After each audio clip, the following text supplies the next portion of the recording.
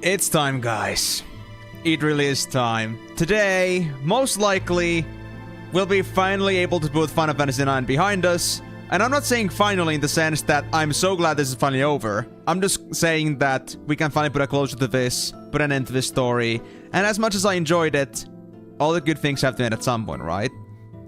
So with that being said, hello there guys, and welcome back to yet another session of Final Fantasy EXTRAVAGANZA, where today we'll be getting back to Final Fantasy IX and hopefully putting an end to this book, closing the book, and looking forward to our future games that we'll be playing in the next streams.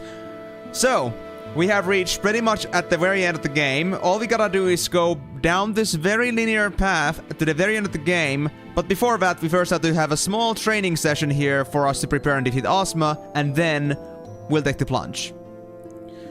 Yeah, we still have a big round hemisphere problem that left to be resolved. Yeah, I gotta you know, destroy the whole, like, you know, Earth stratosphere, because, I mean, why not? So, I mean, it's only a small ecotourism case, but it's something that every single Final Fantasy IX player has to do, right? So, might as well. That being said, by the way, Timur, I need to ask about this because Migo is not gonna be joining here today. So you said that there was a way for me to warp between the end and the beginning of the dungeon. So when I'm done with the boosting and I get myself the Pumice, where is it? Is it like down the Crystal Road where I find the warp mechanic? Because I haven't found a warp so far to the beginning. You can warp out. Yeah, but is it like where exactly? Like, is it... have I already discovered it? Or is it like a bit further down the Crystal Road? And while you're answering that, I gotta make another announcement here, guys. Nothing serious, but because it's been, like, pretty surprising, like, how quickly the winter has been coming in. And frankly, I haven't been heating up this house at all, because the prices for electricity are pretty bad right now. So... today is the day when we will be having Emin blanket mode. So... get your cozy blankets, guys, if you need them. I'm gonna use one, because otherwise I won't be functioning today, I swear. So, just a little bit of an, regards on this. I have to do this because otherwise I won't be able to play properly because my my fingers are freaking freezing. So if I don't deal with this, then I will not be able to, like, do things effectively. I gotta warm myself up properly. Yeah, okay, good to know. I just wanted to make sure that I didn't miss anything, but if it's further down, then that's gonna be okay. So we're first gonna do our grinding session a bit, and then we're gonna go for it. I wanna first get the EXP and the boost AP. I know we can get better AP in the Crystal Road, but because we're dealing with a thing where we don't get the EXP, and I'd rather do that after we get the Pumice. So we can, like, grind that maybe along the way. I think you need some gloves, Steve. We don't need those anymore. I think we're past that point. I mean, if it comes down to that, I could do that. I have the work gloves I can work with, but I think this should be, like, the better choice for now. So, guys, you will get into a blanket theme for now. We'll be having a good time. There's a couple warps, but the one you're talking about is literally at the end. I see. So we have to go down a bit before we can get there. Who would have thought Hydro was expensive? I'm trying to, like, are you, like, talking about, like the heating and electricity? Because we're, like, I have to use electric, heating here in general. Yeah, that's... go with foreman's gloves, fingerless ones. I don't have fingerless ones, I have, like, these work gloves. They're, like, of course, they're not fingerless, but they're pretty thin. So, it's still pretty easy to, like, manage all these, like, buttons I need to use. So it should be fine. But let's not worry about the gloves for now. Gloves are just hand pants. Gloves are just a hand and beanie, basically, so, yeah. You're not wrong about that. They're hand socks. They're hand socks. In Canada we kill electricity hydro. Really? I mean, I guess if you have, like, a lot of, like, hydropower, then that makes sense, but in Finland that isn't, like, exactly the biggest thing. I would say our main, like, courses or, like, main sources of energy are from windmills and from nuclear power, so yeah, it's not exactly as hydro as it is for you. But yeah, I'll get the gloves if I need to, but for now I feel like I should be able to work with these Wriggly Wrogglies. Gloves are ski masks for your hands. Bro, it's not even like they're really to see anything. Like, these things don't see anything, I think. You're looking at me, are you? You're looking at me. I'm just never gonna question again, like, if my hands have their own sentience. I'm just gonna... Let's just assume that it's not ski masks, okay? I don't think that these things have eyes. If they did, I would be pretty surprised, and I would be pretty terrified. And even if they did, I don't think they would admit it. Because I think if they did, I would not be allowed to live alive from this place. So, that being said, let's get straight to the game, because we still have plenty to do here. There we go. So we ended up in here. And currently our situation is that we need to get Dagger to maxing out their boost. And to max out their boost, they need still 134 AP, which is plenty. If antennas and bugs can count the size, then I would assume the feelers within our skin would count as well. Ugh. I mean, it's a different case if they actually, like, you know, count as size, or if it's gonna be something that it actually gives you the sight of, like, sensory sight. Because if they don't have sight in general, then I guess it's, like, their best way of, like, navigating around, and that's fair. But if they actually don't give them, like, the seeing, so, like, they don't get the sight sense, then that doesn't count. That doesn't count. And this clearly don't see, because if I would be seeing with my feelers, I would be seeing every single part of my body concurrently. No, Vitaly, I think this is quite a fascinating topic right off the bat. We've only gotten to the start of the stream and we are already talking about some pretty interesting things. We're talking about how to define our bodies and, like, which parts are like eyes and which ones aren't. And I gotta be honest, I think it's, like, kind of on the level of philosophy, but let's not go on that path. I know everyone doesn't want to talk about that. And where are my enemies? I know this place is supposed to have enemies. I had them before. Where are they?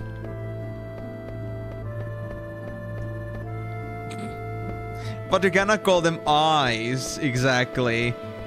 I mean, figuratively, yes, but when it comes to blind people, they, like, just, you know, they use other senses. You cannot call them eyes.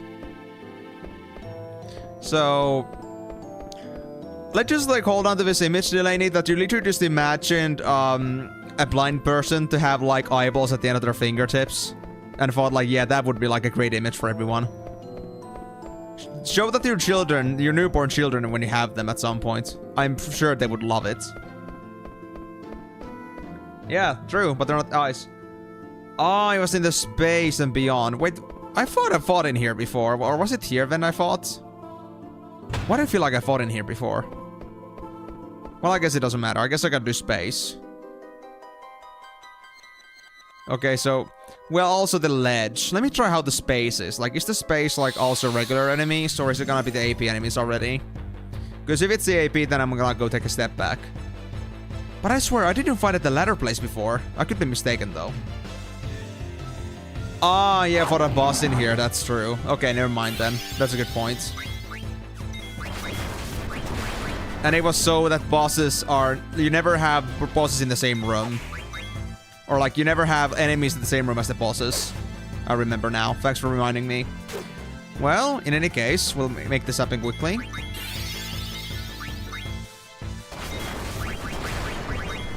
Let's see.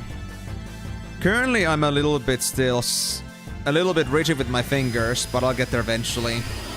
So, like, I really feel like my fingers are very slow right now, which is the reason why I felt like... It's very bad that my fingers are like this right now. If I want to fight against Ozma, I'm gonna have to have all my speed with me. So that's why I also want the blanket. And if the push comes to shove, I will get myself the gloves. But let's see how well my body's gonna accustom to this new situation. I got myself like these, I already got myself like woolen socks on me, as well as the blanket, so that should warm me up plenty. And also that lamp over there, on the side, also like has pretty strong heating. Like they become hot. Hot for touch. Or hot to the touch. When they have been on for long enough, so I think it should be okay. Oh. One of them? What is this femme that you're talking about? Why has nobody ever talked to me about femme? Why is this a new thing for me? That's spooky. Now I'm curious. Does everybody else know what he's talking about? Or is it just crazy? I don't think it's just crazy, but I need to ask this anyway. For the sensibility's sake. Talk about streamer luck. I mean, is it lucky though that I haven't faced them? Or is it like lucky that is it like actually like bad luck that I haven't faced them? I mean, I guess it's up to you two guys to define. Is it a good thing? Is it a bad thing?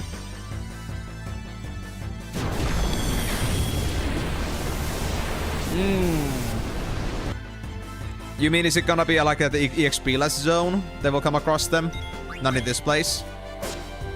Because then I guess it's fair, but I wonder what the enemy might be. It scares me.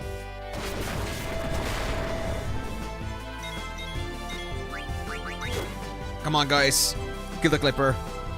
And honestly, I would wish they would send me like 2 enemies at once for more EXP and AP.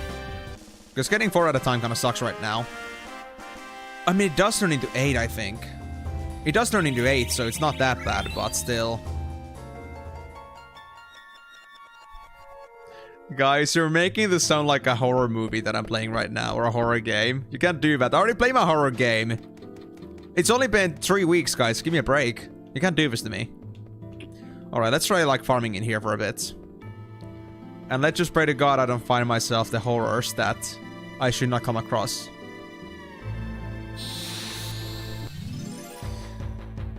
Well, guys, how are we gonna define if you guys are all talking about the same that thing? That is not a question I can answer to. I mean, it cannot be a Thornberry, a Marlboro, maybe a Behemoth. But I don't know if Behemoth is the thing you're looking for. If it's a Behemoth, I would be happy to see one, because I miss those things.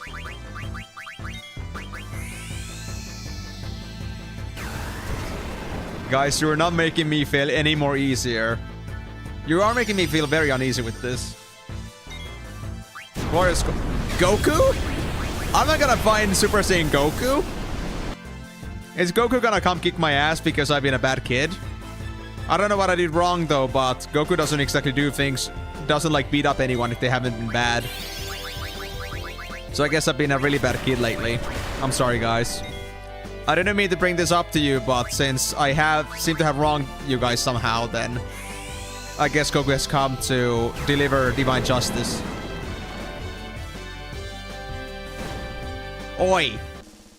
I don't know how many Saiyans that thing has anymore. I haven't watched Dragon Ball properly. I'm actually watching it right now, but I'm only at like the basic series. So I haven't even seen the Super Saiyan yet. And yes, I'm watching Dragon Ball for the first time. Guys, give me a break. But long animes, they're hard to get to. But eventually, I'll get it done. Let me tent up here. Need to keep my MP values at a decent level. I mean, I know there's Thornberries in the tower, in the Ibsen's castle, but I'm not sure about this place. Like, I was thinking to, like, if you guys are talking about, like, a Thornberry, a Behemoth, or something else, then I would probably, like, figure it out, like, that would be there. But if it's something new, something exquisite, something we've never come across before, then I would not know what it would be. The first thing I was thinking of was Marlboro, but I don't think they would bring them here. Right? And it doesn't certainly have golden hair, so it shouldn't be that.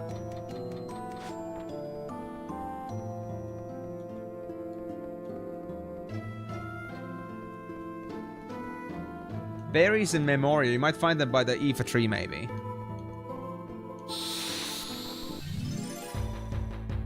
Berries? Oh, you mean Thornberries. I mean, oh! Hey, Behemoth! No, golden hair. It's a King Behemoth.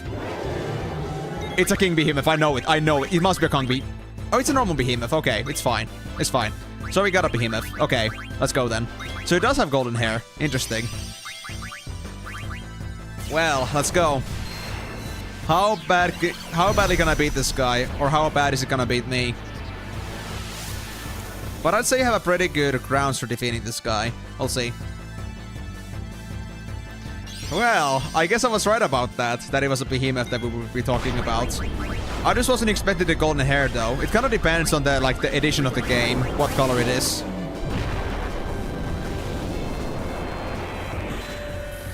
Well, max level Bahamut. Right? Behemoths are so damn cute, man. I wanna hog a behemoth. I even like read a behemoth in FF14. Obviously I wanna have my own behemoth here too. Too bad we can capture it and tame it and use it as a battle pet. Oh! Max damage! 4 9s. Oh shit.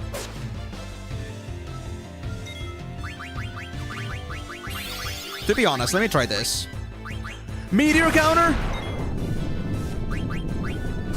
Oh no.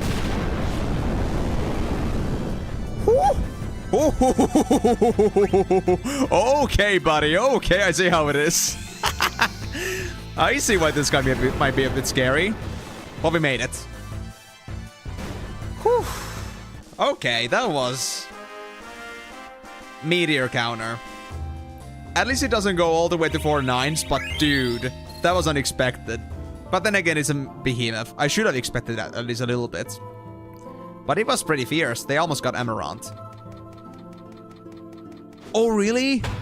Dude, I'm already saying it. Even though 13 is very controversial, I am already saying that 13 is gonna be my next favorite Final Fantasy after 10. Simply because of having a option to have Behemoth as a friend.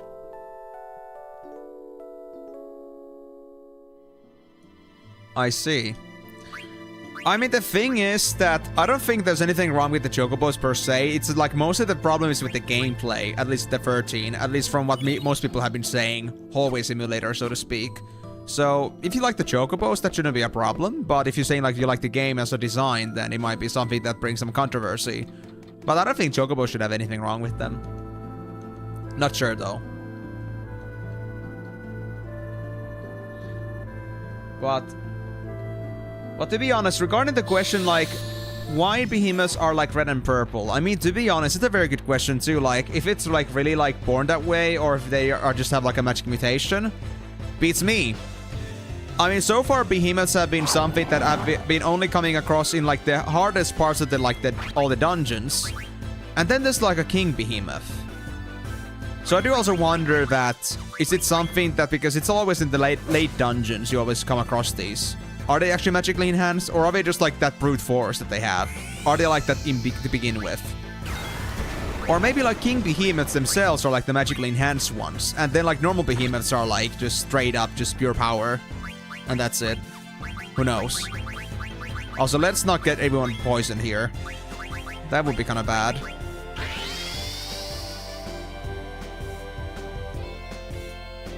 Oh. So, very, very thick in feathers. Very fluffy, I would guess. But yeah, it's honestly a very good question about that, because I don't think, like, if you don't, like, come across, like, looking at trivia about Final Fantasy elsewhere, the game doesn't ever explain, like, the behemoths themselves. I do wonder if they have actually ever explained them in design or in general, like, what they are like and what they're actually, like, comprised of. Are they just, like, complete muscle, or are they just magical beasts in general? But I guess that's something that, if you really wanted to know, you'll find out, but it's a mystery. Just in the games themselves.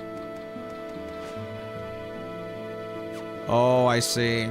I mean, I think many like Final Fantasy enthusiasts also have like many questions about the games. Sometimes not about just the enemies, but about like how the games are themselves. Like the long question of like, how did Final Fantasy VIII actually end? How are you supposed to interpret that? There are probably like lots of like lifelong questions that I have never had an answer, but it's still like something that connects all the players.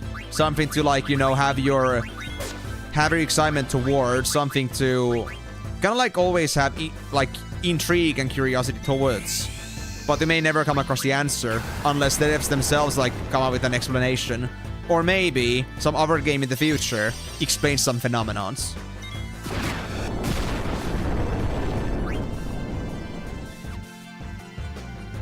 Oh, for sure, I would be the same, to be honest. Simply because I would find like living in a world like Final Fantasy to be very fascinating. I mean, of course, like it's easy for us to say that now because we are like in this world playing Final Fantasies as they're like fictional worlds, like very different from our own. But it's another like thought process that if this was like our life in general, like if this was like our default life, like we always lived in the world of Final Fantasy and nothing different, would we feel so fascinated towards it and not just like feel animosity towards the world being so cruel and like filled with monsters that like want to eat our asses? Like, would we feel so positive towards this if we were like actually like inhabitants of Final Fantasy, or would it actually still carry on? Would we still find excitement in this kind of stuff? Because then again, you gotta go with the perspective of like how it is like in reality. If you were in that reality your whole life, you didn't know of any other worlds, would it be as exciting as it is for us, perceiving worlds in a different way that we see our own? It's kind of like a very interesting thought process, to be honest.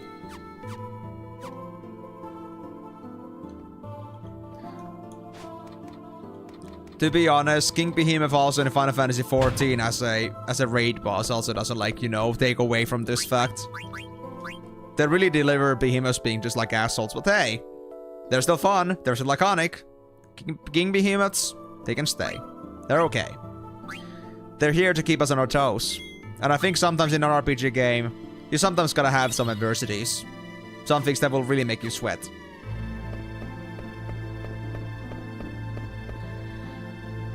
Yeah, I don't know anything about this either, because I don't like look up any wikis or do any fan theories or look up any fan theories. I just like play the games and that's it. So my own actual knowledge beyond the games is like very minimal or non-existent even.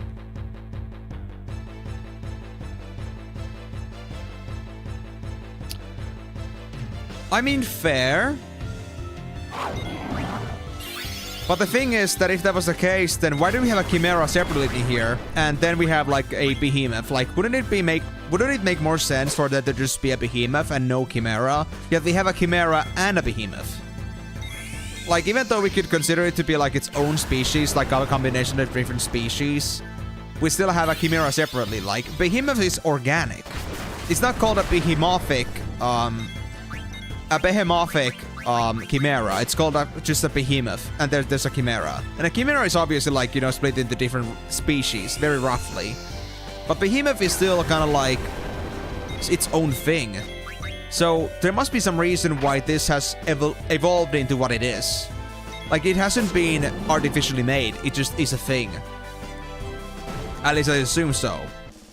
Or maybe somebody made an artificial creature and it lived on organically. And it evolved on its own. Like somebody set up the kindling on that. Who knows?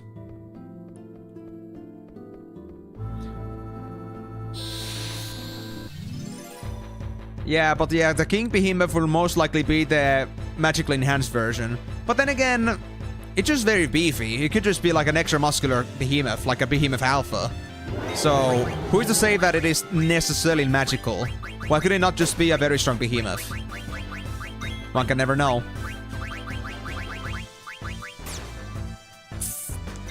Okay, please don't bring down Zidane if you would will.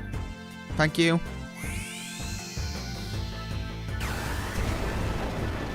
I mean, they pretty much are. And not just in Final Fantasy, but like in most games in general. Chimeras are just random combinations of different species or creatures tried to bring together by force synthesis.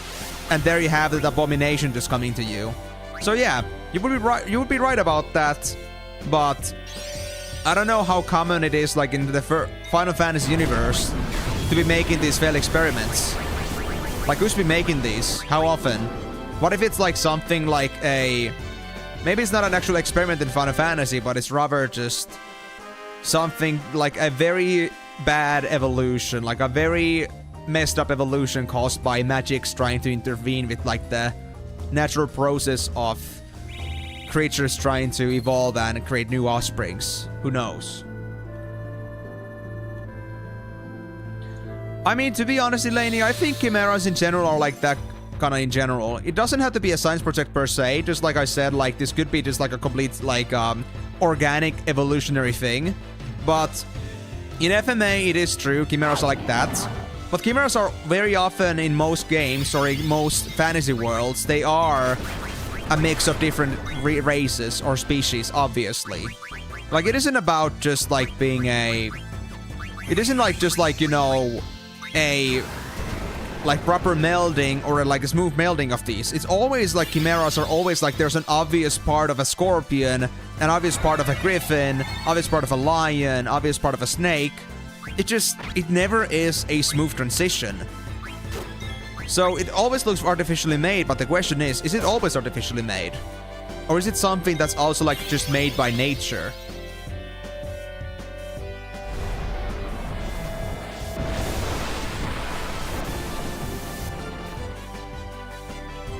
I see. I mean, behemoth doesn't mean just behemoth from Final Fantasy, I know that.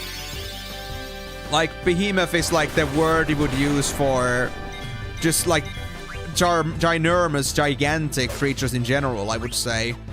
Like something of a behemothing properties. So for there to be a behemoth in name is just, you know, well, a representation of that very term in this game.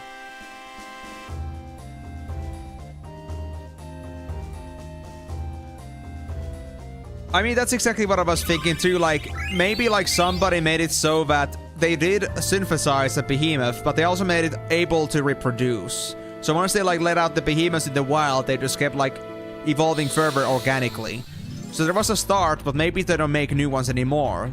They're just the same ones, evolving again and again. But again, we cannot really say for sure what the real nature of behemoths is. It's only guessing until like Final Fantasy gives us like official statement on that.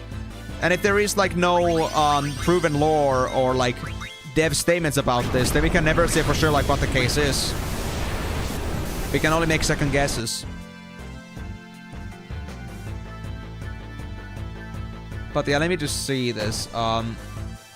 If there's anything else I missed. You've heard that in some Final Fantasies, they briefly explore the set of creatures that are naturally occurring behemoths. Oh, so there is like an idea of like an actual like organic behemoth like in the Final Fantasy universe too. Interesting. Oh no, meteor counter. Please don't mess me up. Ooh, they got dagger out of all things. We kinda need dagger, so that might slow me down a bit.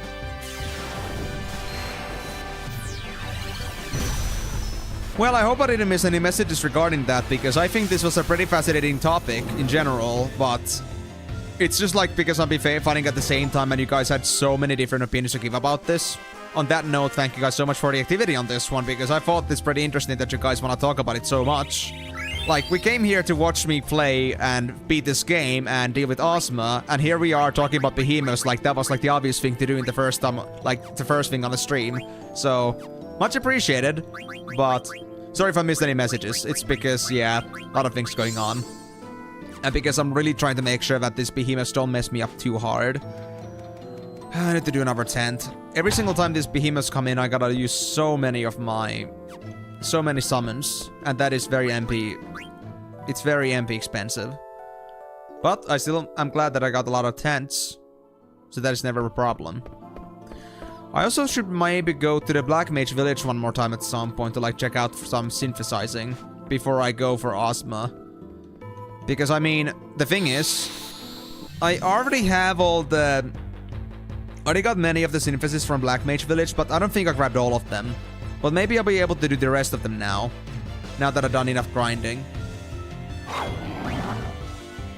I mean, yeah, because I'm an ADHD myself. I love ADHD conversations too. It's just that I'm having like a hard time like trying to keep up with all of this stuff like on stream when I'm trying to play at the same time. And I don't want to just end up in this thing where I just like keep talking way too fast and like very ununderstandably, so that like nobody's able to follow what I'm talking about. So I'm just like trying to also like keep the lid on that thing so I just don't like spiral out of control. But I'm glad you guys are enjoying that. Yeah, okay, so chimeras are never natural. That's the thing I was saying too. Like, chimeras, like, obviously have this, like, obvious, like, splitting between different races that they have assimilated to themselves. Whether that's occurring in a natural way, biologically, or by artificial means. But natural means or biological means doesn't mean that it's natural in its own way, like it's not supposed to happen. It just means that there must be something that messed up really badly in the evolution, or maybe there was like some other interference that caused this to happen. But by no means, chimeras are, I think, never actual natural creatures. Because they are always pretty much like just a straight mix of different breeds, not an evolutionary thing.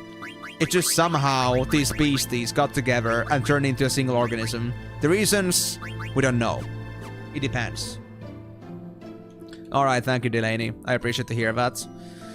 Now, where was I? I was supposed to look at Dagger's progress, 136. To be honest, what I'm gonna do here now is that I'm already gonna go ahead to the location I need to go to. I'm gonna go over to Hades and just farm there. Because obviously, it would be in our best interest. Wait, does it not spawn here? Enemies? No? Okay. So let me go wait at Hades, because as soon as we're done with this, then we obviously want to just go straight and return it into Pumice. We don't want to do delays on this one. And then I'm gonna save, go get myself the warping spot, and then we're gonna go back for Ozma. I mean, that makes sense too, yeah. If it's like an obvious thing that it like shows that there's like, you know, a distinction between two different races, then yes, I think it will make a chimera.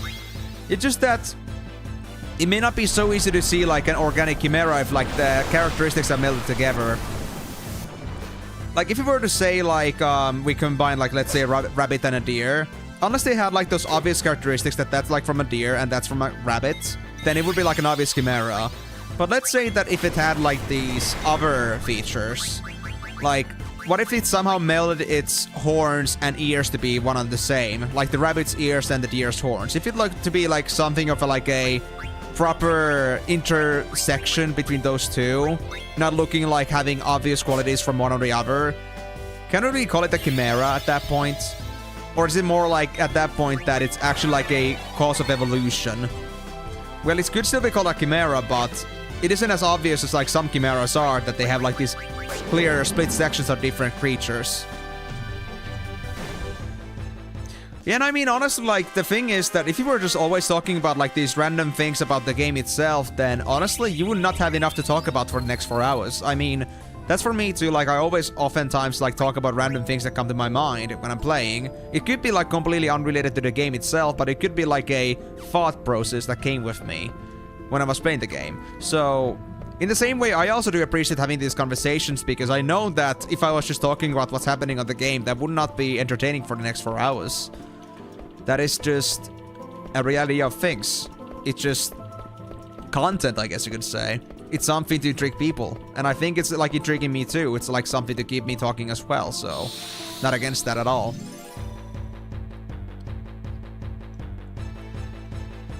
Yeah, exactly. And the thing is that if you always like live with your own perceptions, like your own views, then your perception of things is gonna be very limited. So like seeing like different opinions, different like perspectives to things, it's also like enriching in general. So even if it wasn't for the sake that talking about this was like genuinely intriguing, it's also about the fact that you get to like clash your ideas together. Brainstorming, if you will.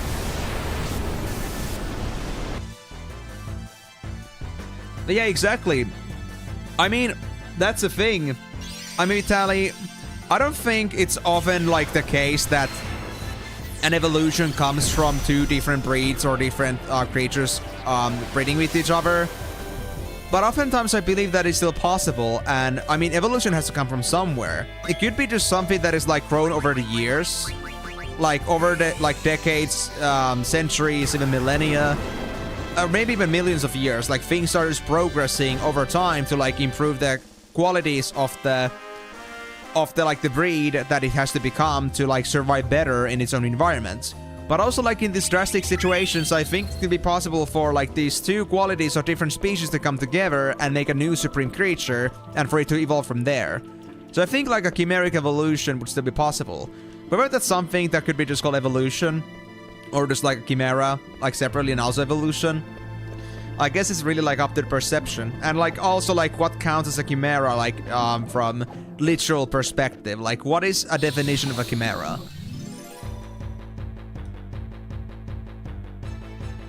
Yeah, exactly. And let's just like put it this way. Nature finds a way. If it doesn't seem like it would happen normally, if it's like something certain, like if there are like certain characteristics that bring things together, it's possible. I mean, guys, we have breeds of horses and donkeys, and horses and donkeys are not both horses or both donkeys. They're like chimeras on their own. if you think about it. The result is a mule which cannot breed. That's fair, but it's still two different races, or two different species. So, they're not that distinctive from each other, yes, but it's still a different species, which is the reason they cannot breed. But I think it could be still possible for the, like, two different species to still have an offspring that leads to a new offspring that can also, like, breed with others. So, it is, of course, a possibility. Liger? Dude, I actually don't know what Liger is. What kind of a crossbreed is that? I've never heard of that before. Maybe the name is a little bit familiar, but I never, like, actually looked into, like, what that actually means and what is that supposed to be, like, an intersection of.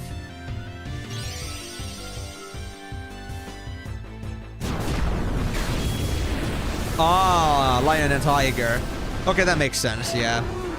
Liger, of course. So, but they call it a liger.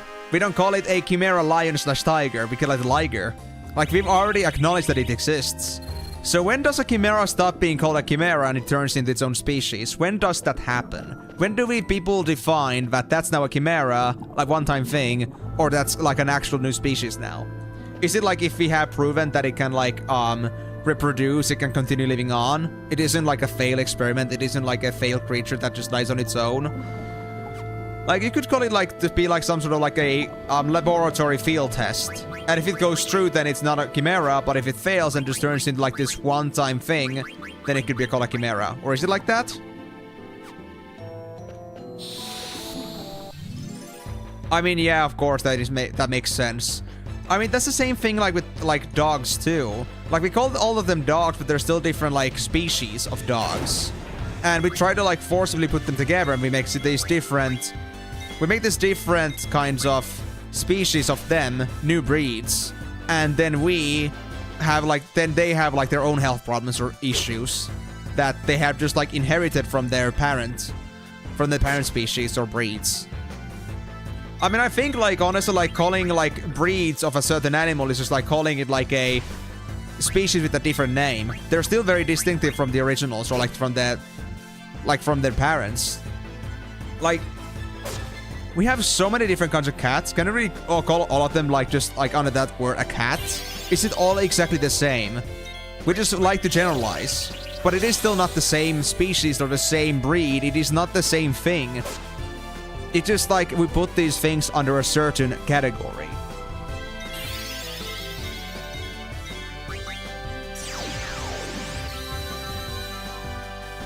I see, interesting. I actually never knew about that. But I mean, this like really proves the point, right? Like, we call like chimeras to be chimeras, and like failed experiments are just like crazy and unnatural things, but we have a lot of natural occurrences like for crossbreeding.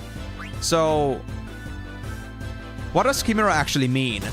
Does it just always mean the fact that, like, if any creature that is, like, crossbred is always a chimera, no matter what? Is that just it? Like, do we just, is that always the case? Or is it gonna be just, like, for those specific cases where it doesn't seem like it's gonna be able to, like, you know, continue living on its own independently? Yeah. Exactly. And I mean, if you think about this, if you think about the fact that, like, there is, like, crossbreeding happening, and we have a chimera.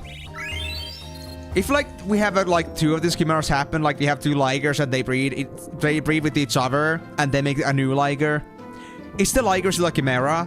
Because now the liger, the new liger, is not made by two different species, it's made by the two of the same.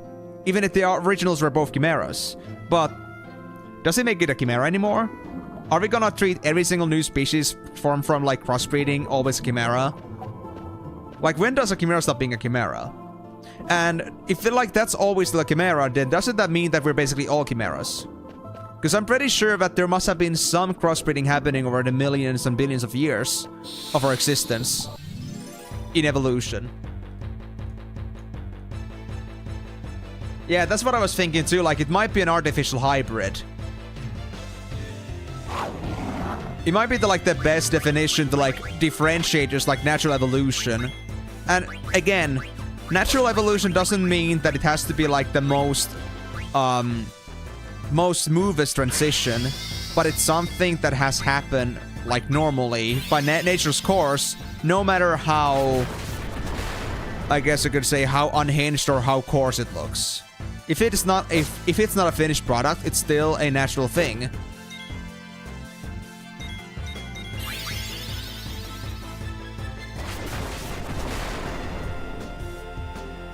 Yeah, exactly. That's like the thing. Like, we have all these terms, but we never have an agreement on what they actually mean. We never like have this certain area where the Chimera word goes to, or like where it stops being used. We don't have like clear guidelines when a Chimera stops being a Chimera. These terms are like being thrown around, but we don't have these clear frameworks for this kind of stuff.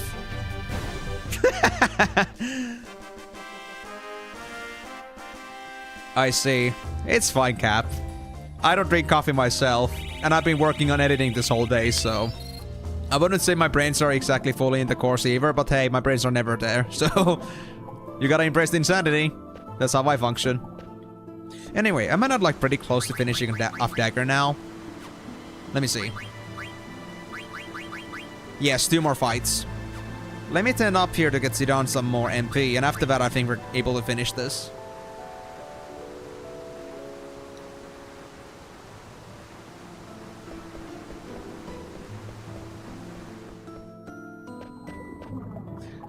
Don't talk about anything harder, dude. We don't want to make this to be something too... We don't want to turn this into like some sort of like abuse of substances. My streams are not for that.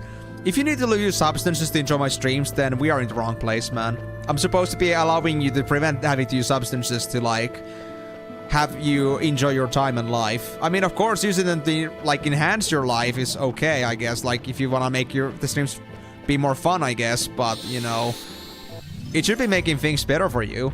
I hope. You got G Fuel. What even is G Fuel? Is it like Gatorade? Because I know that like term, but I actually don't know what Gatorade is. Or is it like another different product? G Fuel. Interesting names.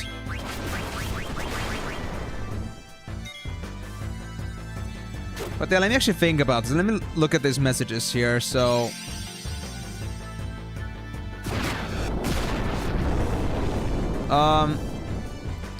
It is something in a word is a chimera. What do you consider a chimera? Just a combination of genes and different species or an abomination? Like, I think in the most recent times, the hybrid we are considering for bringing back mammoths was crossbreeding their genetics with the modern-day elephant.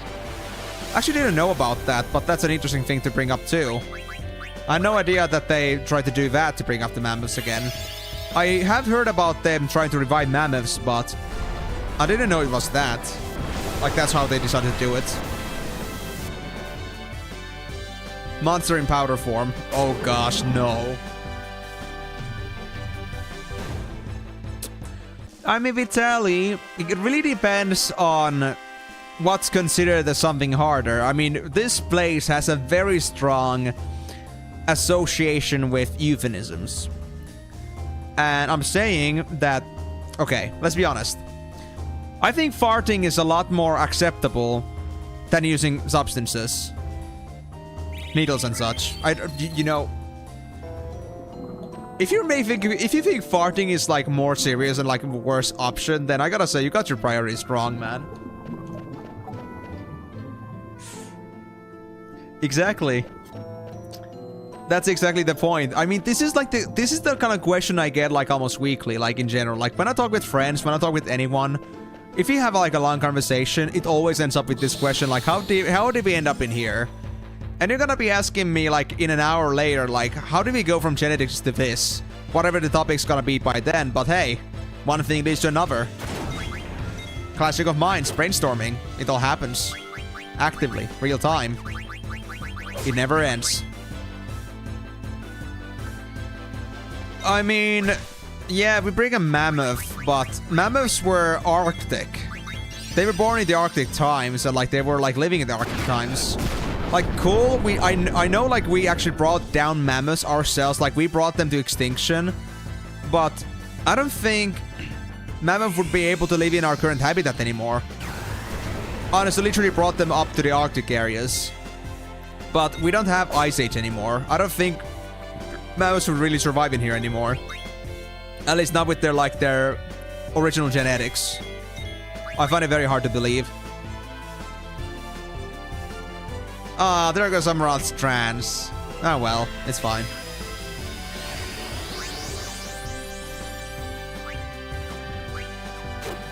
Actually, Delaney, I have a better idea about this. Like, I would consider it to be like a endless kind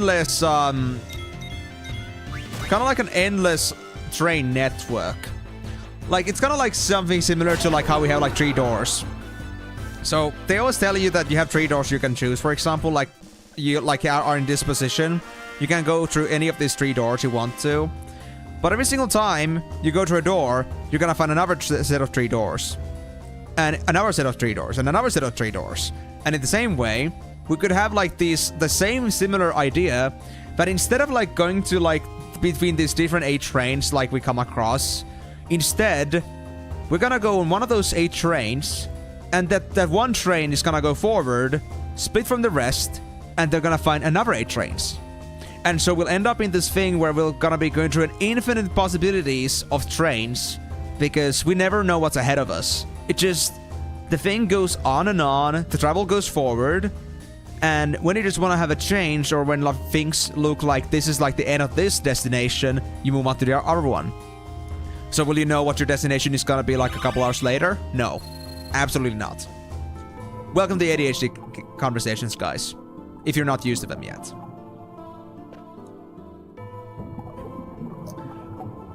I mean, Coconut Song would be great, for example. You're thinking a table. It's normally the hard stuff you bump into. So how many times have you cursed about your toes being bumped into the table or a chair or like some other obstacle on the floor? How many times have you broken your toes? And how does it feel? Is it painful? Of course it's painful, but still.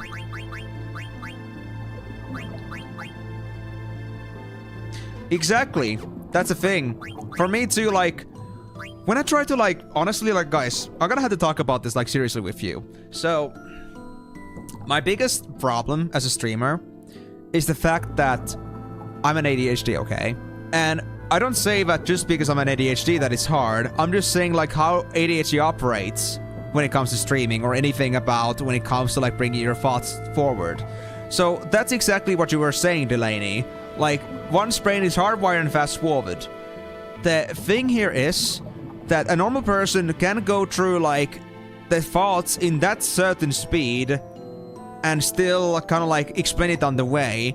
But an ADHD works so fast that if you really want to get your, like, brains to just, like, go straight on, you can come up with these solutions or thoughts in a matter of seconds. You can go through so many things in a few seconds. And then the problem ends up being that as a streamer, because I'm the one that has the thoughts, I gotta bring the thoughts on a table. So when somebody like asks me about how I came to that conclusion, I'm gonna need 5 minutes to explain that. And the thing here is that I also try my best to explain myself as I'm doing things, to, like, you know, have others also follow along. But it's fucking impossible, I swear. Like, sometimes I have such, like, big brain farts and, like, such big, like, conclusions I come up with a mere seconds. And when I try to, like, bring some rationality to it, I either, like, lack the words to do it, I lack the time to do it. I'm just going way too fast for me to, like, bring it up properly in the way I like to.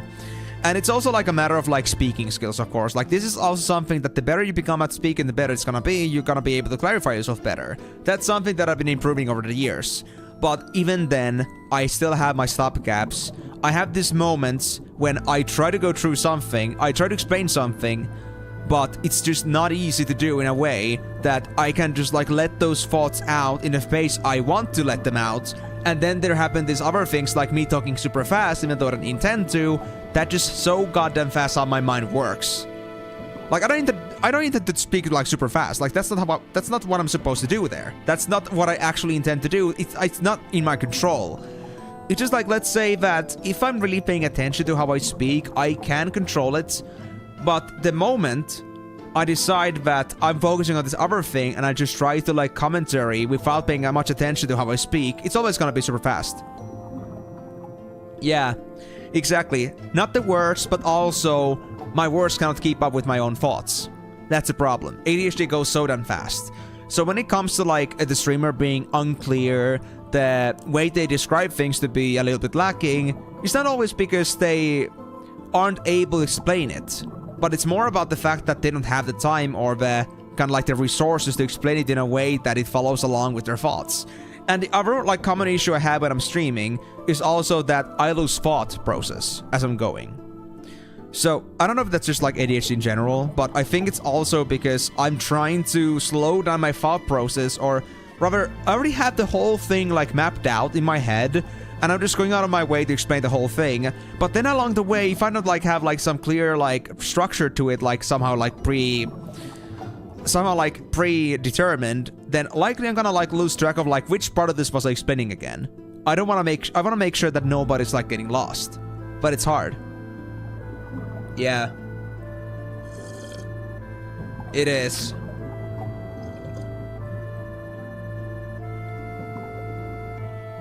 Like, I come up with like these ideas for what to do like in a matter of seconds or minutes, like minutes or even some seconds, but it could be like something that would take like maybe even hours for some people to like figure out or like to like think of.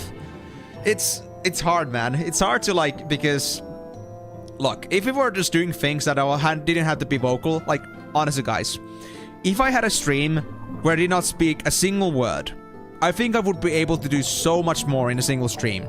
And I think I would even be more like smarter, like when it comes to gameplay, because I swear every single time I stream things, I lose like 70% of my own like thinking power, because I'm putting so much effort into explaining things.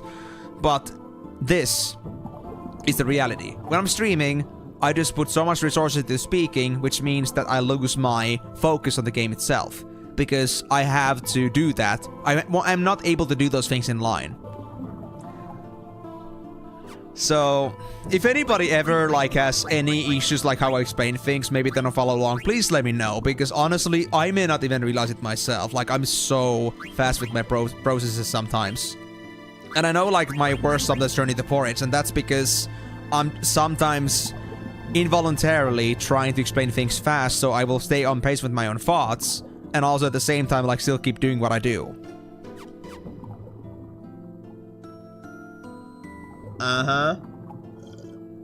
Yes, Timur, but honestly, Timur, you wouldn't know this, but you haven't seen me play like a game without actually like speaking or focusing on the streaming part for a bit. Like, I would say that if I was like playing these games on my own without like the other interventions, I would be having a much better time with this. Like, I wouldn't have these like brain breaks or like sometimes like completely losing like focus on what I'm doing. It's just because I'm streaming. It's very different for me. Right, we still need our pumice piece. Wait. Hold on. So I need to take it off now, dagger.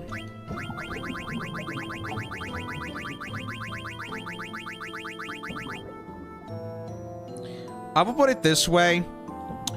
Your car has 6 switches, but it's able to utilize itself all the way up to like switch 3. Like switches 4 and 6 or 4 to 6 are basically like they don't add anything, but it's still a higher switch.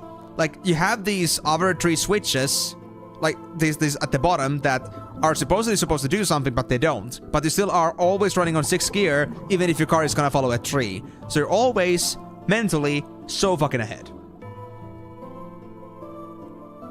Yeah. It is, definitely. I still don't feel like I'm like really fully capturing that. And the other problem is that I always have a concern, because I'm a small streamer. Like, my main thing right now is that I try to be somehow like attentive to my viewers to make sure they don't feel like they're being ignored or they don't feel like I don't care.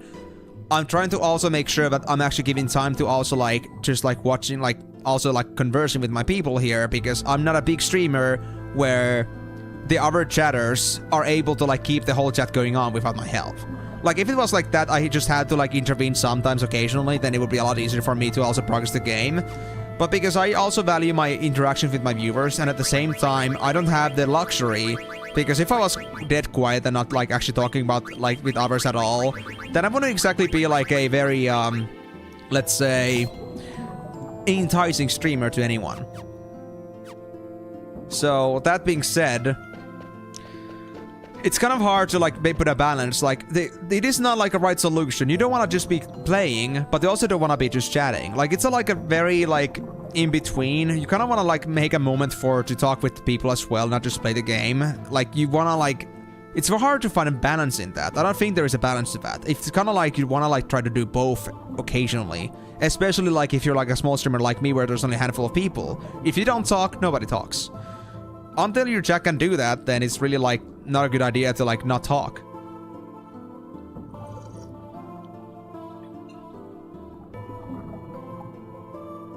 Exactly, that's the thing, Delaney. The thing is that I can understand that on the same way. I feel like the thing that also makes me an inferior creator for many people is that because I don't share the same wavelength that they do. I'm a minority in this sense. Like, because I'm an ADHD, I'm a very...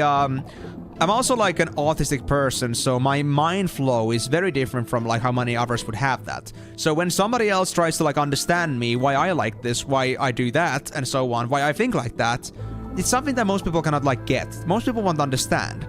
So I'm not exactly like from the get-go, I'm not exactly the most relatable person, but I'm okay with that. I'm just doing my own thing. If somebody doesn't like it, that's their problem. That's okay. What I'm doing is I do what I do, and if somebody likes it, then that's great, but if they don't, then not much I can do about that, right? I cannot just be something that I'm not.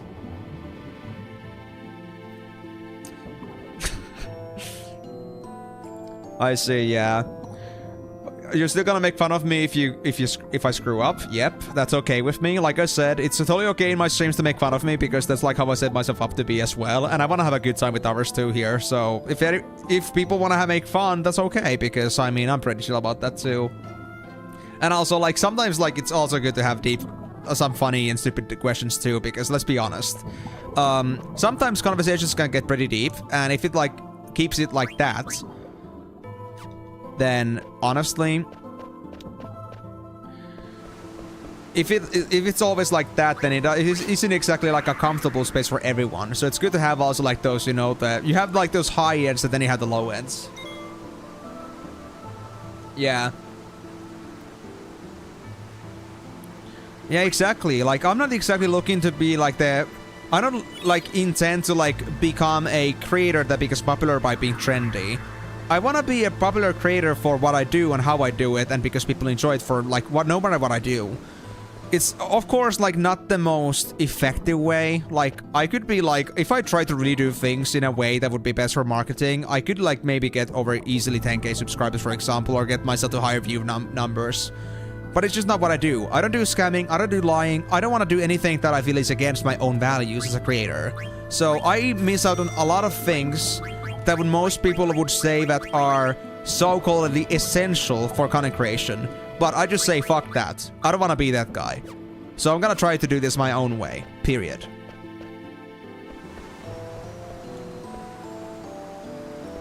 I didn't scam you. You fully, willingly came into it. You just maybe didn't get the... Maybe just didn't get the service or the treatment that you were expecting. But I think we both went insane that day, for sure, so I guess the problem is not just on you.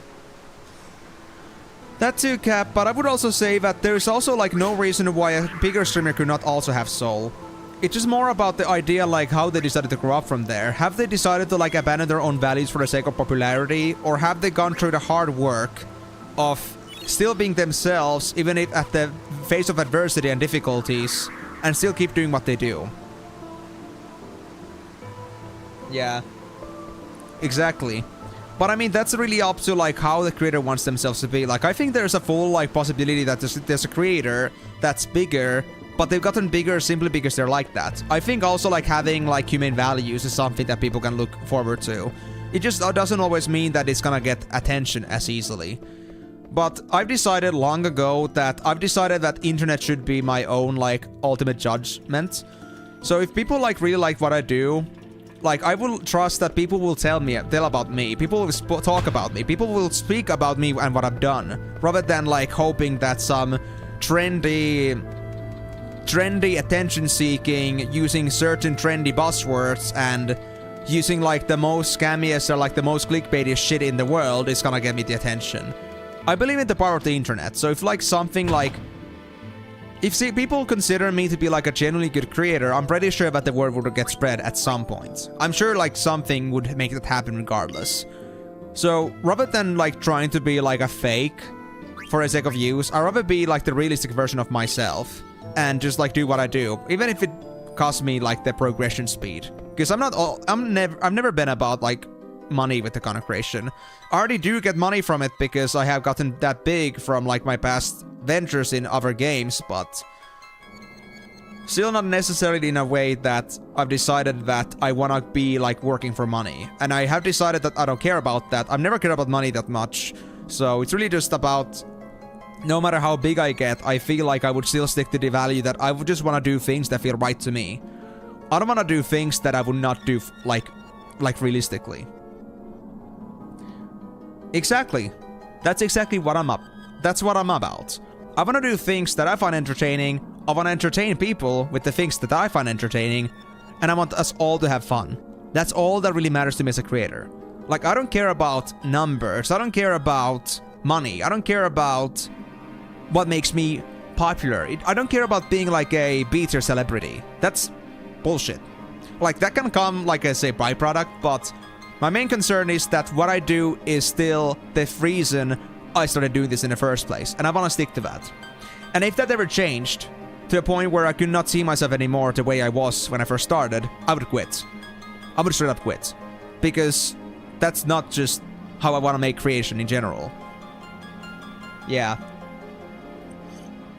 So guys, honestly, I may be doing this for years, and I might still be just about the same size as I'm right now, and I might never get the kind of attention that, you know, I could get if I was to be more marketing focused. I do try to like learn better ways to make myself more presentable to the internet, but that doesn't mean that I'm gonna use practices that would be considered scummy or gray line, or just like in general like in gray area, something that is gonna like raise questions.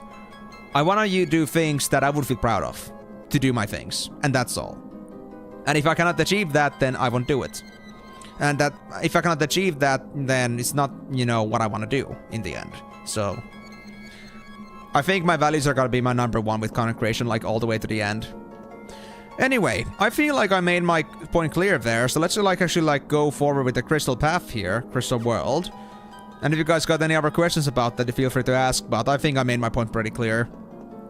I'm just like honestly the guy that if I really wanted to do something, if I really wanted to get popular, if I wanted to get attention, I'll just trust the internet is gonna do it for me.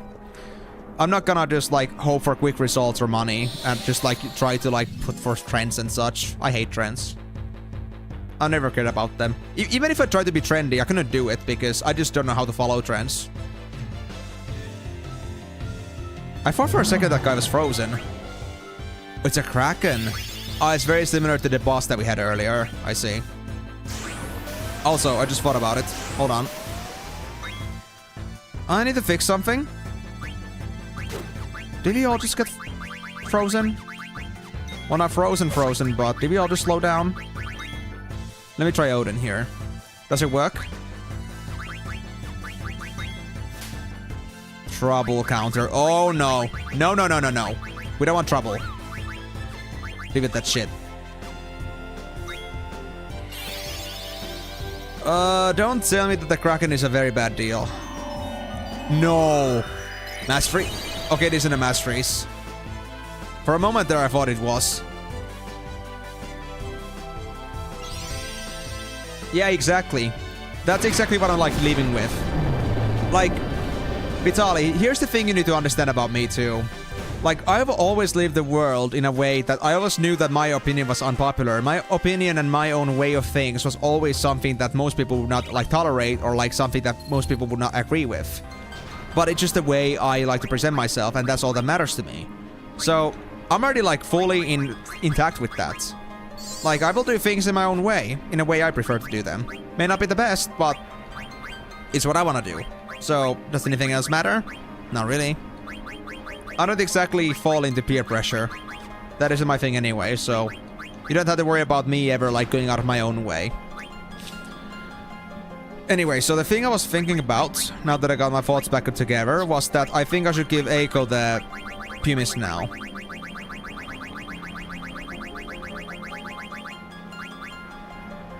Oh, wait. Do I then actually need dagger in the end? I think I might need dagger in the end. Arc. So there's a reason why Echo is not the right choice. It's dagger only. Yeah, I see that now. So that's the reason why everybody liked dagger. Because Pimis came from her. Yeah. And like, obviously, I'm not saying these things to like make you guys feel like, you know, relatable with me. I'm just saying like what I am. If you guys feel relatable with it or not is not like my concern. But I'm just like saying my honest opinion. So at least you won't be disappointed about me like just lying to you or like telling you different things. Like, I will be honest with you, even if it's like for the bad things. I'm the kind of guy that is willing to take like criticism straight to their face and is okay with that. Like, unlike most people. And on the same way, I'm willing to talk about like my bad things very openly. Even if it like meant that maybe people did not see me in the like the right light. But I mean, if people are gonna know you for longer anyway, then what's the point of like giving like a good lie because they're gonna find it out anyway at some point? There's no point.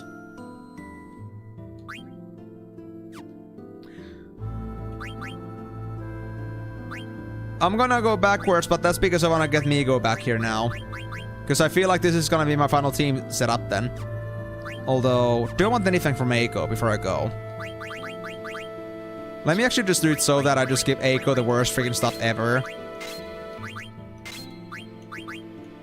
Yep, just like that. Just because I can get rid of this stuff then. There we go. No Rebirth Flame, but maybe we won't need Rebirth Flame. I think it's gonna be fine. We could also use Eiko for summons, but maybe 2 summons is a bit extreme. Yes, I remember we talked about it. I think you said it before that it was an arc boost, but I guess it's just an arc. So we have the boost for dagger now, but then we also have arc, so we can boost arc, maybe. But yeah, so this is gonna be our final setup after all. So we're gonna have this team.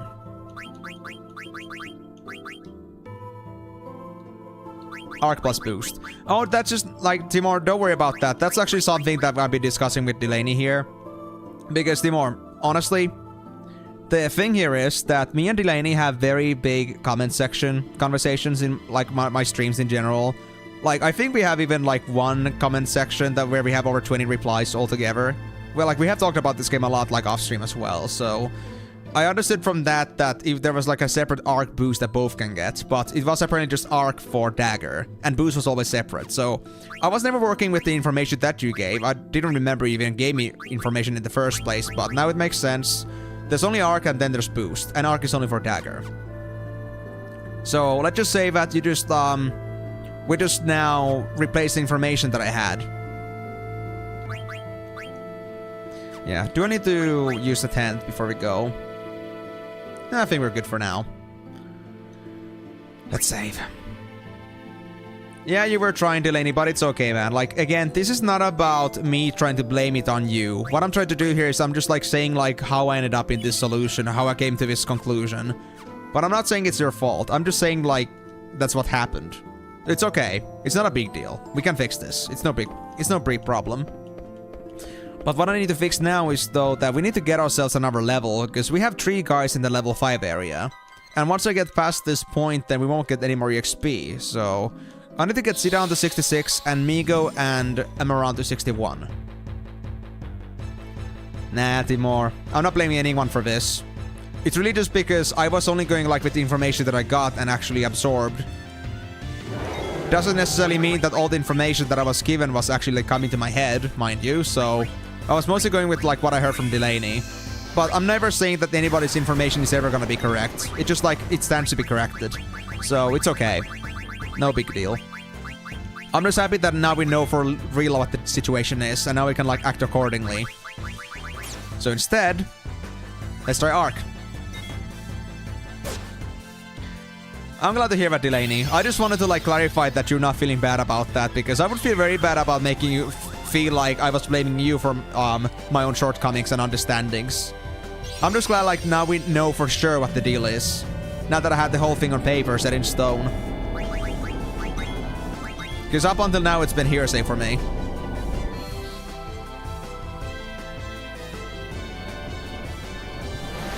I got the full set, apparently, for Arc.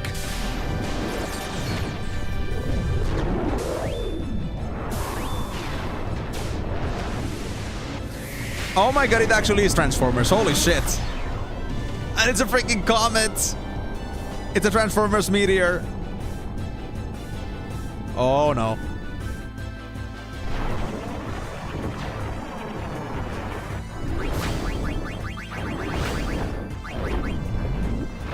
It actually is a Transformers. Holy shit. I just wanted to get that many out of the way so I can see this in full screen. Whoa, that's epic. Uh-oh. That doesn't look good.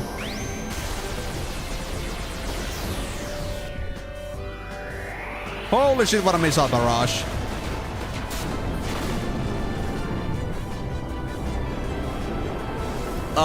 Behemoth? You okay, bro?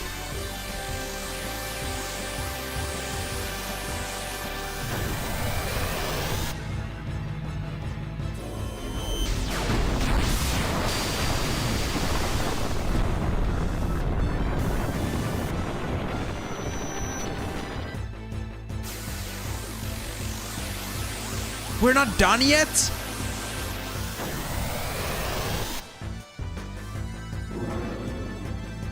AK damage.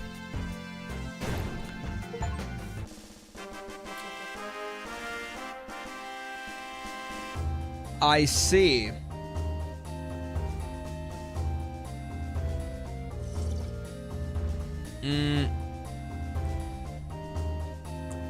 If I could get $1 from every time people told me you're doing it wrong, I would become rich very fast. I mean, honestly, if I like got $1 for every single time people like told me that I'm doing it wrong, I would be just like I would not be rich in general, because I think after once I would just like tell them, fuck you, don't tell me that. I know. You don't have to tell me that separately. So like I'm just like making them like absorb the uselessness of telling that to me, because I'm doing the thing that I feel is right. So I wouldn't get rich because I wouldn't like entice people to like try to tell me that again.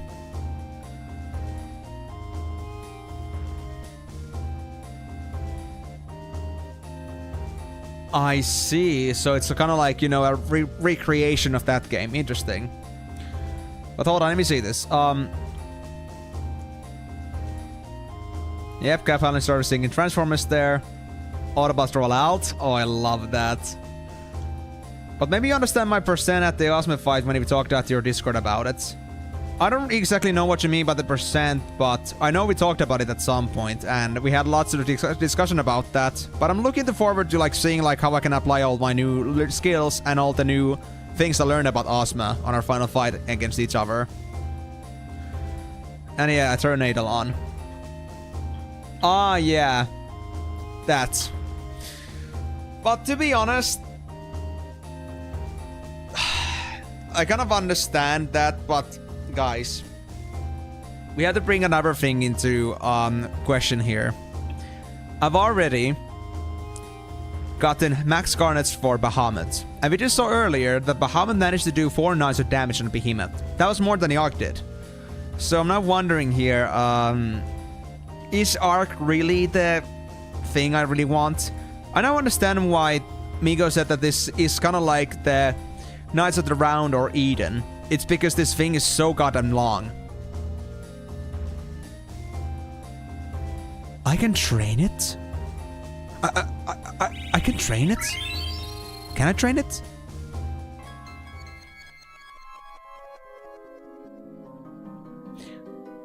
What? I need 100 Pumices? How am I supposed to get 100 Pumices? Or is it like something else? Wait. Is it ore? Do I need ore for this thing?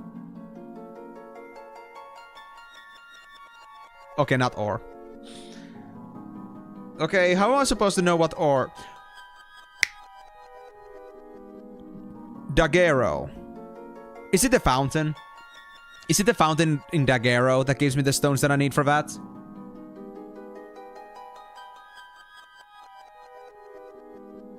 And the important question here is...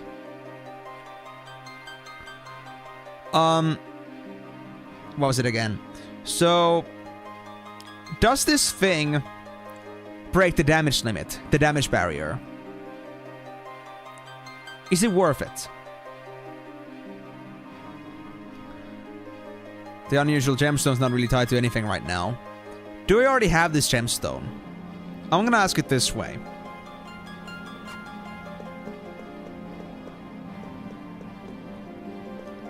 Ah, lapis? How much lapis do I have?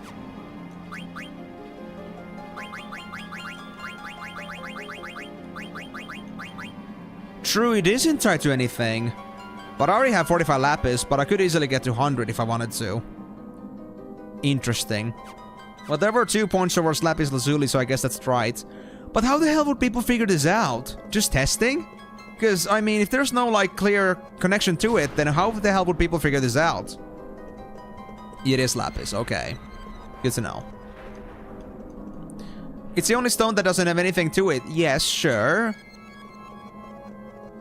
But, I mean... you would have to do some testing to find that out in the end. Also, is there anything in here that I should be, like, keeping my eye open for? Yeah, I just checked. Lapis lazuli is only, like, accuracy plus and something else. There was no summon in there. But I'm still surprised that, like, that's how it is, because that's, like, the only exception in the rule. Like, it's always the gem plus the summon, but now it's like, you know, we have the summon and the gem separately. It's kind of hard to, like, just figure that out and just, like, be like, okay, yeah, that's how it's gonna be. I'm just quite surprised about that. That they went with such an approach. Well, I think I can also get lapis from the synthesis vendor, so if I just have ores with me, I'll be able to make myself some more easily. So it's fine. That being said, though, maybe I should do, like, some more gem collecting. Or ore collecting, just in case. Was it Dagger or Eiko that had the spell to, like, extract some ore? Or was it them both? Because I don't remember right now. I just know that there was a spell like that, though.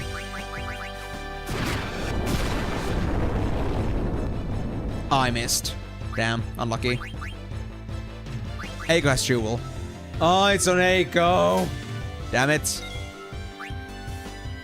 I see.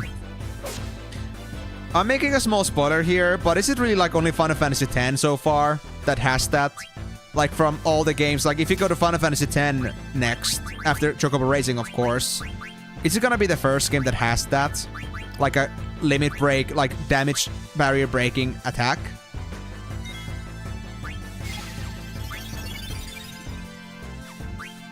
Oh, really? We had something like that before? I never noticed that there was another game so far that actually broke the damage barrier before. But maybe I just missed it.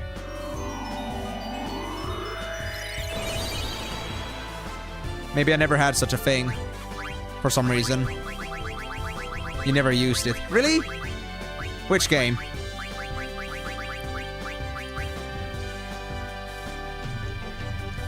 VIII had it? Oh. I did use Eden once, but I don't think I ever got enough damage to, like, make it do super good damage. But I guess it wasn't high level enough. Vincent was able to do that? Dude, I didn't play Vincent either, so I guess that makes sense. Interesting. Very interesting. Well, the FF10 is the only one so far that I know that has, like, broken the damage barrier before, so... you can tell that I'm very unvenerated to the damage barrier breaking thing so far. It must be their ultimate somehow. Okay, here's the teleport. Good. Okay. What's my XP right now? I need one more level for Migo, but it's okay. We're almost there. Let me just stand up here. And also, hello there, Salumek. Didn't see you here yet, so hello. Then we have... we're gonna save. Actually, no, teleport first. Oh, thank you for the warp. I appreciate it. How's it going, Salu? All good, buddy? What? 40,000? Oh, damn. That is pretty good.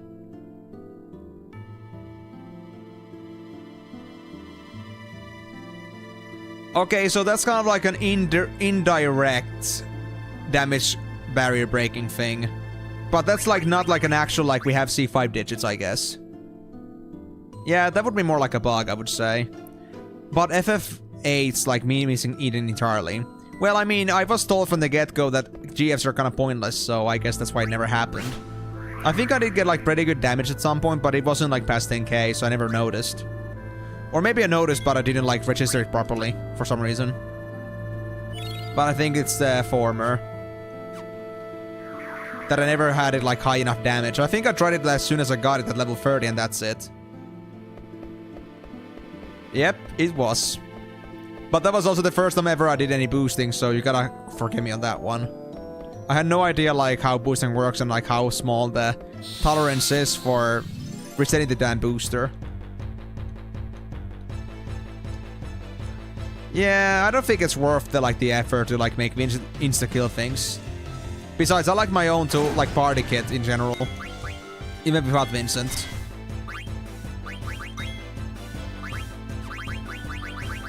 Okay, so Migo's level. Hold on. Let's make this quick.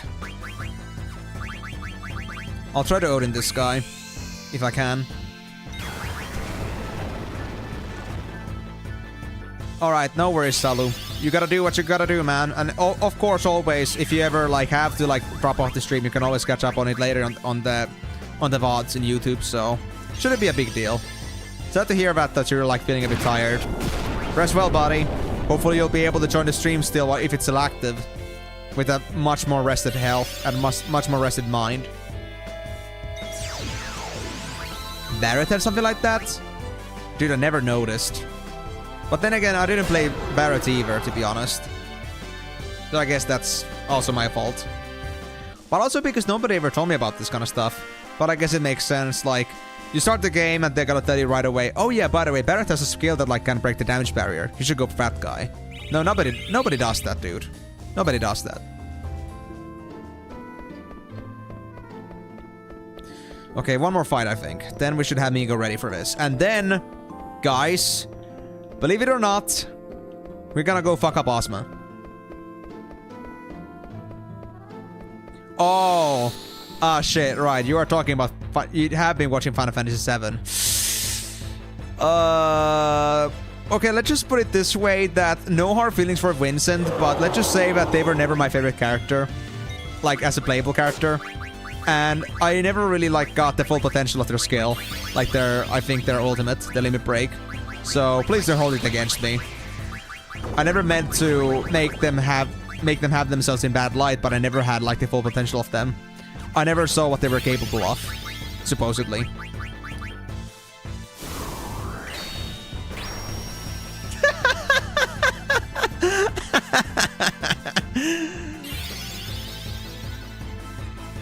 I mean, honestly, I wish I could say something about this, but I have nothing to say about that. That is just pure me.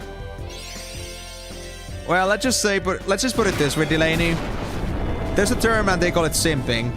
And what simping means, it means that you are very much uncontrollably into a certain person or character in question, to the point where you will never question them, and anything else will never have the same kind of value. Nobody and nothing, never anything compared to that. So, my answer, biased as fuck. Yeah, that thing too. Like, Vincent was always like a side character. That's another thing. But I mean, honestly, like, my own main thing for that, like, why I never got too into Vincent was because I never felt like they had, like, a toolkit or, like, they never had, like, this utility set that felt like it was a distinctive character that needed some attention. They were, like, just the kind of character that you just had, but you never used them. So just, like, kind of, like, got ignored completely by me. It wasn't because I felt, like, mad or, like, annoyed by Vincent, but it's simply that. Wait, did we not have a virus fix? We did, yeah. So, I guess, like, Vincent just got, like, you know, the short end of the stick. No, like, hard feelings to vent, though. True. True. But I never said I liked Yuffie either. I tolerate Yuffie for their utility, but I never said that I liked them as a character. And that doesn't mean that I ever felt like it was okay for them to steal from me. They were a big butthole. So, honestly, my Sims were just Cloud, Aerith, and Tifa, pretty much. And then I think I played... Who was my third mainstay character? Like, aside from that. Well, we had Yuffie, but that was because of the stats, yeah. Yuffie was for stats, Tifa and Aerith were just like generally because I thought they were nice characters, also like both in gameplay and in characteristics. And I'm just trying to think of anybody else in the party. I think that was pretty much it. Still kind of sometimes. Ah, Nanaki, yeah. I never played with Red myself. I think it was because the limit break wasn't anything surprising to me. Or maybe I didn't like it. I don't know. But I guess it was also because they were like kind of like the low health, high speed type. And that was not what I wanted. I'm not sure anymore.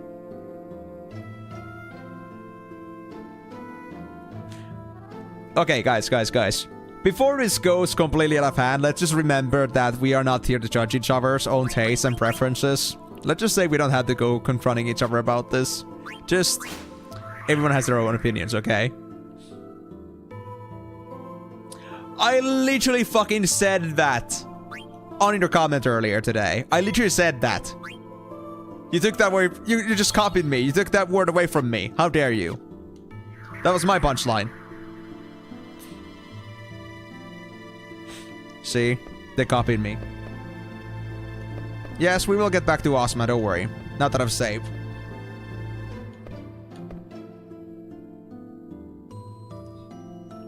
You also imagine Bugenhagen in the vocal area like Master Roshi.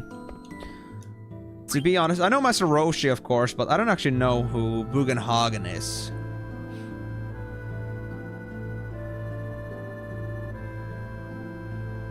Was it like from the game? Yeah, I forgot most like Bugenhagen.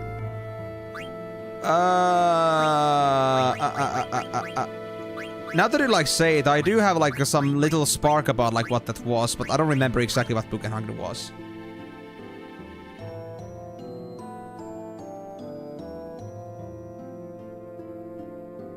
I mean, I do have my own like old man sound bank too when I talk with like from the perspective of old men, so let's just say that it's like just a general like voice line to have for old men in general, I guess. But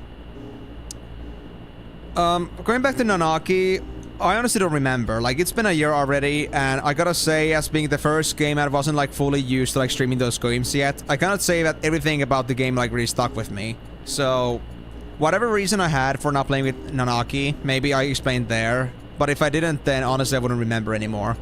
It just never really struck me as my favorite character to play with, and that's really all there is to it. Whatever the reason is. Oh, yeah, the Krampa, yeah, okay, it was that.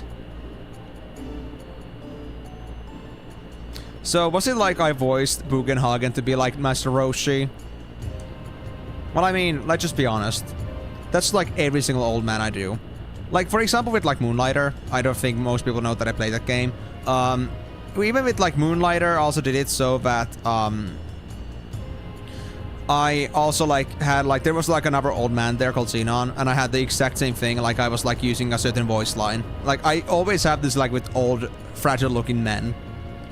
This kind of, you know, old and little raspy kind of a voice. A bit back there, you know.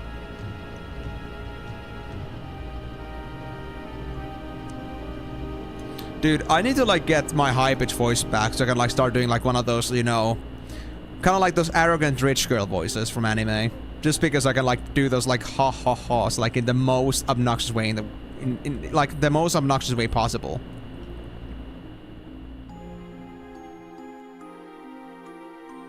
Ah, thank you. I'm glad to hear that. It's I don't really know what to say about that. Like I just do this stuff in general like by nature, and I like to do that. So I'm glad to see that like people also like enjoy that in general. Oh, nice. Glad to hear that. Anyway, I think before I move on with the Chocobo, what I need to do first is I have to set up my gear. So, we still have ninja gear. Not here, though. So you need ninja gear. But then the other problem. How do I gear you guys? Shadow damage reduced by 50% by the exact rod I want to use. Nice. What about everything else? Pumis has to stay. Robe of Lords. Do I have a better alternative for this? And right, before we actually go on from here, I have to go turn some more stuff into Lapis Lazuli. So I know I have to do that first before I go. But that's... Elemental attack. Ah, Demon's Vest. Okay, if I have Demon's Vest and Stardust Rod, I'm at 100% damage reduced. So I will not take damage from that spell anymore. Good. That's fixed. Oh, hey there, Sandra. I think it's your first time on the stream. How's it going, man? You having a nice first day so far? Do you know Final Fantasy? Or do you come here for, like, genuine curiosity from elsewhere? But yeah, I don't know, like, when it comes to, like, voicing characters in general, I just, like, have this... I just have this natural inclination to, like to voice things and, like, act things out. I just, like, feel like it allows me to, like, capture the essence of the game's, like, storytelling a bit better. And it also, like, allows me to, like, display it for other people, too, in a better way. It's just, like, my way to, like, get entrance into the story. It's pretty nice. Ego needs big ego. I think he already has big ego, but let's not talk about that. Let's not tell him.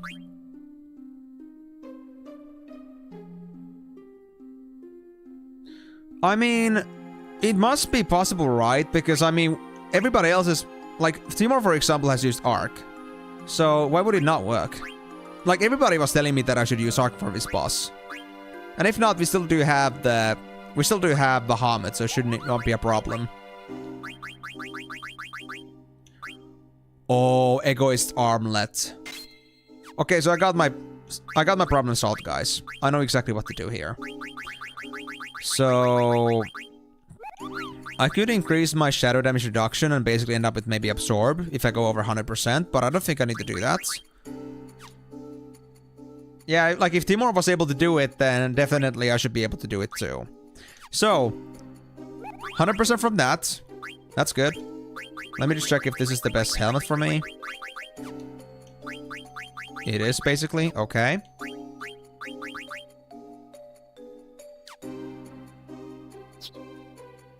Oh yeah, because he does take damage from Doomsday too. Yeah, he does take damage from his own Doomsday. It should be fine.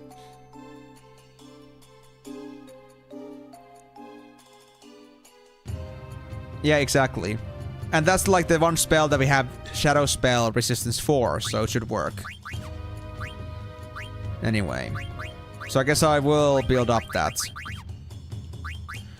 Yeah, I think this is good, actually. I'm just gonna leave it like this. I'm just gonna go first into, like, the nearest synthesis shop I have in mind. Actually, wait. Does everything actually synthesize these gems? At least I know Lindblom had it. But does anything else do that?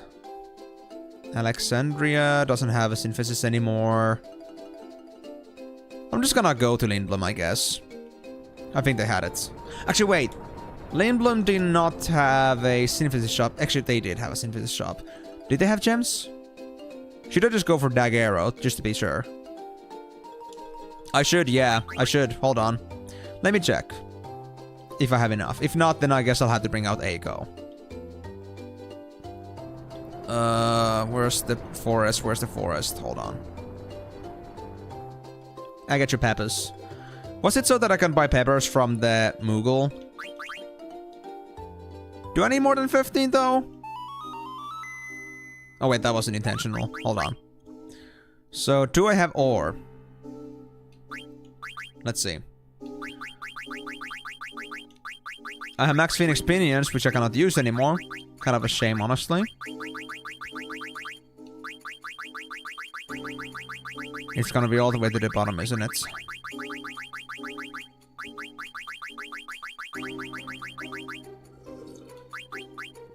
$20. I need like 35 more. Do I have to farm this stuff? I guess I gotta farm this stuff. Oh no. Well, Eiko, if you don't mind, I got some work for you. So let me actually go back here and like start grabbing some. It's already been like hour 40 though. I don't remember anymore because I thought that wasn't even necessary. Why would I need dead peppers anyway? I only need one. That should be enough, right? Why would I need more? I just like completely disregarded it because I didn't care about it anymore.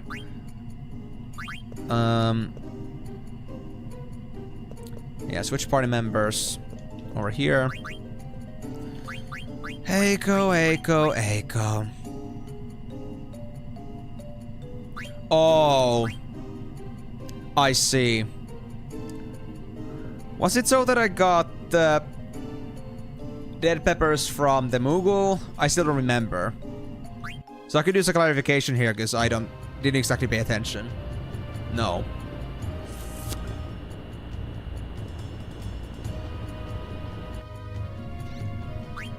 I don't think it was farmed.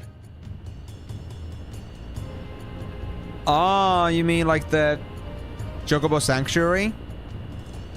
Okay. Yeah, okay. Well, but first I will need some ores, and I need to get like 34 of these at least. Okay. I'll get a full stack for that, but first I need to get the ore anyway. I just hope this is gonna be plenty of every single cast, because honestly, otherwise, I might be losing my faith in humanity. Okay. Or was there like another way to get ore? I don't think there was, but I'm gonna ask just in case.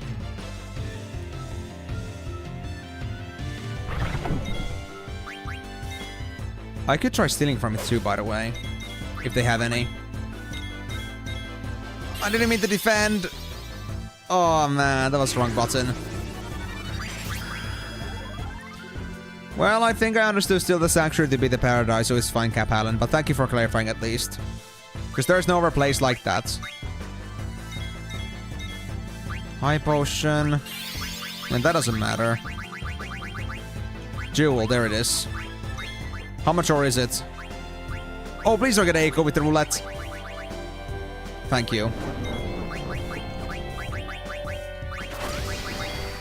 Emerald dying is fine.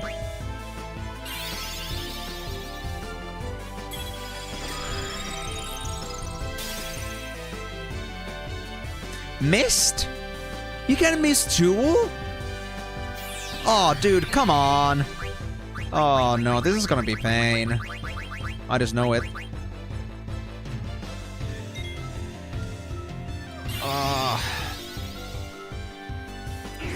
Please don't make this hard.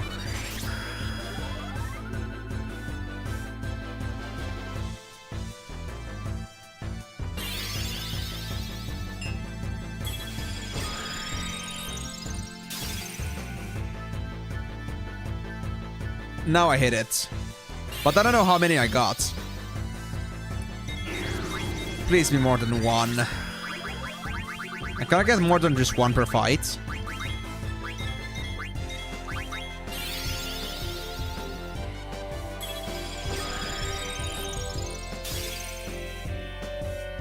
I missed. Okay, let me just try this. So I just did one. I know I had 20 ore. So let me finish this fight off and see how many I got from that single cast. Because I did 3 casts. I failed 2 times. So how many did I get from a single time? There we go. That wasn't too tough.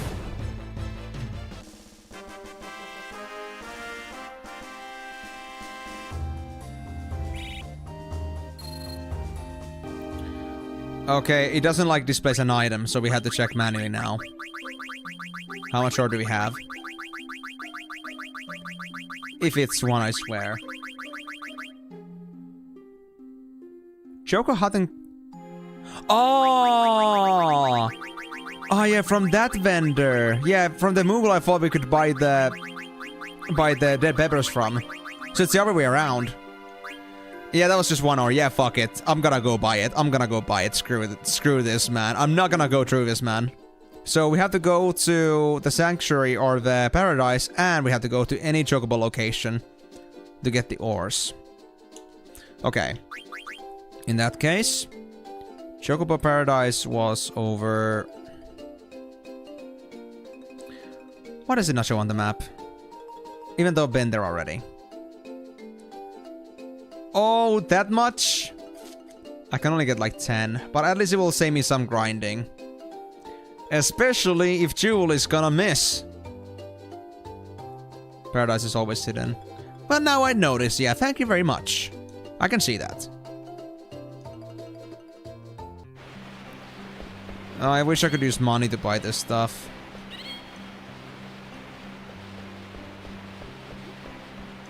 Okay, so where's the vendor? I'm gonna check upstairs first.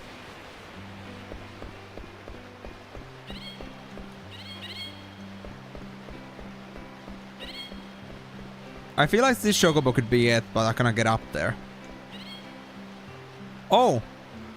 You won't find dead pepper very easily in the outside world. Yes, I want all the dead pepper you own. How many do I have now? Huh. Didn't even have to buy it, I just got it. Cool. Well, that's certainly nice. So now we just need to get the ore. But okay, so regarding the whole thing about using like our points at the hot and cold, honestly, ore may not be like the best thing to spend on, but honestly, I don't think there's anything else I really care to get from there. So I guess it's okay.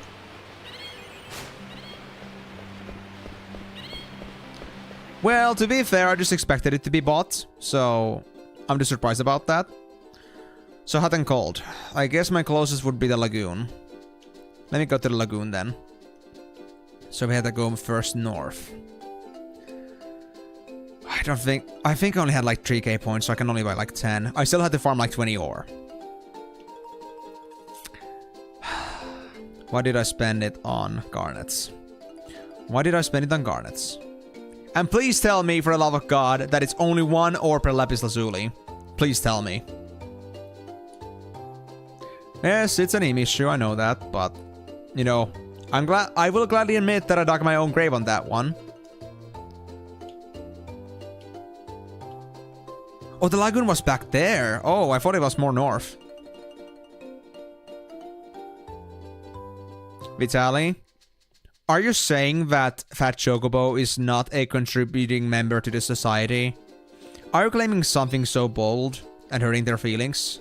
How dare you? You can't say that. You make them feel bad.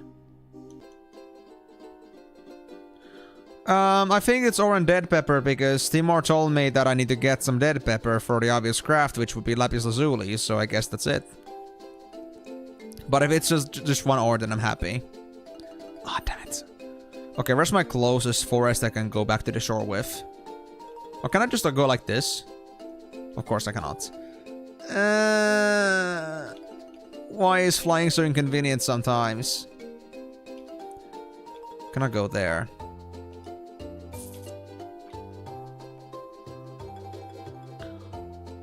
You're calling them a dictator? Wow, that's some pretty bold claims. What did they do to wrong you? If I was Fat Chocobo, I wouldn't want to be your enemy after saying something like that. That's a yikes.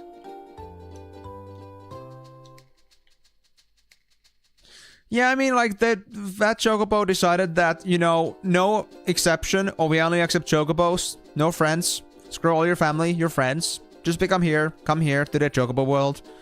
You will never have to look at the silly faces of anybody else in Chocobos ever again in your life. No exception.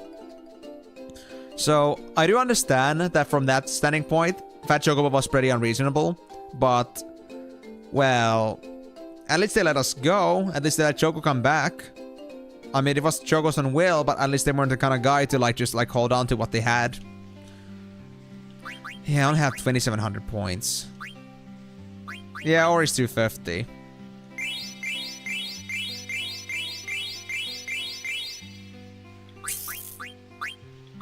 I still gotta farm like 20. Unless I don't care about having all 99. I don't think I need 99, exactly. To be fair. I'm trying to think about this. So, 99 of course is like maximum. But thinking that I could easily get to like 80 stacks now. I think that would be still enough to like do max damage basically. Unless Ozma has pretty good summon damage defense.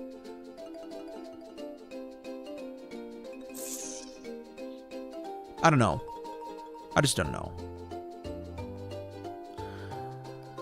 Well, anyway, where is my next forest? Back up here, I guess. I gotta get back to flying. There we go. Ah, yeah. I mean, that's true. Like, I know, like, you know, it was also, like, referring to Mene, but I think it was also referring that Zidane also wasn't welcome. Like, it wasn't just Mene that wasn't welcome, but everyone that wasn't a Chocobo, including Zidane, wasn't welcome. But they did push Mene pretty hard, even though, like, Choco and Mene were basically, like, soulmates. So, I think they were unreasonable, true, but... Then again, it's not just Mene. We all suffer from that. Fat Chocobo doesn't have tolerance for anything, not even the heroes of their planet. Which is a bit sad, but what can you say? What can you do? Anyway. More ore. Oh, it's a cat thing. You wanna get some more diamonds from me, don't you? Well, guess what? I'm not giving you any. I'm just gonna take your jewels, thank you. Your crown jewels. And if you dare mess with me about this, I will slay you. I got it. That's a 1. Yep, they went ballistic. But it's okay, this guy's very easy at this point.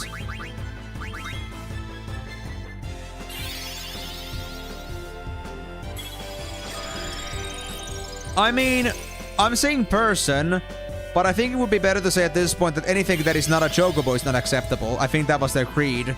So, Moogle is not a person, yes, but nobody, nothing else than Chocobos are accepted. Like, that was like the other rule. I don't see also, like, in the other hand, like, why Moogles should be an exception to this rule. I mean, there are no other Moogles in the area. So, I understand that, like, in general, I think the Fat Chocobo's urban rule about who can be the Chocobo Island is a bit unreasonable. But it's still something that I guess it wouldn't be, like, it's less discriminating that they didn't let Moogle in either. Because then it would be bad for Zidane, because why could they not be there if the Moogle can? So I guess at least they have made their own standing on this clear and don't make any exceptions. Well, I'm having a much better time getting ore from this guy. I don't know if it's just this guy, or maybe because my enemies were pretty tough earlier. But this guy just does not, you know, avoid giving me more, which is pretty nice. Alright, I think we can get our things pretty quickly. Our ore. I think that's 3 or 4. I think that's 3 or 4 so far, so... Another dozen times and we'll be good.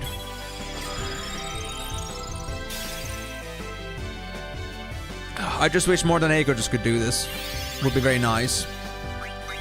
Let me kill this guy. Just to make sure that I'm not just like digging my own hole here. That... Because I'm just thinking that maybe if this enemy only can drop 1 from the jewel skill, then at least I won't be just like doing this like 20 times without getting anything out of it, so... Let me make sure if I actually just now got 5 of those.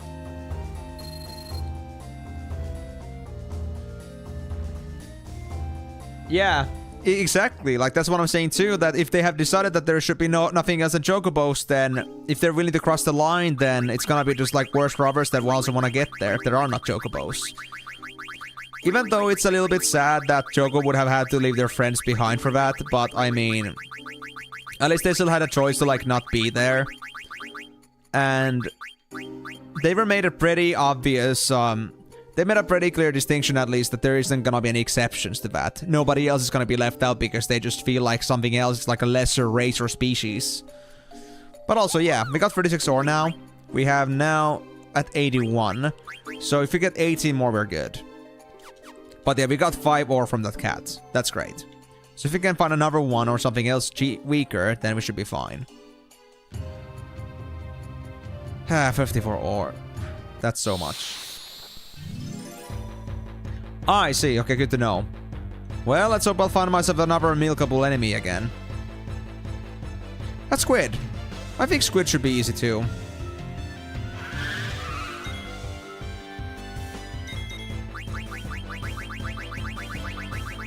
I just still wish that somebody else had the skill too, and not just Eiko. Unless Dagger had it too, but I don't think you guys said that they did. So I guess I'll just have to hold on to this in general.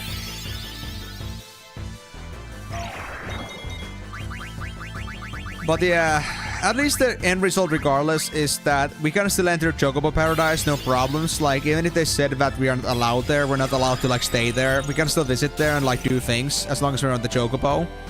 So at least they are not adverse to visitors. And on top of that, Choco still didn't, like, stay there.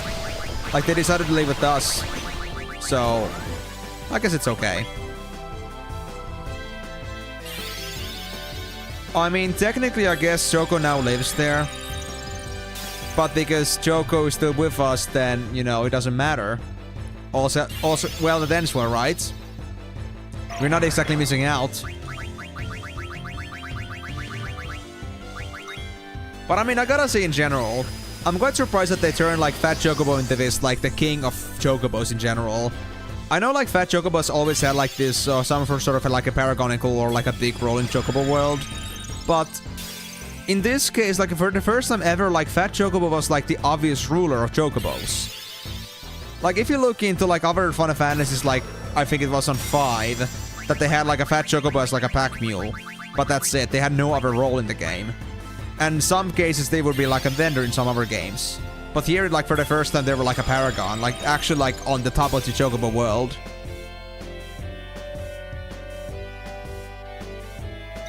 Oh! That actually is a very good tip. I think I should go for that. Can I get more than that one ore from Desert Worms? Or is it just that one? I could try stealing from this guy too in case they have ore themselves. Oh, hey, Tumbi. How's it going, man? Haven't seen you around in a while. You having a nice first day so far?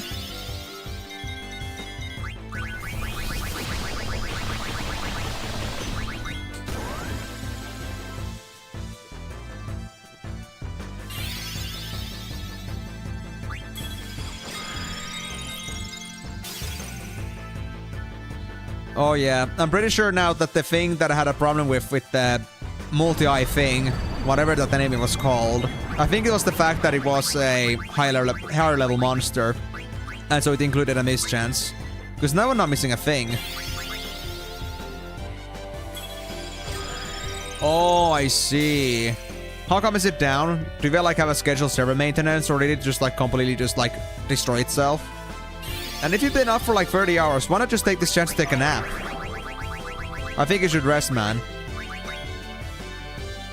Yeah, I'm live every single Monday, Thursdays, and Saturday, so you can pretty much expect me to be around at these times.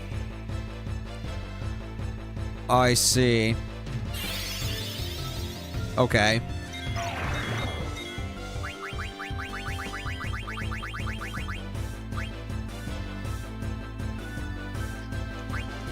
I see, so that's your intention. Fair enough then. But just don't like push yourself too much, okay? I understand that sailing might be a pretty cool thing and like it's new and all, but still, don't push yourself too much. It's not really good for your body. That being said though, how have you enjoyed sailing so far? And how far have you gotten with it?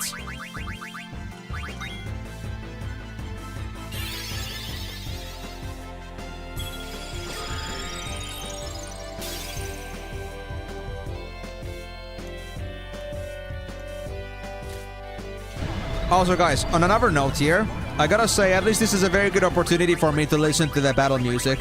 Because like I said before, I think Final Fantasy IX's battle music is one of my favorites. So, I'm not against this at all.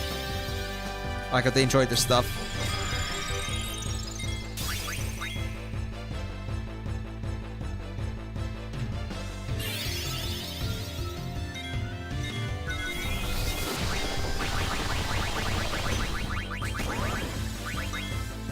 I just wish Jewel wasn't all the way to the bottom of the spell list.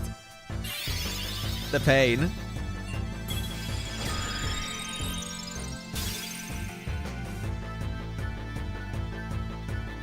Oh, I see. Okay, good to know. Good to know. At least you didn't have to wait for too long. But I mean, like, what about sailing then? How have you enjoyed it so far? Yeah, it is, man. I love the music so much.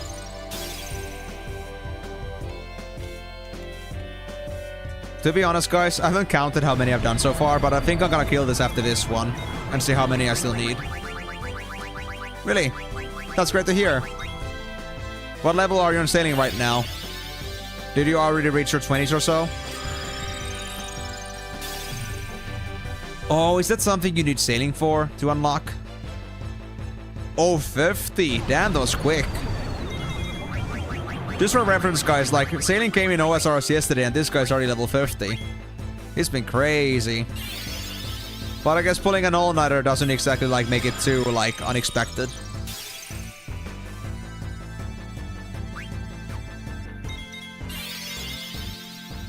But so I understand, Toonbeat, that it was kind of like a... Well, maybe it was a scheduled maintenance, but maybe it, like, ended up lasting longer than expected. Oh, yeah, the kind of, like, thing, like, desperation. The kind of, like, no hope kind of music.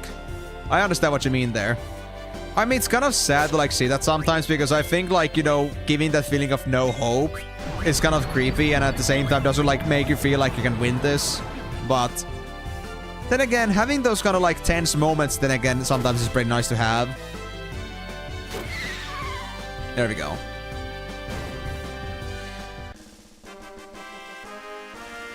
Also, Toombi, I need to ask you, like, personally, like, from you as well, because, I mean, I'm actually, like, wearing a blanket right now. You don't really notice because it, like, goes just out of frame, but I'm wearing a blanket because it actually got pretty cold in the past week or so. Is it cold at your place as well? Like, super cold?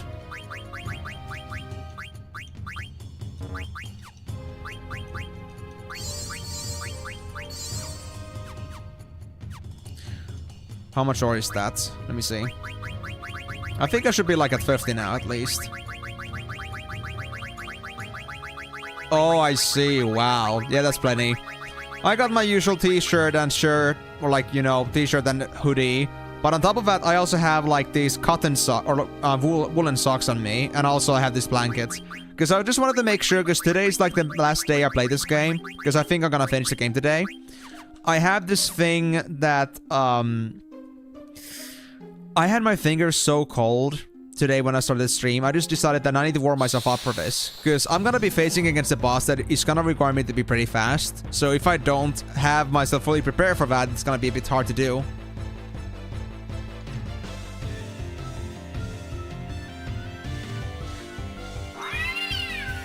Yeah, I mean... to be honest, like, all things considered, this game is honestly quite dark in general, so I guess it isn't too unexpected. It just, like, fits the game's nature. The game's, like, feel that they had gone to put out for it. But I gotta say, it's not the kind of game that you would expect it to have, like, such a sinister tone to it, because it is such a... I would say that, other than that, like, Final Fantasy IX is a pretty wholesome game in the long run. But it is, like, the setting and all the characters and all the things that are happening is just so damn sad. Oh, already Payumu? God damn, bro. What you getting for Christmas? Anything particular that comes to mind? Or are you just like going to go and discover some things? Oh, I'm doing great, Payumu. Thank you very much. Today might be the day when I finish off Final Fantasy IX. I think so. Like, honestly, right now, I got this deal that I am currently just going to my final super boss. I hope I'll be able to beat it. I just got the resources to, like, get myself fully prepared for that. If I beat it, I go for the final boss and that's it, I think. Mold wine? Dude, that's interesting. So you were just there to drink mold wine. So you were already at the Christmas market? Why did you come back? Or, like, why are you going back there again? Did you forget something? Ah, mold vine.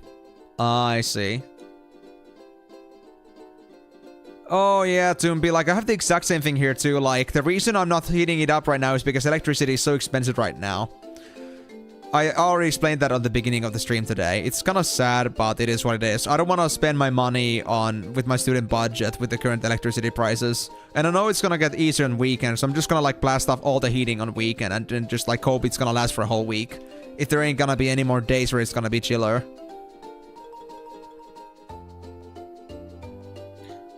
Ah, you're just gonna go there to drink mulled wine, I see. Well, I mean, that's still chill. That's still chill. So, you won't be making any Christmas purchases yet, properly, but are you gonna do that soon? Oh, wait, hold on. I need to also go for... Let me go to Daguerreo. At least I know that I can synthesize my stuff there.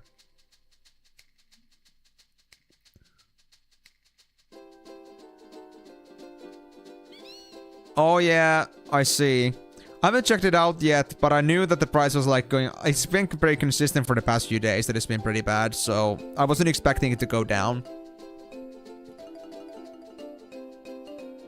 I see, okay. Fair enough. To be honest, for like the last couple of years or so, I've been doing like buying like games for friends and such usually, but to be honest, I might be going a bit more chill on that this year because honestly... Well... Let's just put it that way, that I don't exactly spend too much time with my friends nowadays, like most of them, and it's kind of like holding on to like some old connections, and I feel like, you know, sometimes like I'd rather not just spend like a lot of money on just like buying games every single year, especially since I don't know like how the budget is gonna be. We had some budget cuts for like students like last year, so I'm not really sure if it's gonna be as viable for me to like spend on buying games for different friends. And even if I had the chance to, I'm not sure what games I would get to them at this point anymore. Like, I've gotten so many from them already. And also, I would say in general that I would rather have also like a small Christmas. I think I'm gonna be like, because I'm gonna be visiting my parents anyway, I feel like I'll be getting more Christmas presents for that instead. Really, Vitaly?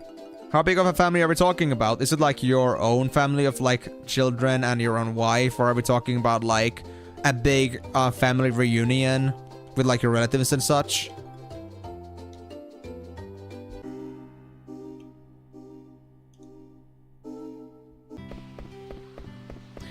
Okay, so I think the synthesis was up here. Because I remember going up here and just making myself all the garnets.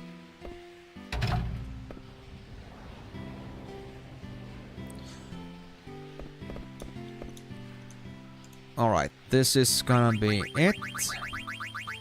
Right. Wait. I cannot make lapis here. Okay, so where do I make lapis? Is there a specific location for that?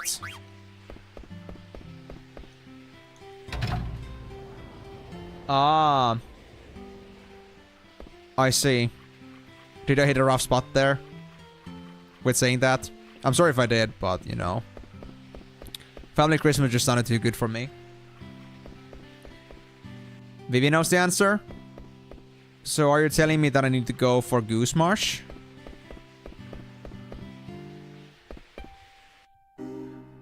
Oh yeah. Thank you very much, Payumu. Thanks for dropping in, and hopefully you're gonna have a great time with mulled wine. Maybe you can catch up later what happened at the end if you're interested.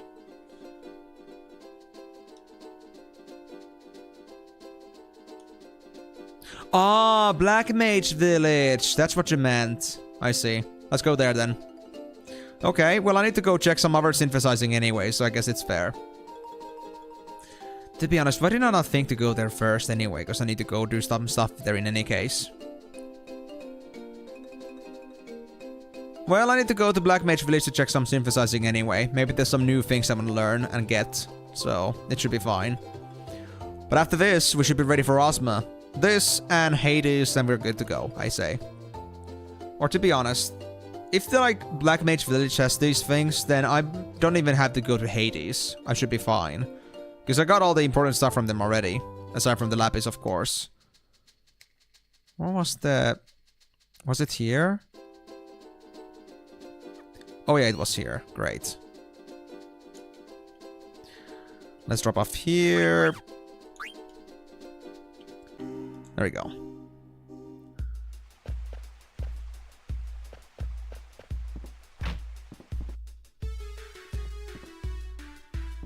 Oh yeah, the synthesis shop was back here, I believe.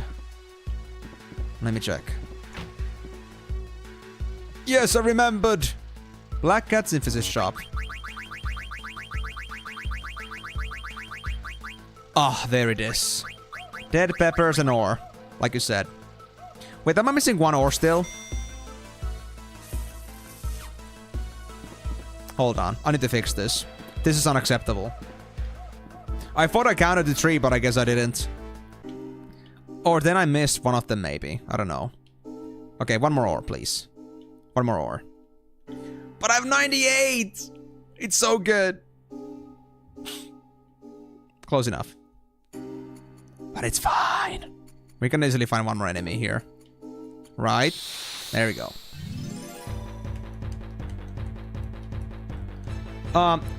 There's gonna be instant logouts when they are just saying EXP things. Gonna get more EXP but no combat, I guess.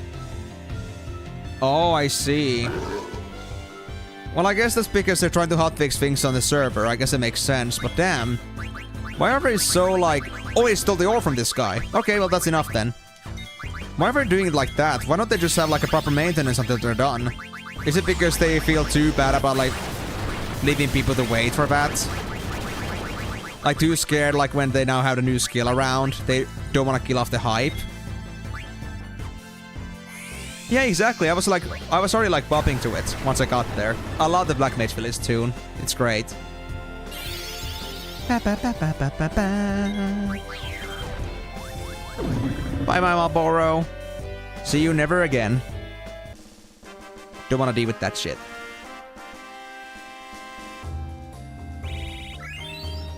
Are you talking Terra's track as in from Final Fantasy VI, or are you talking about like Final Fantasy IX Terra's track?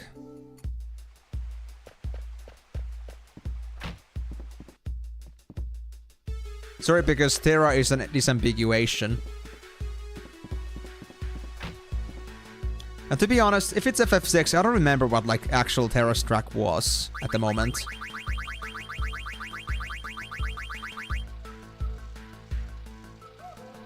I see. Why are we modifying server EXP or like player EXP?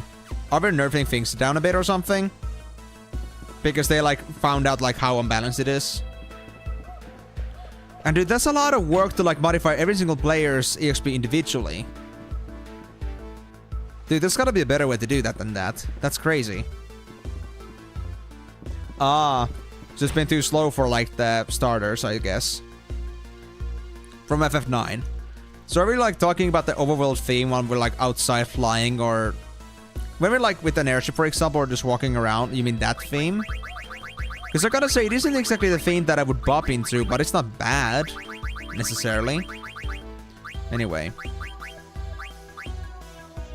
I still don't have the things I need for dual claws, but it's not that strong, so I guess it's fine. Priest Racket, I already have Bracer. I have a Venezia shield, but I don't think I should drop it off yet.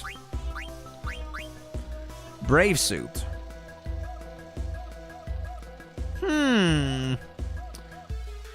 This is possible. And that's it. Okay, let me just make the brave suit. I want to see this. I don't think we need a Mirthful Rod anymore anyway. Okay. Do you have any idea, like, how much are they gonna be buffing it? Like, double? Maybe not double, but still, like, how much? Any idea? But yeah, so brave suits.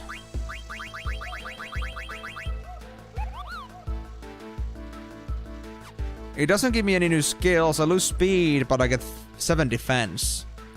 I don't care. I guess I'll just now have it then. Well, anyway, I feel like once I drop off Eiko, we're gonna have our team set up ready. And I guess that means that we just gotta go for our Ozma fight. We still got hour 45, so we should be having plenty of time to do this. I just hope I won't choke on Ozma too much. I wanna be done today. Oh, the track outside Brand Ball. On the outskirts. Brand Ball was that one town, right?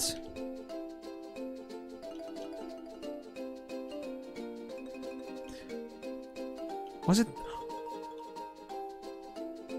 Was Brand Ball like the town in... Was it like the town in Gaia?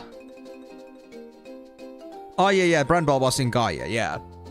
Oh yeah, at least the Gaia theme was pretty nice, honestly, I love that. But... Oh yeah, Actually, yeah, it was the other way around, was it? So, yeah, Gaia was this world and Terra was that world. Yeah, that was right. I somehow, like, mixed those up for a bit there. Yeah, so Terra was, like, for the other world. True. So, yeah, that theme was great. That theme was great.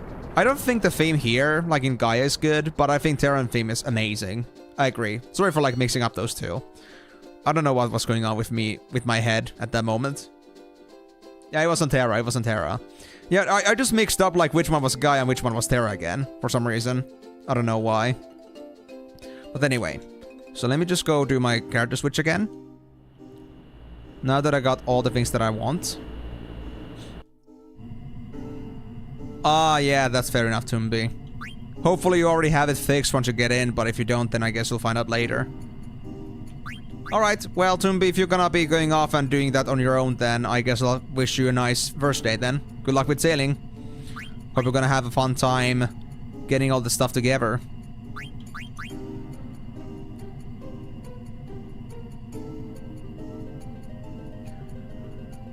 Now that you mention it, that is very interesting. Does it actually have like any deeper meaning to it? One might wonder. Does it or does it not? Alright, Tumbi, well, hope you're gonna enjoy. It's gonna be an interesting time because we're gonna be concluding the game today and because I'll be having a lot of fun time with the super boss. Totally not. I'm gonna be crying my eyes out for that. But hopefully it's not gonna be too bad. Well, enjoy, man. Do I have to do anything else? I had to do some of my skill sets here still, but I can do that outside before I go on the Chocobo. So yeah, me go... Oh, whoopsie. I need to first get off the airship.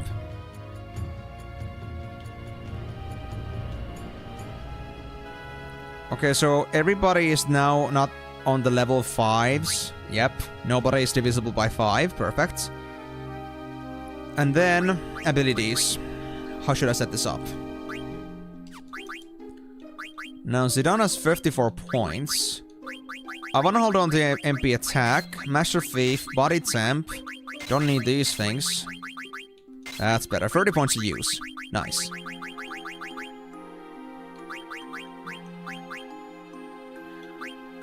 I mean, I didn't expect that to be a spoiler too. I just thought that was like a pretty interesting oversight. Like, why does it actually happen? That's a good question. I don't know either. HP bonus.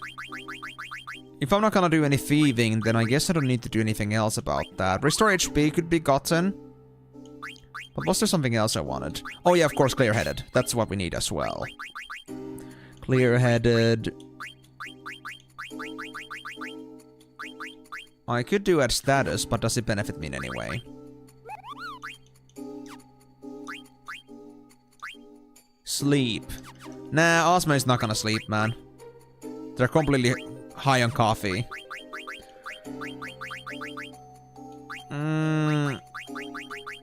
There's counter, but I don't think that's gonna be too useful. Alert, maybe not.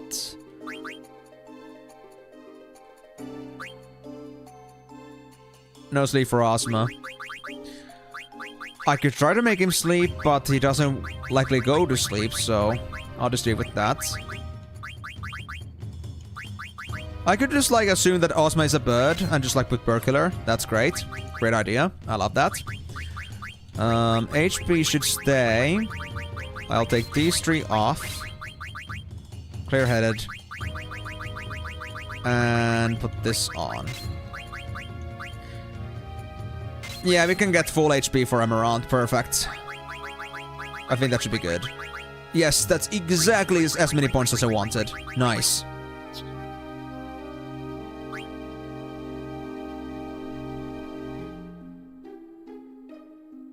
When Garlander said they were forced to proceed with the fusion with Gaia, Terra was not ready.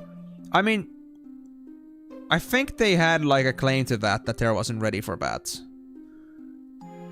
He was so weak that it ended up with Terra got warped inside Gaia. Oh, I see. Interesting. Is it like something like more of like a trivia thing that came out afterwards and not exactly something that even those people that made it first like realized that that's gonna be a thing? Like, did they like for a reason omit the fact from the actual game, like in terms of text, and only like display that in like video format? Like, did they think about that afterwards? Because it's interesting that they never like brought this fact to the light. Because I think they should have.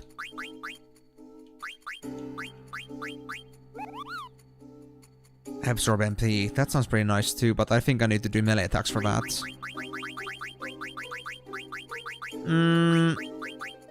MP bonus. Health MP would be nice too, but I think I'll pass.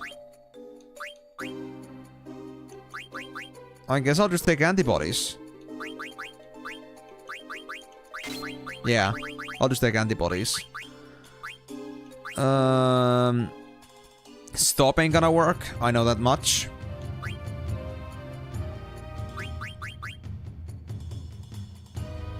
Yeah, I mean, but is that really something that you can really find out? Maybe like figure on your own is something that could be called. It could be called. But figuring that on your own, like when it like is always pictured to be in a way that Terra and Gaia are like just like crashing into each other this whole time. It's just a bit weird that only now they say that Terra kind of like got pulled inside Gaia. It's interesting. But I guess it also does explain why there was an island erected on that spot. Like you could say like because like Gaia's and Terra's like they're like path between those worlds. It was kind of like this island that just erected from the sea. So it wouldn't make sense for it to be considered like a mountain coming from within the land. And that mountain's top is like the thing that leads to Terra, basically. So it isn't a mountain per se, or like a volcano per se. But it's kind of like a protrusion caused by the fact that like Gaia stuffed itself... No, Terra stuffed itself inside Gaia. And that somehow made it feel like, you know... Theoretically explains why they go downwards from there. It makes sense, at least from a geographical point of things. Maybe not like... Maybe they would be having a much bigger bloating than just like that much. If they got an entire planet inside them. But still an interesting thing to bring up.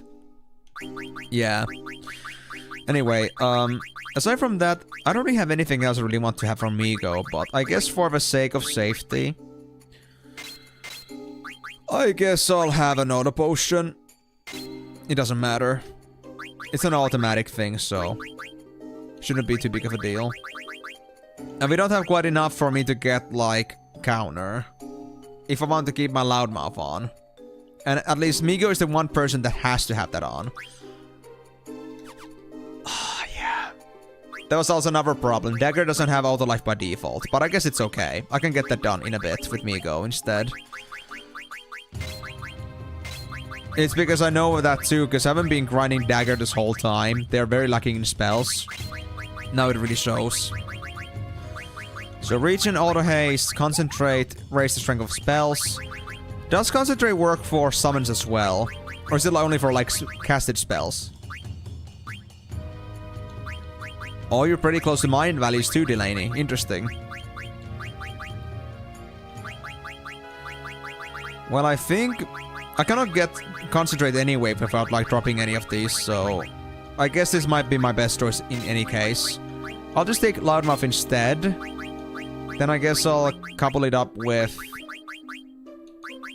Maybe not Chemist, but... Antibody. Let's make sure that at least I don't die from poisoning.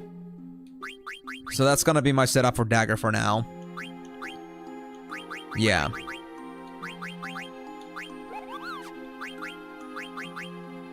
Okay. I think that's it. Let's heal up and get ready.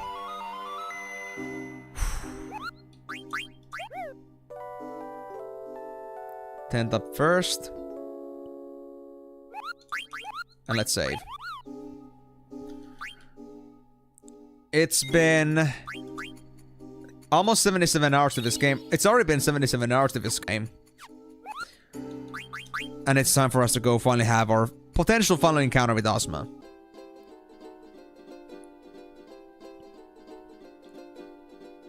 Garland planted the Eva tree to keep Gaia in grasp. Its roots are all around the surface, but also entangled ice crystal to prevent its souls to get to it.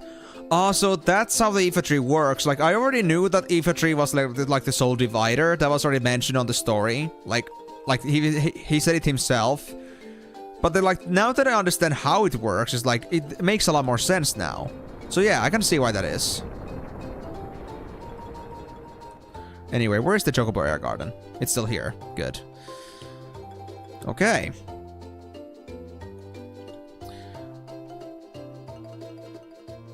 Alright, good luck, Tomby. Hope it's gonna be great.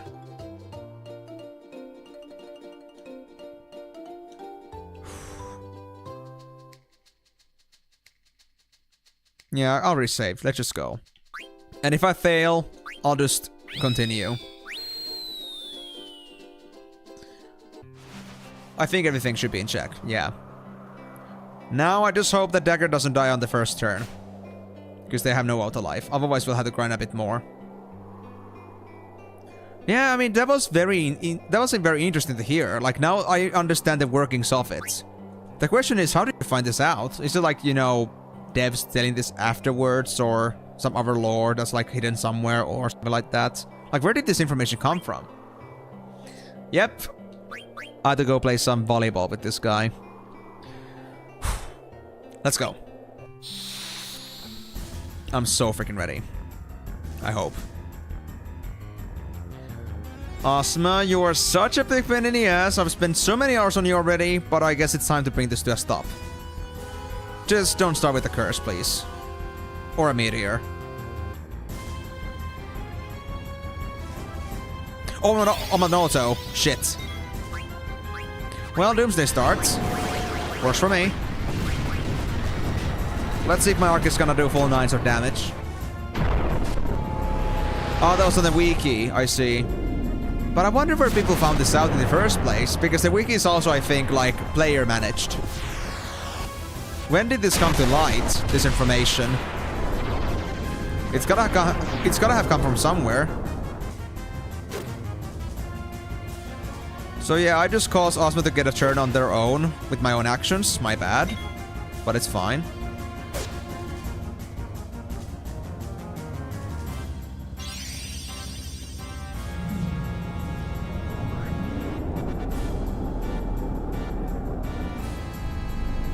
Alright, I think Arc is gonna now do like full 9s. But this is gonna be a long fight. If you're gonna have to sit through Arc's animation every single time. I might wanna do like a Bahamut in comparison and see like if it's worth all the wait. Because I feel like Bahamut's damage will not be that much less, if at all. Especially now that I got the boost learned.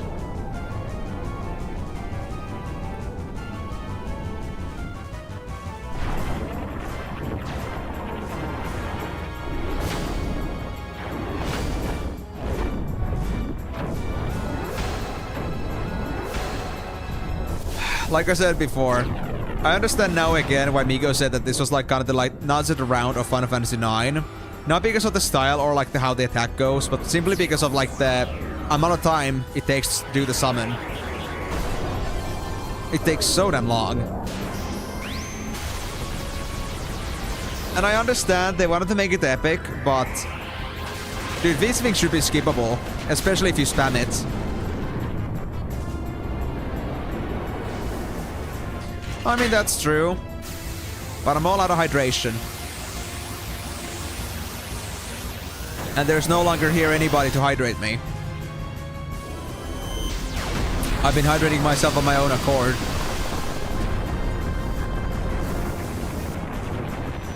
Does it heal me too? Oh, it's because of the region, right. Yeah, that's a good point. If I need healing, then I guess it could be a good choice. Yeah, out of region, yeah.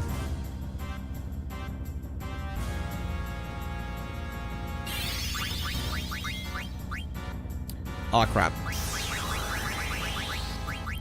Oh, no. Well, I'm already on the menu, so I guess it's fine. Curse! Shit! Oh, Dagger just got tranced. Well, I guess I'll just do it then. Screw it. Ate a long time.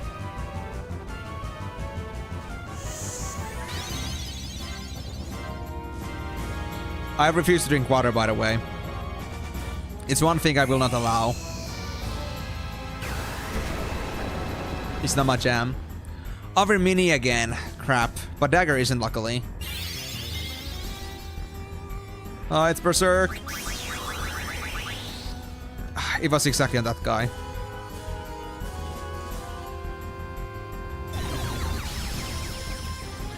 Well, dagger doesn't have the Berserk now. So we're fine.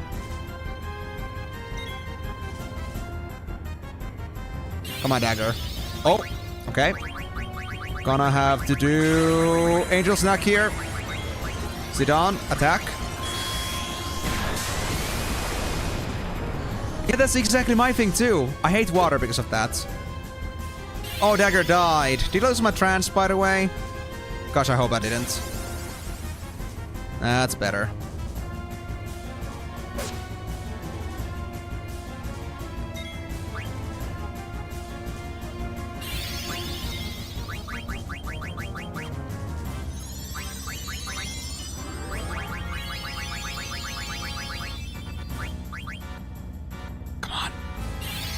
Get dagger back up! Please! Don't let this asshole heal! No! You bastard! How dare you! And we gotta fix them around in a bit. I want them to do no mercy and not just normal attacks. And I also need their aura at some point. Dagger needs to get their aura to life as well.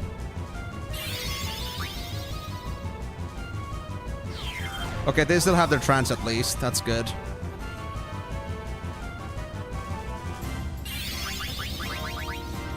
Flare. Hope it isn't dagger. It isn't? Good.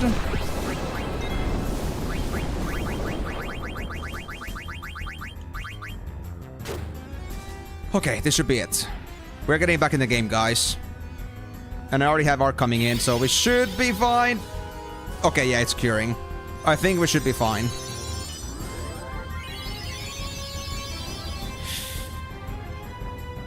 Yep, there we go. I'm gonna make a drink, BRB. Need to refill some juice.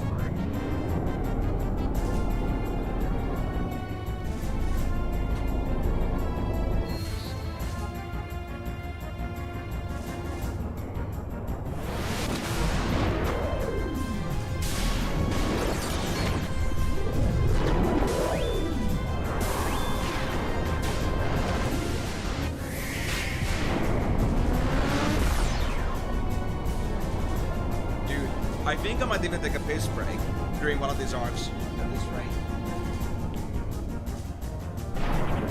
Because I won't even need a Pikachu because I got arcs to just like entertain you.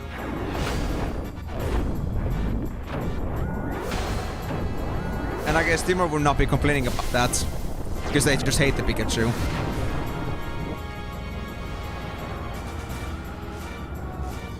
Well, I think with Trance, they should do 4 9s at least.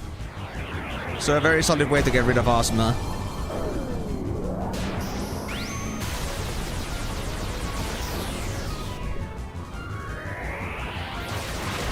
Yep. There he goes. Timur absolutely does not adore Pikachu.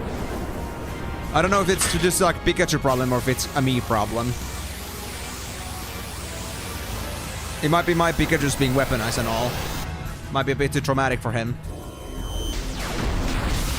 Talking about weaponized, Tumby, you remember how we like weaponized my Pikachu by giving them like a wooden knife? I still have that.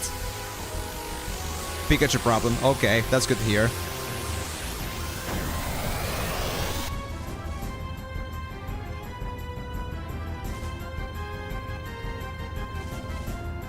Ah, that was nice. Full HP.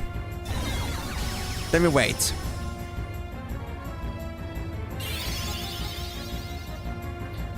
Oh yeah. You can see it in the background right now.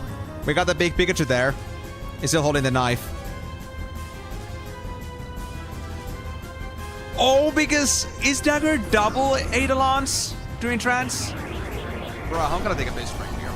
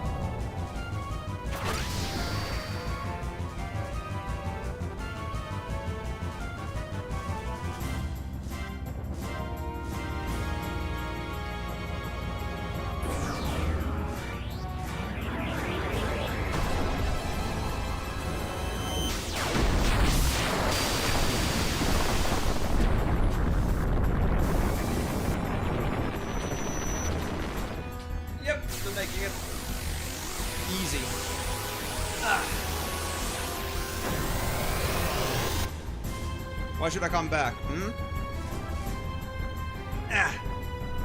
I'm fine. We thought we made it, guys. Oh, they did something else here while I was gone? Oh, the bastard. I see how it is. We still got auto lives coming in.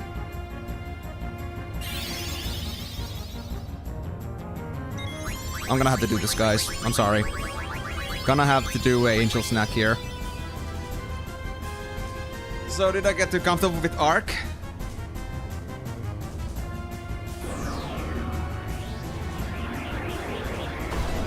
Oh, I see. So that's how it works. Interesting. And I see the thing is that it isn't always gonna be the maximum boost version during trance. I thought that would be always that. I thought it always would be the longer version. Ah well, it's fine. Okay, so that's how it works. I thought it would be like 2 consecutive spots. I guess that explains it then.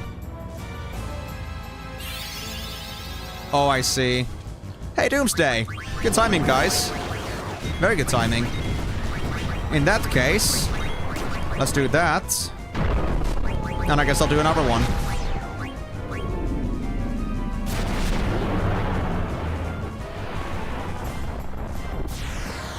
We don't have return magic on, by the way, and Emerald is dead anyway, so we cannot like double deck Doomsday on him. But I guess it's fine. Didn't Dagger have full resistance to that spell? Dagger was supposed to have full resistance to that. I have 100% shadow damage reduction. What do you mean? Or is it like 50% on 50%?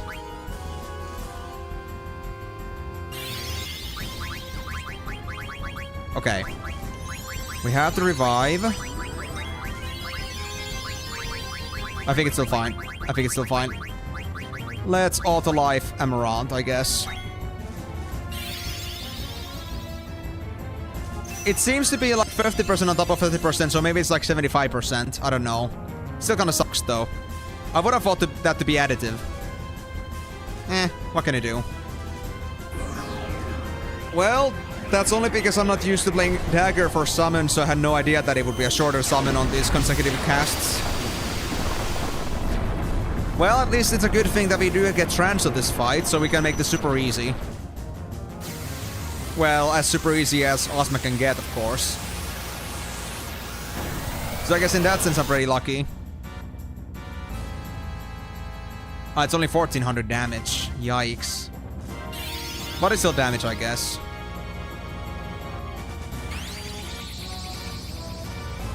Come on.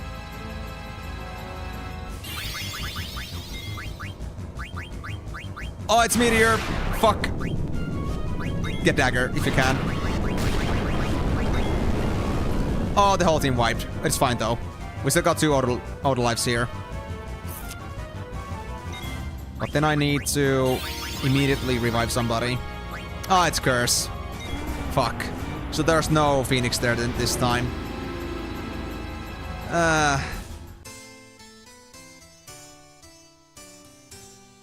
Oh, okay. So that's how it works. So yeah, they don't seem to be that powerful, but it's still passive damage, I guess. It's like automatic actions. I don't complain. Well, now that I know I won't be letting myself getting killed this easily.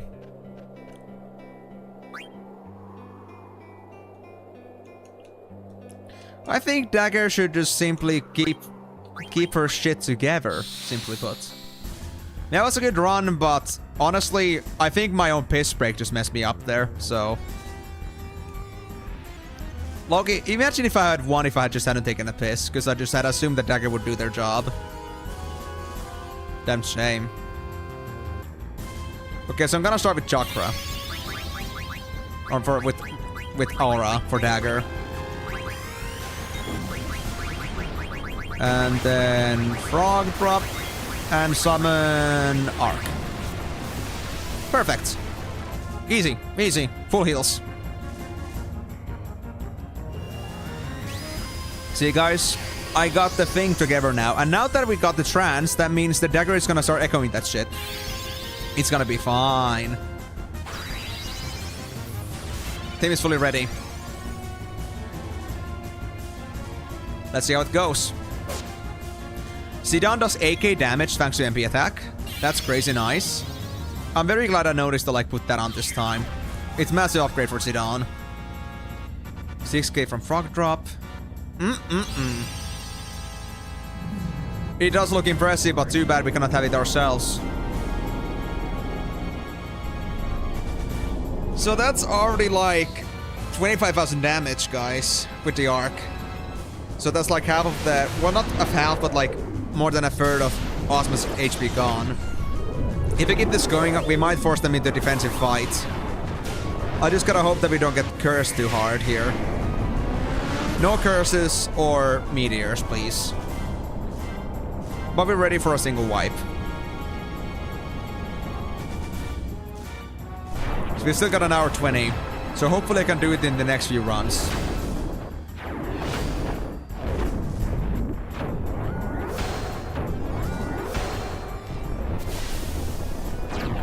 So guys, how's life? I mean, I don't mean to be proning into anybody's lives or probing into it or anything like that, but let's just say that there's plenty of time for discussion when this is happening. Oh, that's true, by the way. That is true. I remember that part as well. But I wonder why that is. Is there like a lore explanation to that? Because I would like to hear it.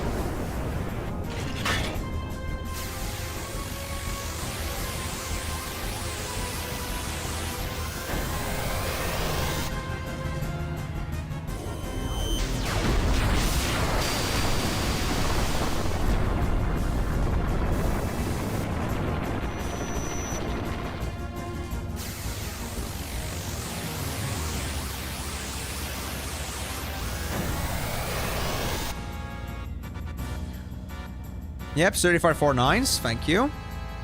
That's half your HP gone, buddy. What you gonna do? Kill me? Berserk. Don't berserk. Dagger, please. Curse. Okay, Angel Snack. What? I lost 2 guys from that? Ah, shit. Oh, that's just great.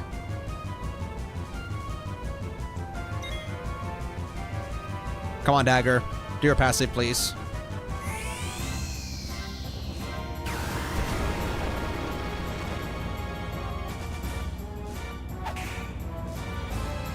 Ah, they're berserk, so we cannot do that. Doomsday! Oh my god, thank you. I think Dagger is gonna be fine at full HP, though. So it's okay. Blue magic. Angel Snack. Emerald is gonna no mercy on that shit. Actually, we should all life as well. It's fine. We still got a couple left.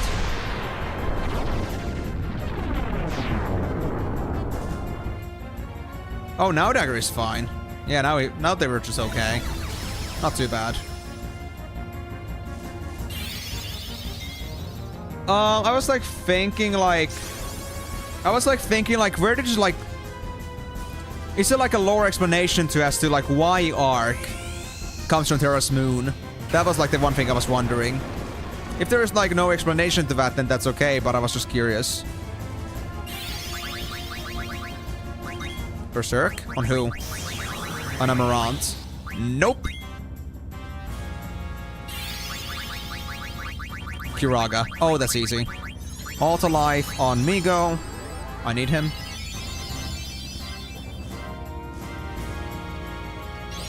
Yes, try to heal this asshole. Trust me, you won't be healing from this easily.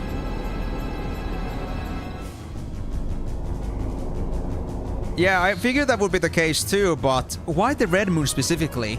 And why do we have access to a weapon from another planet, essentially? And why does Hades have it? Like, what is the connection? This is interesting.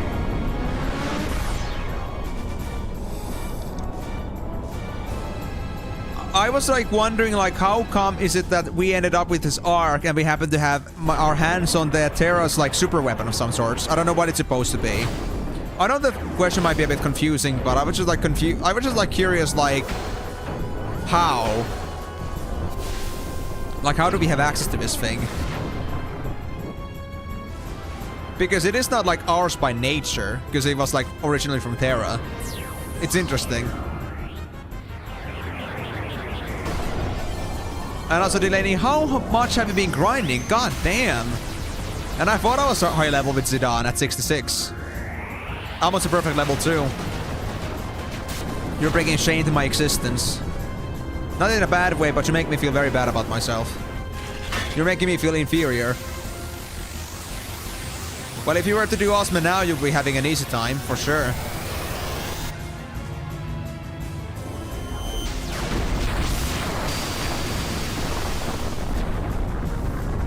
Come on, Osma. I know you cannot out-heal this. Try me, baby. Yeah, there isn't, of course. But still, better chances if you're higher level. If they did it on 4 tries before, roughly at these levels, then I can imagine how much easier it would be like on these levels. On their current levels. You want another arc? I got you another arc. Don't you even try, buddy. I won't let you slip off that easily, trust me.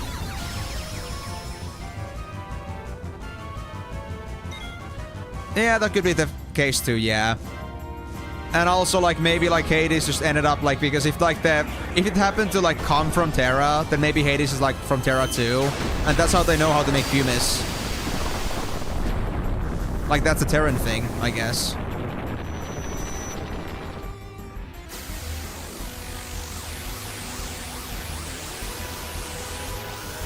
But in any case, fascinating. 1600 damage. I'll take it. Come on, guys. Make our time precious. Oh, meteor. Shit, shit, shit, shit, shit.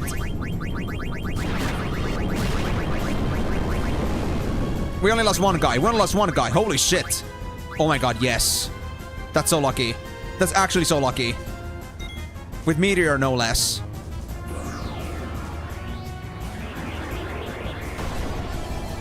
Yeah, that was a lucky meteor, alright. I'm surprised I only lost one there. And I had the time to, like, put up a new auto life for Zidane as well, so we ended up losing none of our advantage here. Get one, lose one. I just hope it stays that way.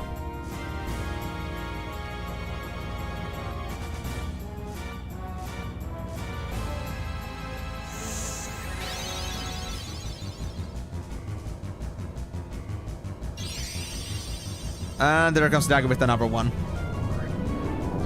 Oh, this was my proper summon! Like the actual 10k summon. Okay. This might actually be it. This might actually be it. I think I'm pretty close to killing it. Maybe Bog, yeah. I haven't counted. But every single time they've healed, I basically countered them with another one of these. And we've been doing consistent damage from No Mercy and other sources. I think this could be it. If not this attack, then a couple more, it should be it. By the way, Timur, I need to clarify. Does moving around in the main command panel like cause like also Osmo to react, or is it just like clicking in? Because I was like wondering, like, should I like stay at attack or does it matter at all?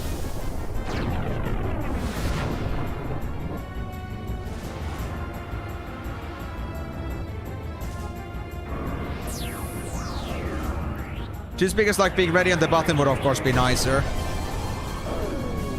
Okay. I'll stay at Flare then. Ready to cast another No Mercy or Aura.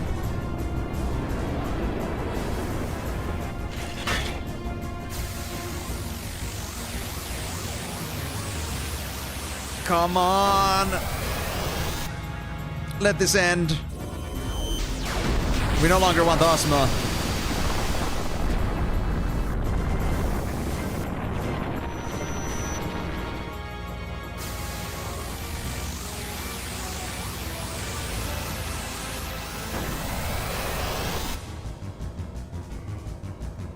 It's not dead yet. My menus didn't go away. But we got an echo.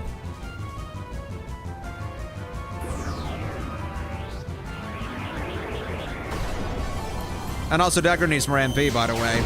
I noticed. I might want to give them more MP after this. And Ether.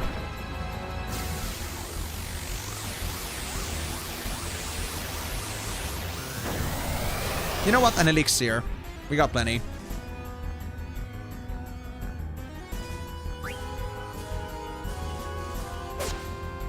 Oh, Zidane didn't get him.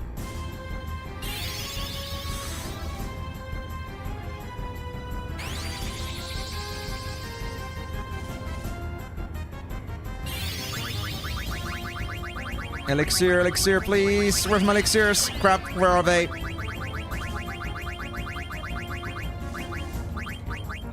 Well, there it is.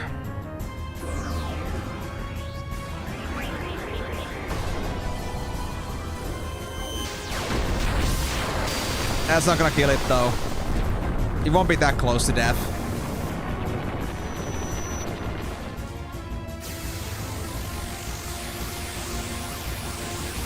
I just so wanna press Y so I can move on to Migo to get angel snacks.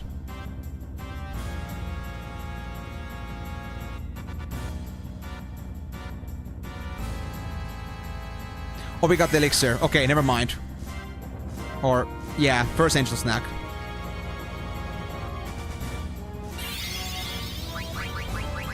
Flare? That's easy, that's easy, that's easy, that's so easy. Please don't kill Dagger, though.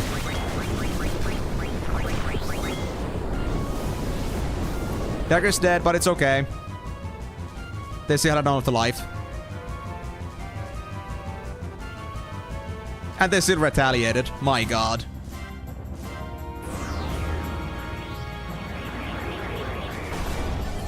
I see.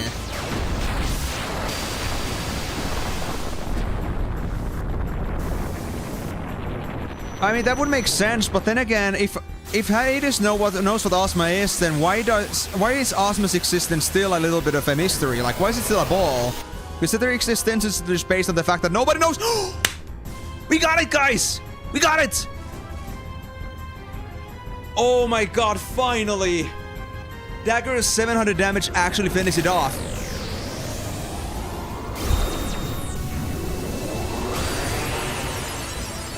Yeah, that was only like 2 Kiragas. That was crazy good.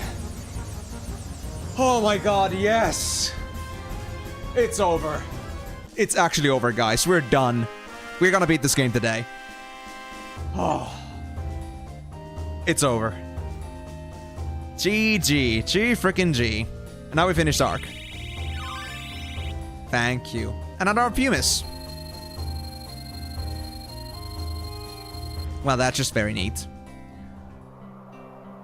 You're very strong, Kupo. That's amazing. Kupo. I recorded how I feel right now in card, Kupo. I'll give you secret info too. Ozma card? Strategy guide. One more bonus, Kupo. Oh, thank you. That's very nice of you. Wow. Honestly, like, if you don't count my toilet break run, I think you could call it technically first try. But I know it's like second try, but still. That's honestly so damn nice. That was so smooth. I guess streamer luck though. So, yeah. Nice. Took so many hours overall, but that's finally out of the way. We can finally focus on the actual game. So as I was saying here is that, like, if I understood correctly, Ozma basically is meant to be like an existence that is only an orb because nobody knows what Ozma looks like. So are you telling me that Hades doesn't know what Ozma looks like either, even though they know that Ozma exists? Or is it like another thing that Hades's perception is not enough to like give Ozma form? Why is it a ball? Well, I think in some cases even like having Bahamut would have been enough. Because Bahamut also like has pretty close damage now with max garnets, but at least when you had a full arc, it would at least make sure that you would never be like low HP. So in that sense, arc may have been a much better option. But sometimes I did wonder, like, should I just use the other thing instead? Like, should I use Bahamut instead? Simply because shorter cast times. So we don't end up spending so much time just waiting for the boss fight to go through. But in these cases, patience is virtue. If it means a more certain win, then you go for it. Alright, we cannot go there with this. We have to go with an airship. Alright, let's go get the airship back then.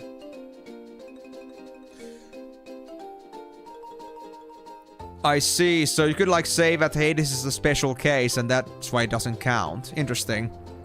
I mean, it's only like assumptions, but I think it is also like a viable explanation to it. Although I don't understand why perception would be like limited to only humans, but, well, I guess Hades like knows more than humans do.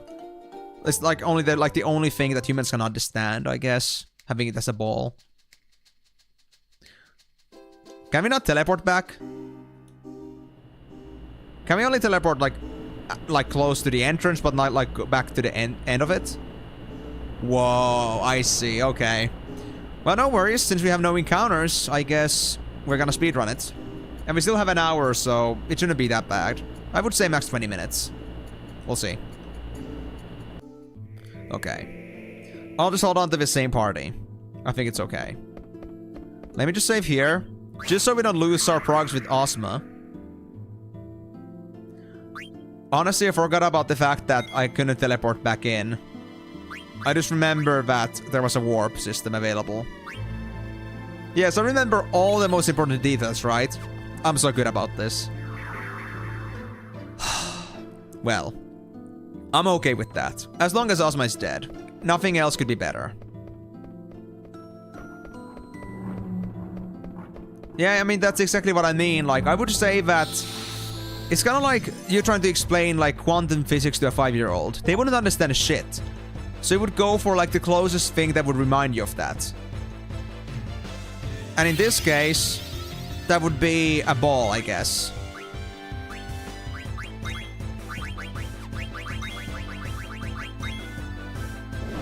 Well, lucky for me, Emerald has auto life. For now. So yeah, like the thing is that maybe like the perception they would be getting normally is simply not enough. Like, you know, it's too much for them to bear. So they have to go with like the, I guess you could call it a, would it be then a compromise? Instead of having the whole abomination that Ozma is, you instead just get this simple sphere. Oh, that one doesn't have an auto life. Not at the moment, at least. I should fix that, though. Because Decker now has arc finished, so we could do it so that we could have that. We could have auto life learned. What do you mean? You're not talking about just like the basic mechanic, right? Like the basic death mechanic. You're talking about something deeper about that.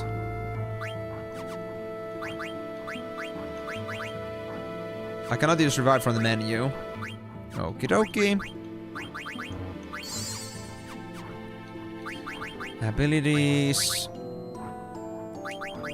Hiraga. Then, let's equip Dagger with some better stuff. So in this case, let's go get the auto life ring. That's better. Now we can learn that too. So I don't need the boost as much, I would say, anymore. So I guess I'll take that off. Actually, we don't need this stuff that much. Body temp.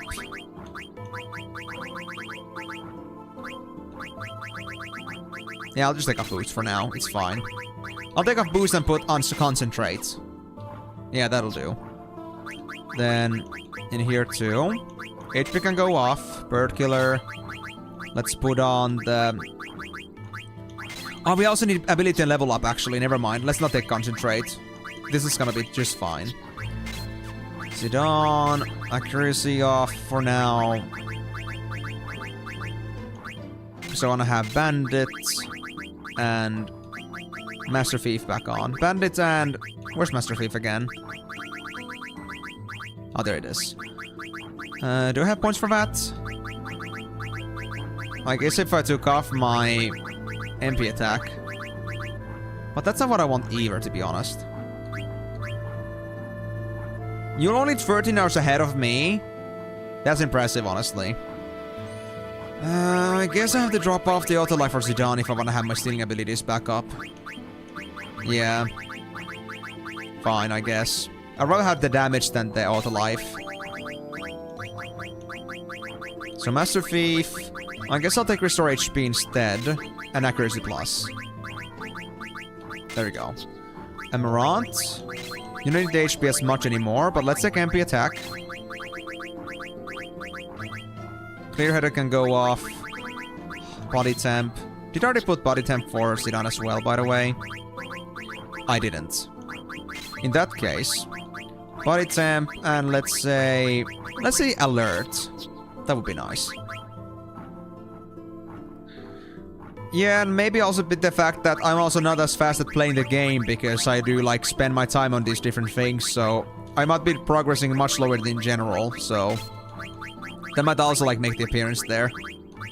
Actually, you know what? Screw the MP attack. We already got no mercy. We don't need that. So let's put that on and instead I don't know. Let's just put power up, I guess. More healing from that. Migo. I'll give you... Take those off. I'll give you these. And that's perfect, right? Yeah, that's perfect. I guess I could gamble my defense too, though. Nice. That's the ability is now set.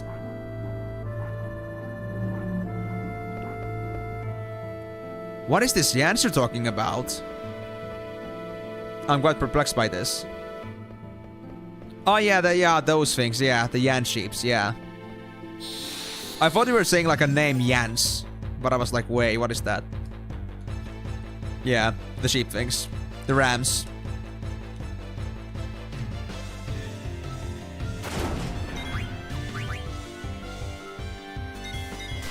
Alright guys, show me what you're capable of. I know you're able to do many things. If you really try. And I'll also even try summoning Bahamut if this guy doesn't die yet.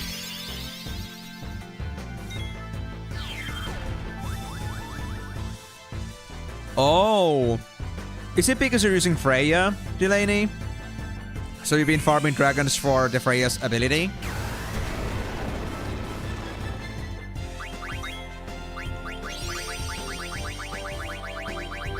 Wow.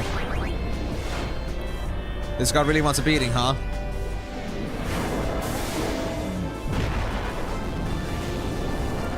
Well, I don't mind.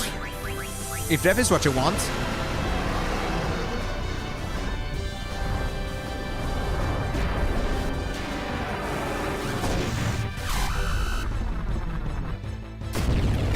Oh, wow. That's crazy levels, man. And if you're saying master weapons, do you like mean the weapons that you get inside this dungeon? Because I don't know what those are called. I've been calling them ultimates, but is it the same thing? Or are we talking about like some other weapon type?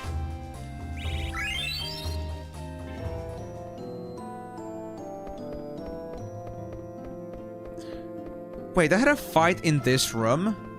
Even though I've already killed the boss in... There was a boss in here.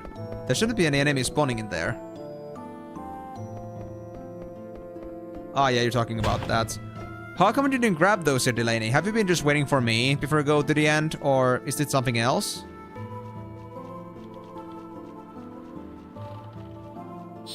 Ah, so close.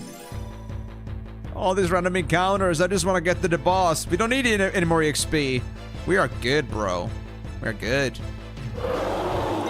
Well, if it's death that you want, then I will make it imminent for you. I don't mind. Kutte yaru.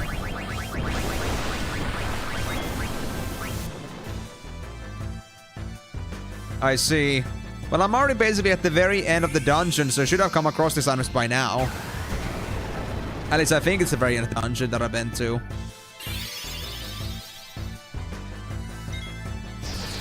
Oh no, I didn't talk about like that master weapon. I was like talking about the ultimate weapons in general, but... So that's like the thing that you get from the speedrunning of the game within 10 hours. Excalibur 2. I mean, the attack value already is pretty impressive. I'm just like looking forward to like if I ever saw that weapon. I would have like want to see it for myself, but I'm not gonna get it on my playthroughs most likely. Ah, so up onto this specific room. So you didn't catch up from my previous run because last time I did go all the way to the space. Didn't go anywhere in the crystal rooms, but that should already be all looked by then. So I guess you just didn't do it yet. That was like on your end. Because I shouldn't be your stopgap on this one in particular. Space area shouldn't have anything, but what I'm saying here is that you should have had everything all the way to the space by now, based on the previous stream. Because I've already like been to space and all, so would have expected you to catch up even in there.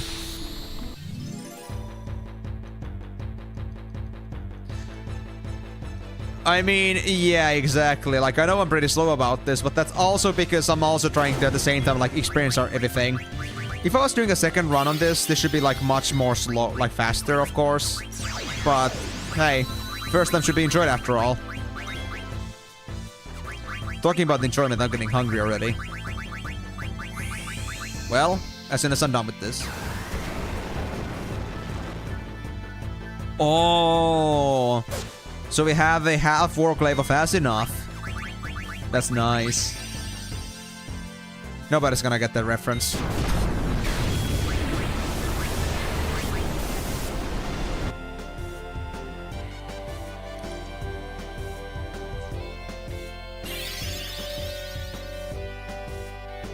But it's like the same, similar like weapon design, I guess. Yeah, I have the Ragnarok on Steiner as well. It's pretty good. I'm still wondering, by the way, why the hell would we want the Save the Queen weapon? I know it's like Beatrix's weapon, but we don't ever play Beatrix, like, properly. Why would we want to Save the Queen from the Sympathy Shop in Black Mage Village? It's so weird. And Ragnarok also does sound pretty cool. And it's also like a legendary weapon from many other games as well so far, so... Of course Ragnarok has to, like, live up to its name. Yep. Can't argue with that. And also, like, with Steiner's absolutely crazy damage. Like, if they were just running, like, with the Limit Break or with Trance, they would most likely just, like, do 4 9s all the time. So, that being said, don't ask me why I'm not playing as Steiner. I'm just crazy.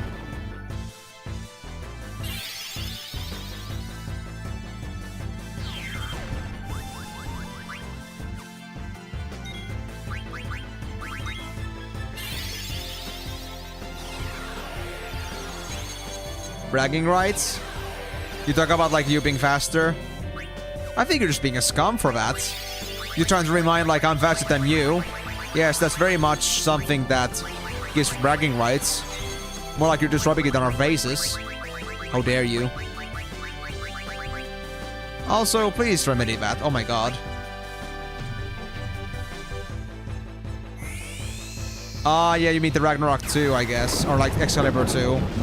Well, of course, like, that is, like, the bragging rights part, but we were talking about Excalibur itself. Like, Excalibur is also, like, not Excalibur, Ragnarok. Ragnarok is pretty cool, honestly. Like, it's an iconic weapon in, like, Final Fantasies and overall, and it really, like, lives up to its name for being super powerful. But, of course, Excalibur 2 is, like, for bragging rights. I just don't believe I'll be able to make it. Like, I'm not used to speedrunning the stuff yet, and it will, like, likely take me quite a bit of training to do it properly. I would have to, like, try to do a normal run without trying to, like, do any of the stuff anymore.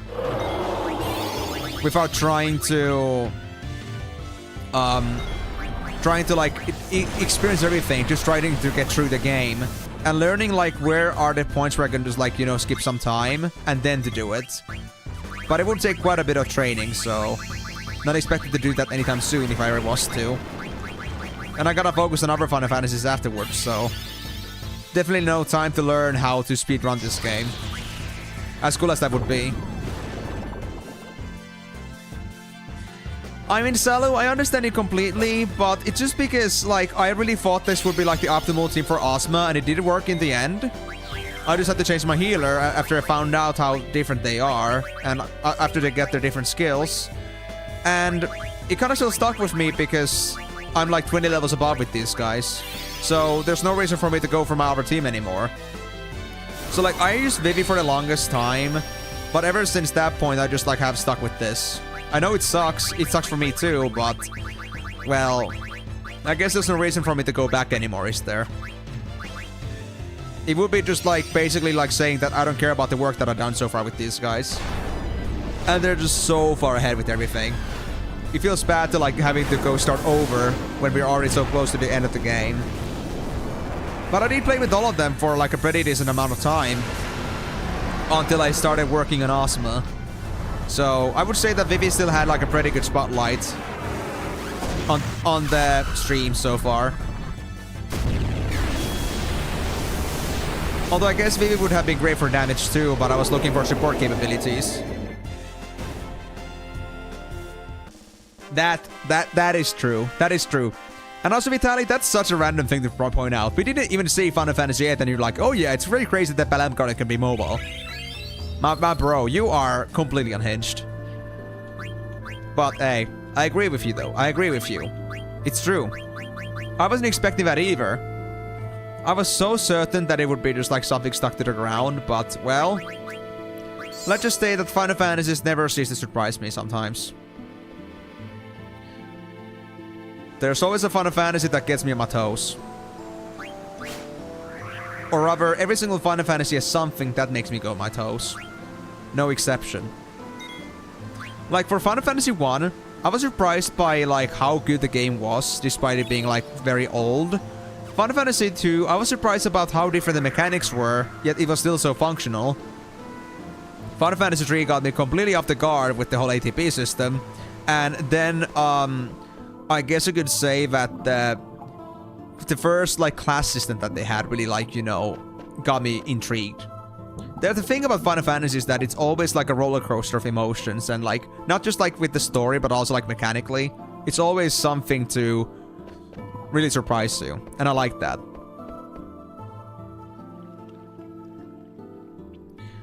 Wait, you were talking about Ragnarok from FF8? Oh, I didn't notice that part. Well, that's my bad then. Yeah. I completely, like, just ignore that because I was talking about, like, Timor's bragging rights about the weapon. But yeah, in that case, Final Fantasy VIII Ragnarok, yeah, that makes sense. Yeah. But yeah, the FF8 was also, like, a very personality-filled game, too. I love that part as well. The story was great. That's why I still call it one of my favorites that I played so far. You mean like radius? Or are you talking like the length or like height of it? Because it was pretty high, alright.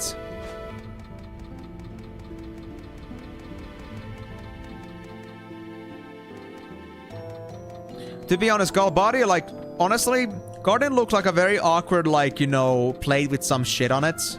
Like plate with food. Or I guess you could call it like a...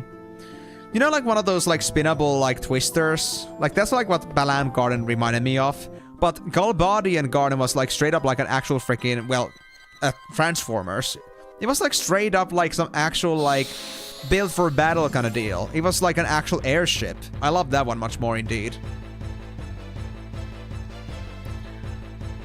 No, Salomek, not today. Because the thing is, after Final Fantasy IX, we're gonna play Chocobo Racing. Don't ask me why.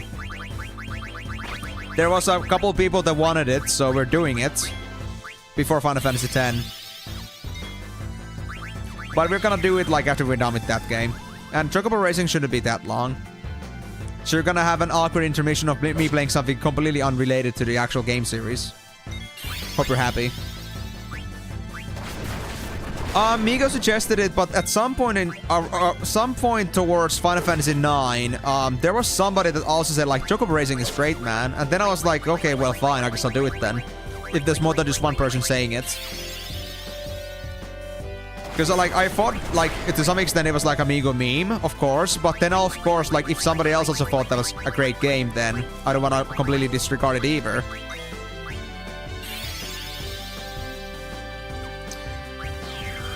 Well, I don't know anything about Chocobo Racing myself. I'm gonna be playing it for the first time too, but... You know, I'm not bad with racing games, I'd say. I've had a pretty good time with Diddy Kong Racing and Mario Kart 64, for example.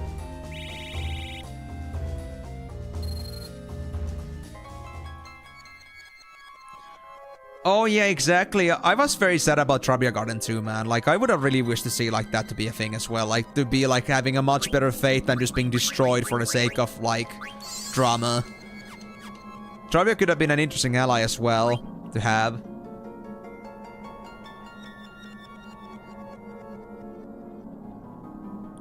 How come, Delaney? I mean, you don't exactly see how the Trabia Garden looks like in its full form. Because you already like see it only like in its destructed form once you get there, I believe. So how would you know that it would be more like the Balam Garden? Also, I need E first, man. They suck my MP.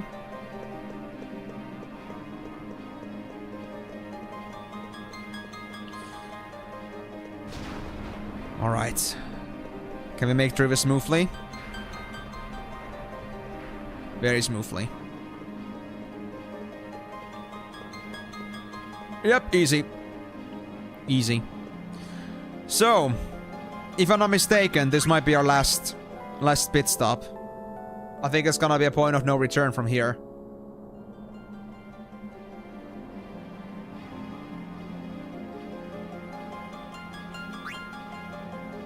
I mean, to be honest, I never had paid that much attention to it that it looks a lot like Galbadius, but hey, if you feel like you notice those kinds of characteristics, then I'll take your word for it. Because your guess is better than mine, I guess, at this point. Almost point of no return. Okay. Well, let's save first, before we go.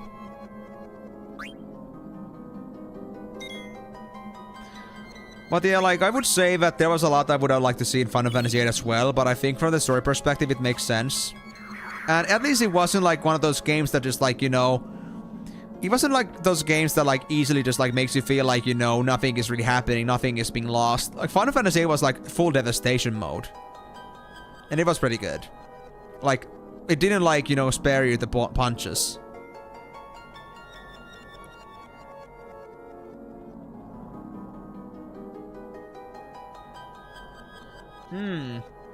I see. I would have to look into like how the Trabia Garden look.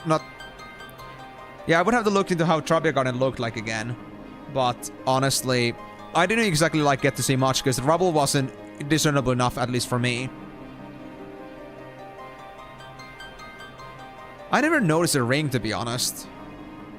Well, I guess that's something I'll have to figure out on my own eventually if I cared about that. Alright guys, cutscene time. Kuja! Nice of you to come. I'm surprised you beat the 4 chaoses that I created from the crystal's memory. But you're too late. Take a good look. Isn't it beautiful? It's the original crystal. This is where it all began. The birthplace of all things. Once I destroy it, everything will be gone. Gaia, Terra, the universe, everything. Your lives and memories too, of course. Shut up! The only thing that's gonna be gone is you. I'll take you out right now. Huh. You honestly think you can beat me? Even if you do, Gaia's already doomed. Its assimilation to Terra has begun, and the infantry will incite a cataclysmic destruction of Gaia. It's all over for you and your friends. See, I win either way. It doesn't matter. Even if Gaia is assimilated, the planet will remain and we'll start over to make a new home. Kuja, you're nothing but a coward. If you're gonna die, leave us out of it. Why should the world exist without me? That wouldn't be fair. Wow, if anybody said that, this world would be long gone. If I die, we all die. Zidane, you will be my first sacrifice. Oh, I see how it is. Fight on.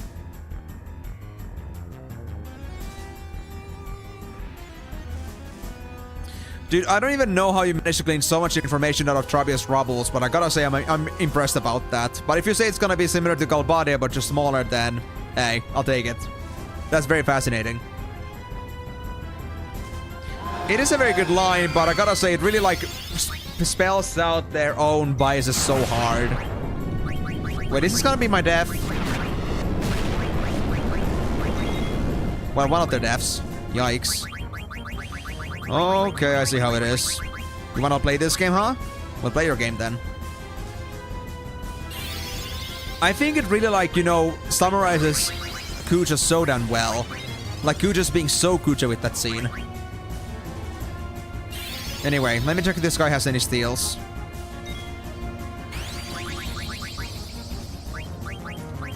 I don't need aura anymore. I'll try to hold back on damage for now until I... Oh my god! Oh, I see how it is. Oh, you are not a joke. I see, I gotta take it more seriously then. At least I have regions. My god. You know what? I'll do White Wind. Just because I'm not feeling all too confident right now. Couldn't steal. Amaranth has to go back up. Whoa. Honestly, I wasn't expecting this much damage from this guy. I know it's like the final boss basically, but maybe not exactly yet, but we're getting close. This just wasn't like in my plans, in my expectations. I might have to do a Mighty Guard here, just for safety, or just not suck so bad. Alright, what else do we got? Auto life on Migo at least. Woof! That hurt, buddy. Ow. Okay, what do you have? Dual claws. And black belt.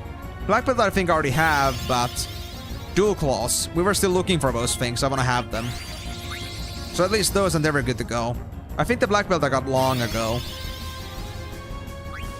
So that should be fine. I guess I'll do Arc for healing purposes. And then I'll do another frog drop. Yeah, I can see why. Honestly, if I was still in my 50s, I would be having a much tougher time with this. I would say that the grinding with Ozma did not go to waste. That's a short arc.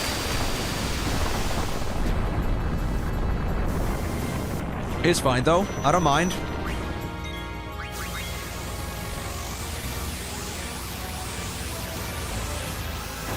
But now I have to focus on keeping myself alive and not killing this guy. I hope I didn't damage it too much yet. Because I'm getting a frog drop still. Okay, we good. We good. Thank you. Now Zidane, please. Give me the item. Oh, I need it. Now we at least are fully region, so...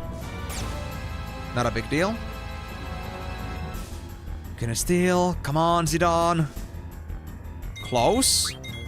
Oh, I don't like that. I got the black belt. That's not what I wanted. Level 5 death? I don't think that should do anything. Maybe get dagger. I'm not sure if I leveled up there. Yeah, they got dagger, but it's fine. Just one. Worth it. Oh, wait, I already had that. I guess I'll do aura.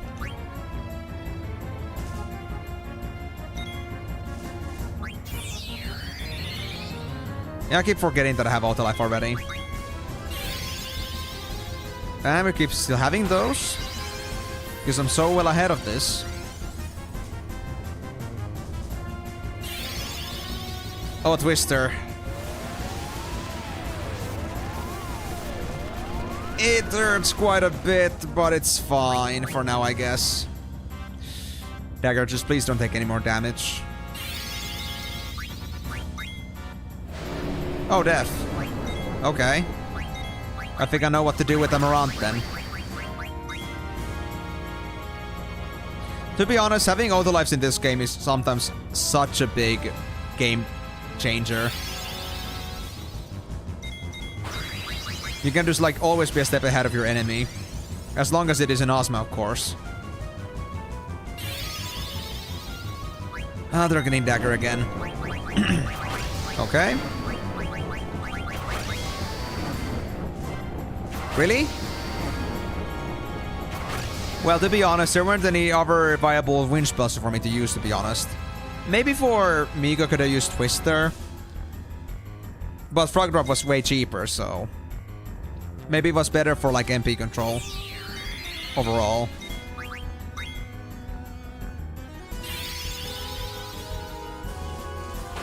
Yeah, I'm wasting all this because I still keep forgetting that I have auto life. I'm still not fully used to this, to be honest. It's like a habit. Once somebody dies, you just go and revive them. Yep, I was about to do it again. But no worries, now I got it.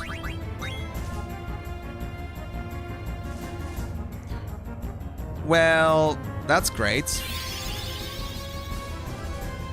I mean, if you do go for it straight off, then I think it's gonna be pretty quick. I'm still trying to get myself the Aura Claws. Or Dual Claws, yeah, Dual Claws. Because I don't exactly have them right now. And I want to see them for Emerald in case they have a new skill. So I'm like deliberately kind of like staying a bit behind. So yeah, shouldn't be too hard to like go past me on this one, but if you did, great. I don't think this boss should be that hard to deal with anyway, I would say. Seems like a pretty much of a pushover in the end.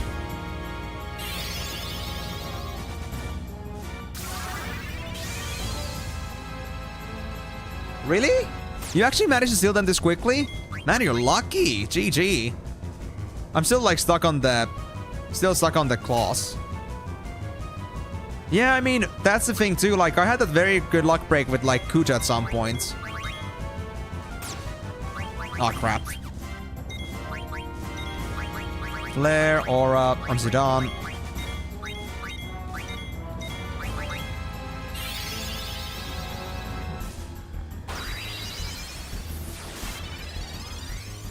Yeah, I mean, I'm also not saying, like, Delaney, that you're trying to one-up me or anything like that. That's no problem.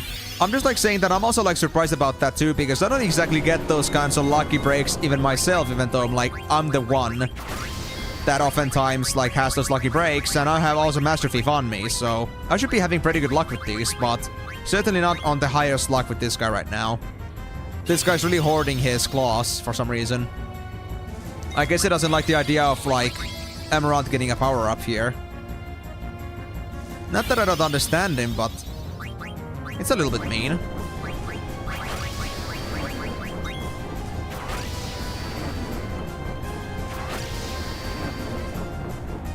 Well, I'm still holding on to my flute stealing bragging rights. I'm pretty happy about those.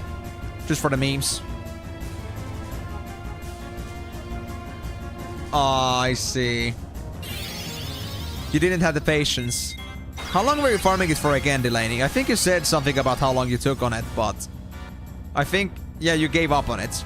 Wasn't it also so that you had like 2 hours, but then you ran out of time and then you were like, you cannot do it? So you quit it.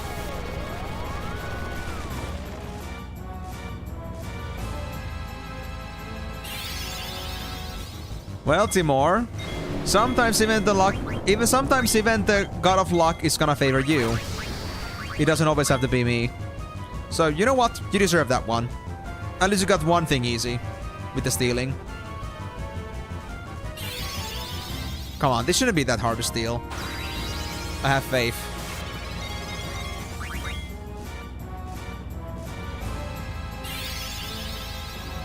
Ah, you just keep on going, man. You're desperate.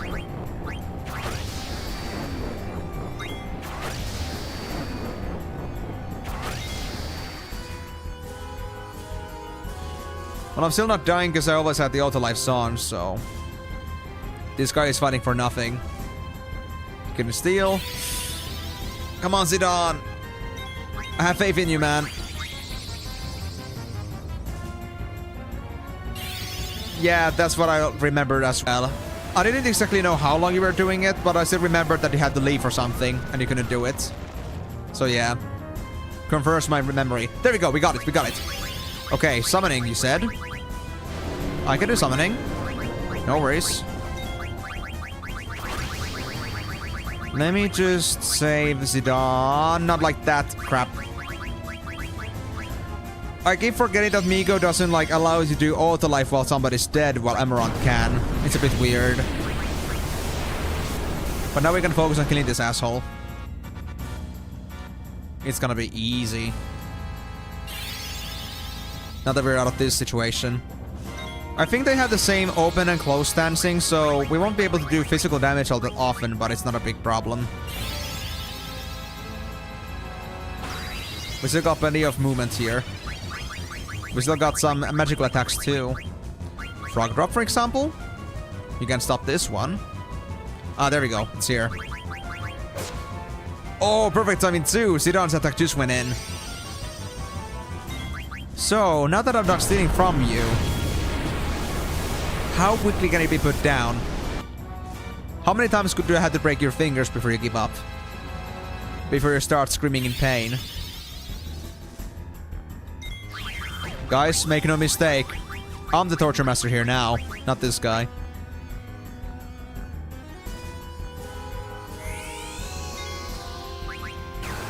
I actually haven't, no, I haven't Salomech. But thanks for like letting me know at least that, I guess. Let's just say that I'm the kind of guy that has the most unconventional means of like playing these games, and I'm very determined to like get through things. And sometimes like luck seems to favor me pretty well. I wouldn't call myself to be suitable for this kind of stuff in general, to be doing speedruns and such, but I'm the kind of guy that doesn't like let anything to get in front of them. If it's beatable, then I will beat it. Did you really think you could beat me?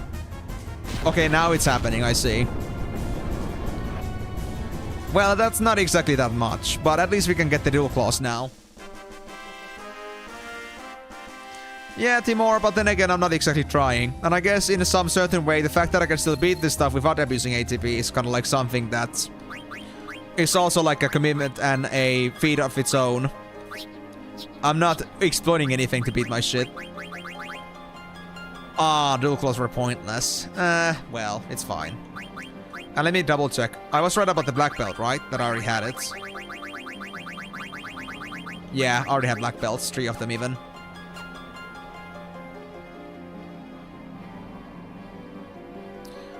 I see. Well, then again, if it was only about me knowing how the ATB manipulation actually works, I would maybe consider that. But because I don't have the knowledge behind that, I wouldn't.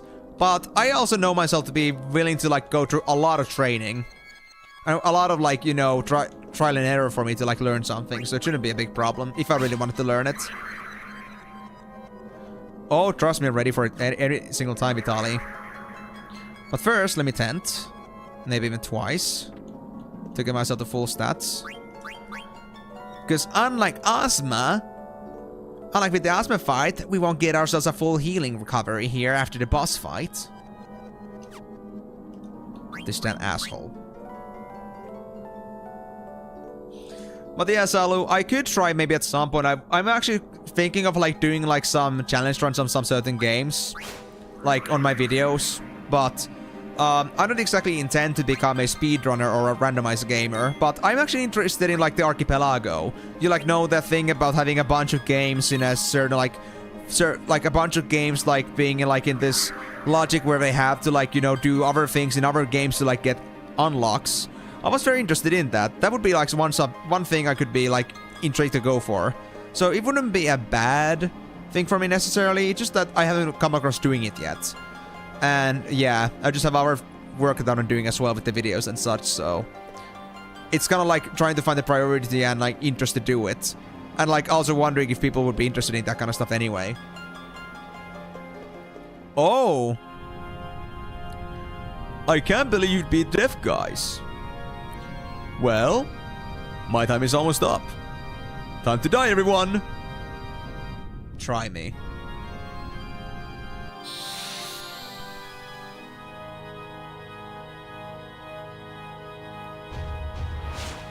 This is the final boss.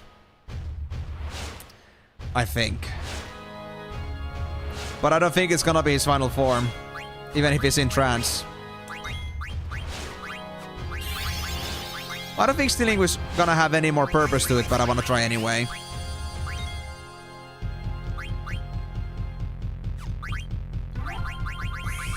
Oh my god, the kicks. I love that. Oh yeah, hell yeah, dude. Oh, I think I know this song. This part specifically. This melody is very familiar to me. Yeah, I don't need anything from you, Kucha. Let's just kick your ass.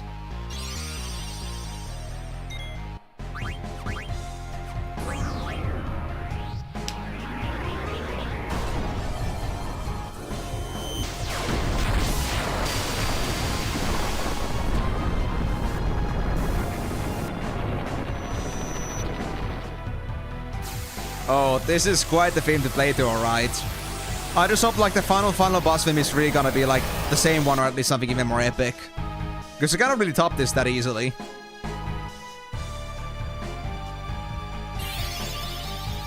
Yeah, like I wasn't expecting drums on this at all, man. It's quite something.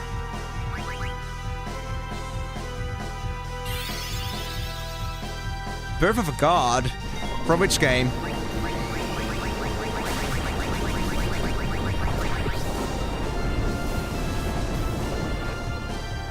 Easy to survive. Kucha? Are you being serious right now?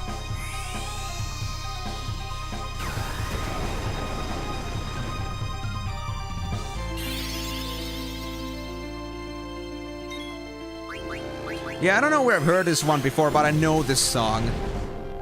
I don't know when I came across it, but must be like one of those things, like classics of like the... It must be one of those Flash game things, I'm sure. I'm very sure I've heard this in like one of those RPG Flash games.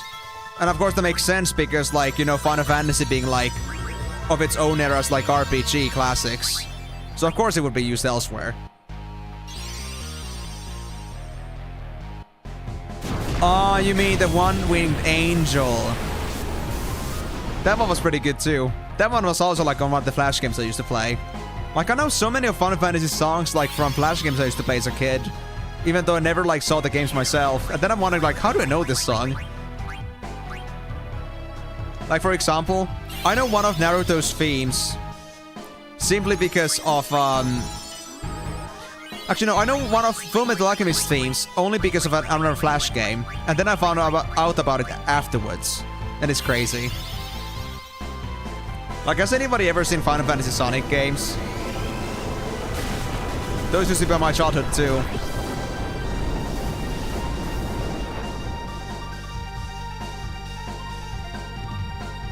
I could fight with this song forever, man.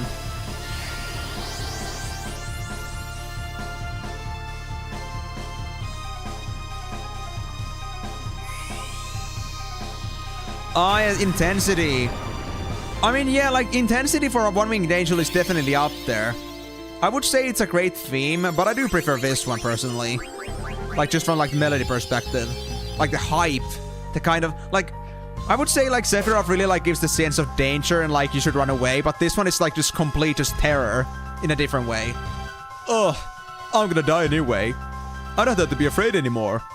But I'm not gonna die alone. You're all coming with me! Ultima.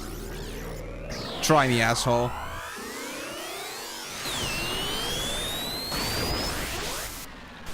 Imagine. At least they died with just a simple smack. I'm out of life. It should be fine, right? Or are you telling me that even, like, Ultima even transcends all the life?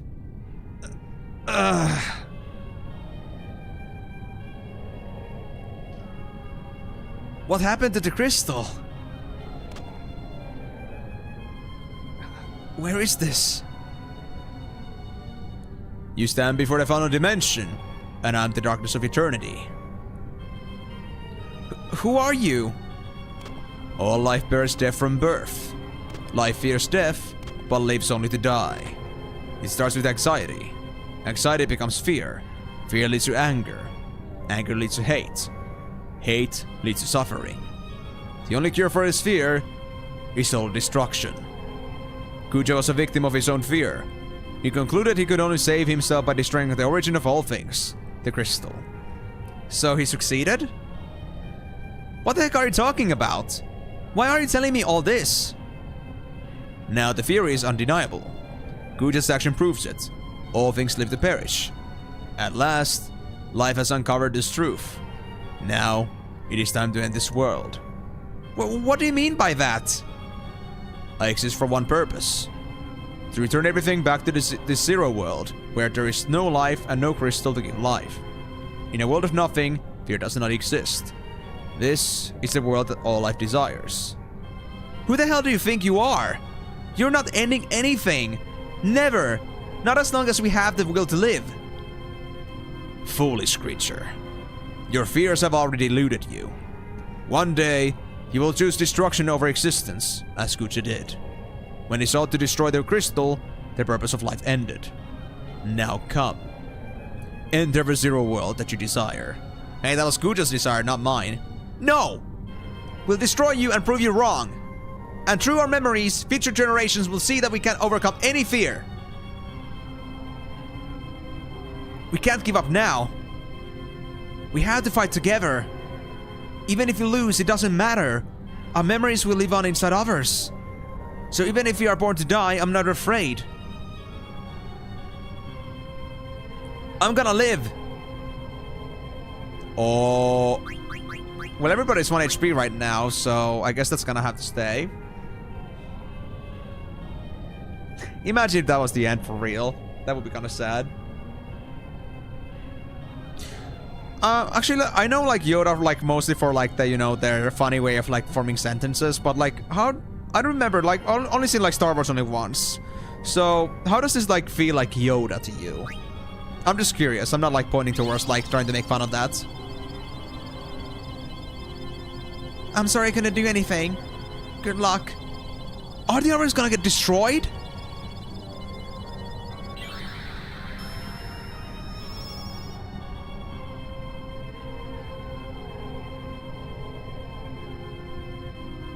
Oh no! I leave everything in your hands. Aww, I wasn't expecting that. They're giving their own life force to save the others. That's honestly sad.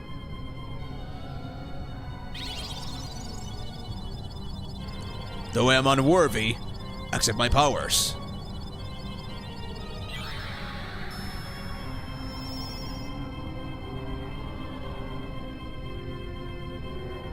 I hope we can turn this back. We can rescind this action. Promise me you'll win. I wouldn't have it any other way. We gotta be able to save them at some point. I cannot just accept that these guys just like disappear completely. Oh, it's the last gear up section, huh? Well, I don't think I have any more abilities to learn, so... Or to grab. No. Dagger? You could get healer, but I don't think it's gonna help me much at this point. I could try to... Since I'm not getting any more XP or AP at this point, I think I should maybe like get my some stuff, other stuff together. Loudmouth. Maybe not body temp. Let's try... Let's try Insomniac. I mean, I wouldn't say that, like, isn't exactly riddles. I think there's, like, some sense to it. I mean, that is pretty Yoda in that sense, if you could call them riddles, but... It isn't like they are saying something that feels like gibberish. It's more like there is a purpose behind their words.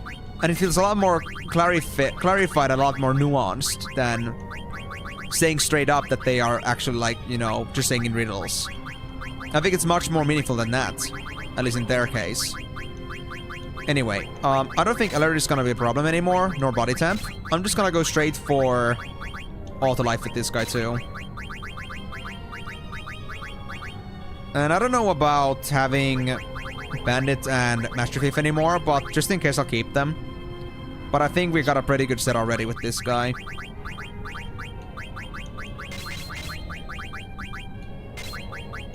Return magic sounds great. Maybe. Then HP 10%, why not? Yeah, I'll go with that. I could also go for counter. To be honest, I think it's a bit safer to go for counter, honestly. I'll do that. Counter and gamble defense. Then for me go.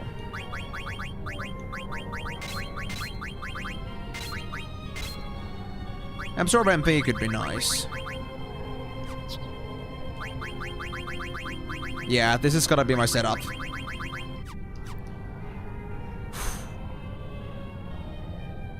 Let's go. We've come too far to lose now. Let's just wrap this up and go home. All of us. We better. Yep. Who is it we're fighting against?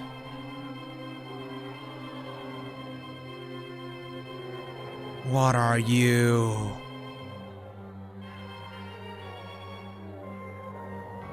I mean, I know what it's supposed to be, but I'm wondering to myself, like, what is their name?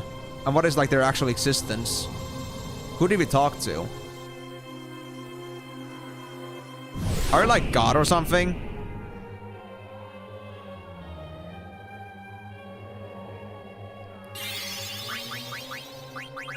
Necron. We're fine, that was easy. Or now, that is. Let me detect and put on Arc. Because why not? And let's do another auto life. Actually, not auto life. Let's do another frog drop.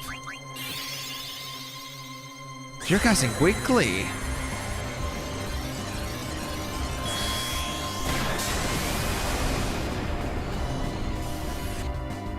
This don't get bad either, guys. This one also has like that certain like level of chaos to it. But it's more like epic than terror. I like it. Yeah, we never talked about Necron ever before, so it's quite interesting that this is a thing. This guy's only got the elixir. I guess it's expected. Let's just kill it.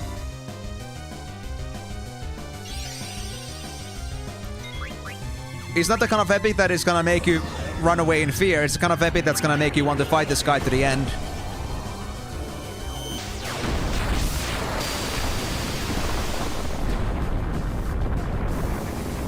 Yeah. Urgency, but it doesn't like mean that it's like hopeless. And it does certainly give the feeling that this is the real shit we're dealing with right now. We've transcended the expectations of this fight we were supposed to have. We're no longer fighting Kuja. We're fighting for the existence of our world. And that isn't too bad, honestly. I think if you have Arc, I think Emerald is gonna heal easily. If not, we got Auto Life on.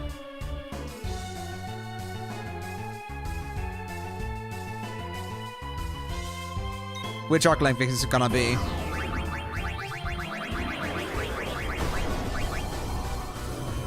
Just short one again. I didn't put on boost, but I don't think I need boost either, to be honest.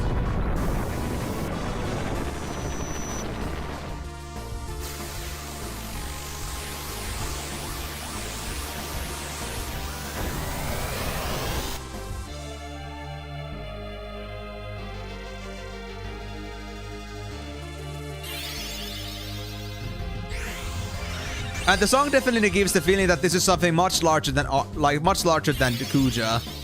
Like, this is like some real big boss. I love the soul that these themes have in Final Fantasies in general. I'm always quite surprised about it. Yeah, exactly. It's kind of like going through like the entire universe's level of like terror and fear and all that kind of stuff. How should I put it? It's like very much over the top, but that's exactly how it should be with this kind of guy.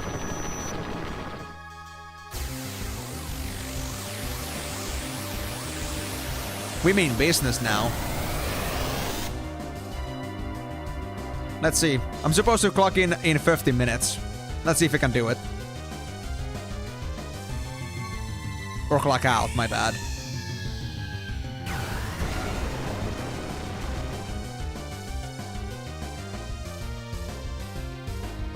To be honest, I think using Arc may not be a good idea if I actually want to like be faster about this.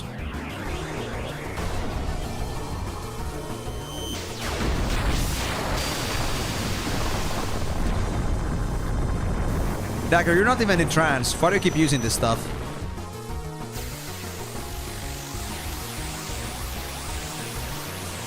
Oh my god, that's true! I would say we have pretty similar powers then. I wonder why. Oh yeah, actually we are in trance with Dagger. That explains. Well, I think I might have switched over to Bahamut in a bit. I'll do that as soon as Dagger gets a turn.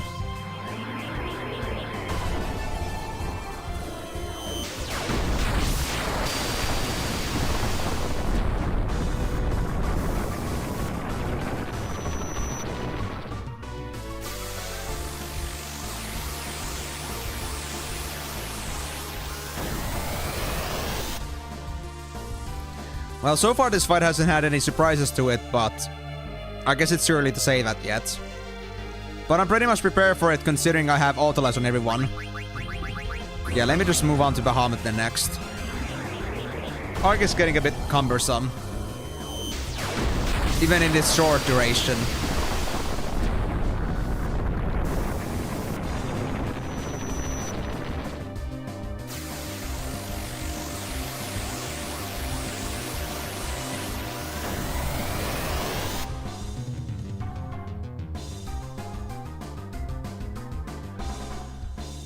So when are you gonna unleash your ultimate attack?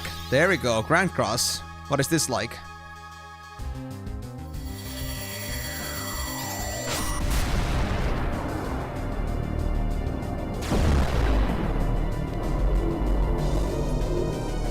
Are you literally just like surrounded this like with planet crashes? Dude. You're literally looking to level up the whole planet.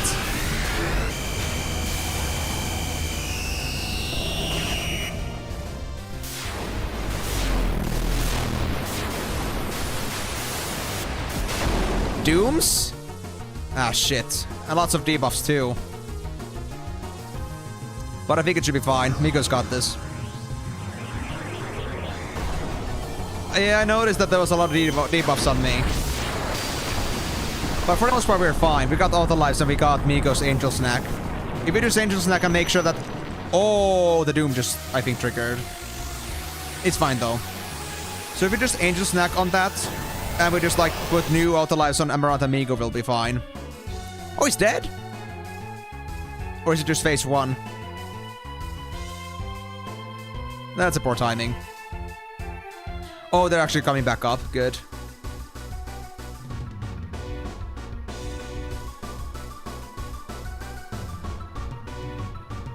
Why defy your fate? Why not? I kind of like living for my own self, you know?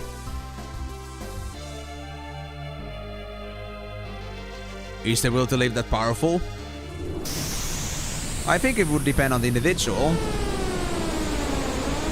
But that in particular. Wait, that was it? Was it really it?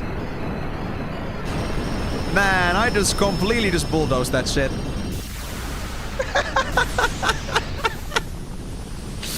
I mean... To be honest, this might be the easiest boss fight I've had so far. Oh, it's not the end? I am eternal. As long as there is life and death. I guess it is really it. Yeah, I mean... He got wrecked. And I gotta say, it must have been one of my easiest boss fights so far in the Final Fantasy series. But I guess it's also my fault for being overstacked. Whoa. Are the vines coming off? Or are they just making more vines?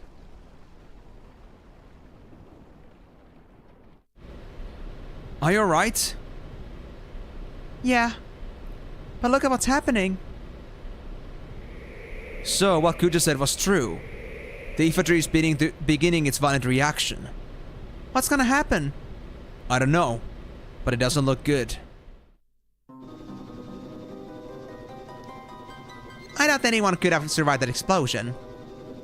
No! Captain! They are still alive. What? Where are they? Over there. The healer guard is probably closer. You, the tall one. They're the same height, I think. If you don't mind me saying. Sir, Hagen, Plutonite 8th, ma'am. I didn't ask for your name. Contact the healer garden right away. Yes, sir, ma'am, sir.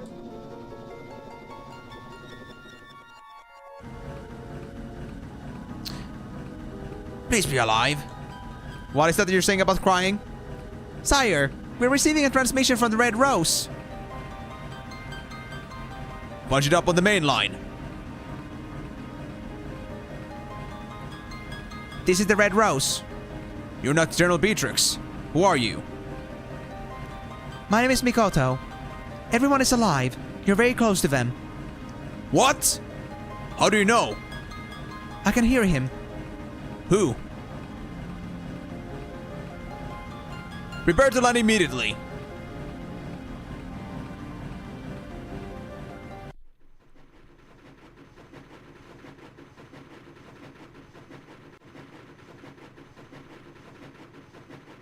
Vivi's back. That's the Hildegard tree. Looks like Sid came to rescue us. Sid! Thank heavens you're all safe. Come quickly. We don't have much time. Yeah. The overstating. Farewell, Zidane. Ah, damn it. What's wrong? Why don't you go on ahead? I'll catch up with you all later. I have to take care of something. What? He's still alive. He can't be. Zidane, what are you doing? Steiner, take care of Dagger. What? What do you mean by that? Kuja's still alive.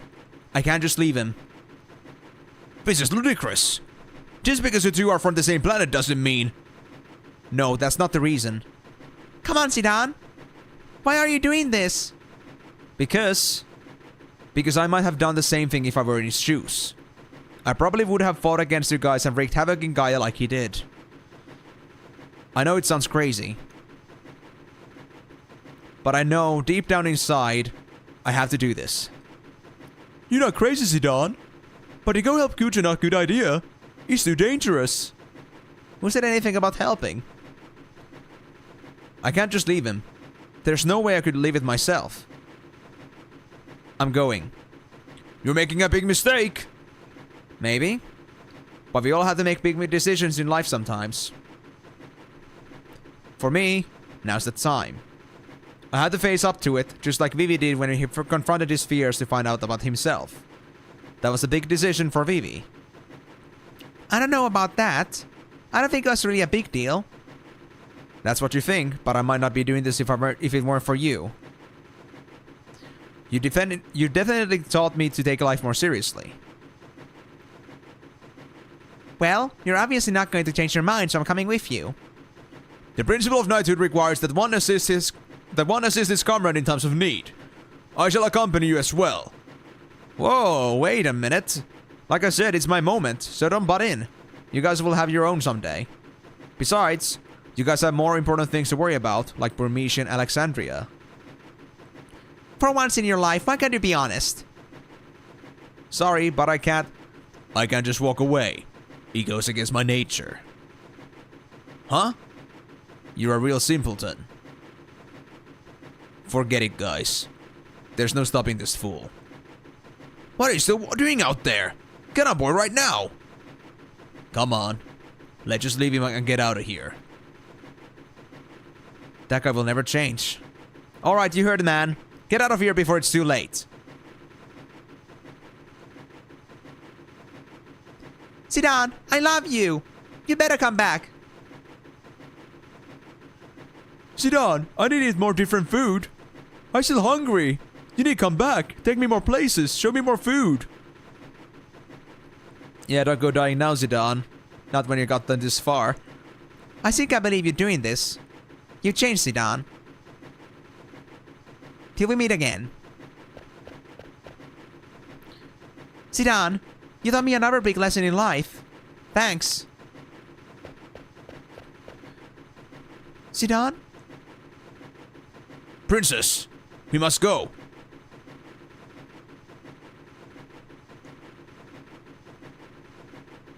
Dagger? I mean, Your Highness. The abduction is over. I can't take you any further. Oh, don't say that. I'm sorry for being so selfish. No. You're not being selfish. You've done so much for us.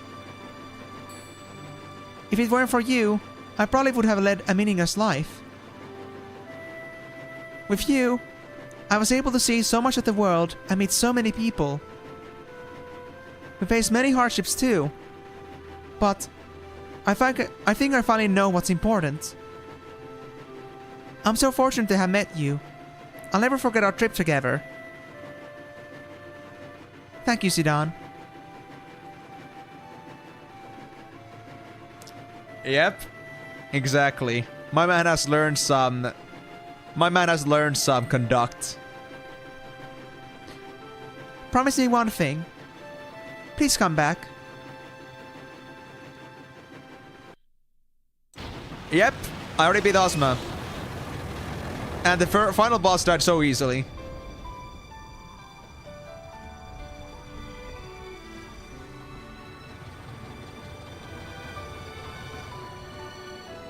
It was technically first try. I said technically because I took a bathroom break on the first one. Without knowing that it would, like, you know, not be a long arc.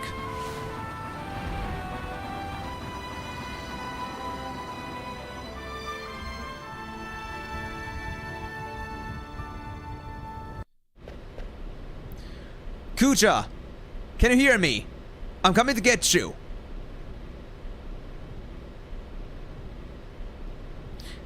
You still have time. Forget about me and go. Just shut up and stay where you are. I don't understand you. Cap, I low-key just, like, I literally finished the fight on Grand Cross. I had an arc counter coming from my dagger trance and that just finished out the boss after Grand Cross. And nobody was dead because of auto-life. I don't understand you. Okay, here goes nothing.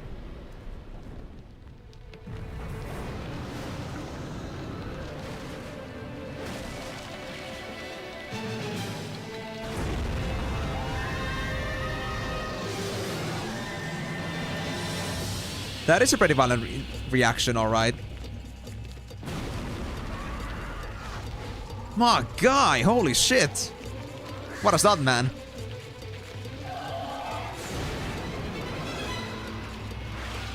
Whoa. He's got mad skills still.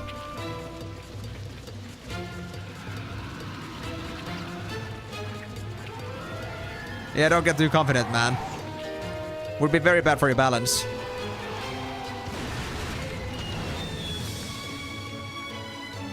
Yeah, exactly. This guy is absolutely out of his gourd right now.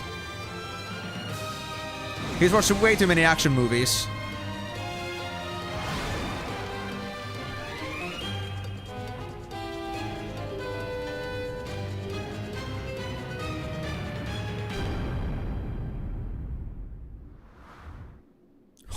Actual action scene. I love the tap.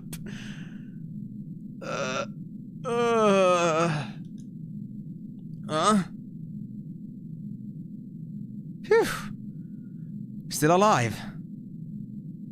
I guess that was pretty crazy. You don't say.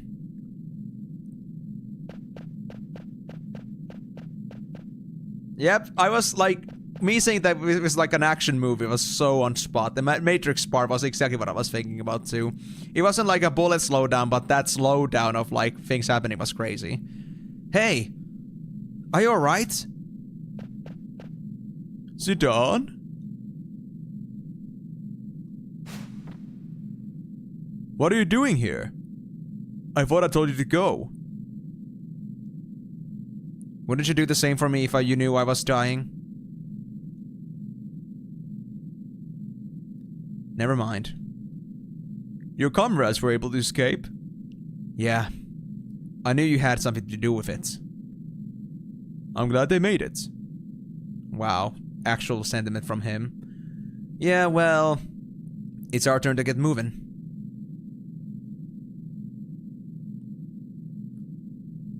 I don't deserve to live after all that I've done. I'm useless to this world. No one's useless. You helped us escape, remember? After you guys beat me, I had nothing left. Nothing more to lose. Then, I finally realized what it means to live. I guess I was too late.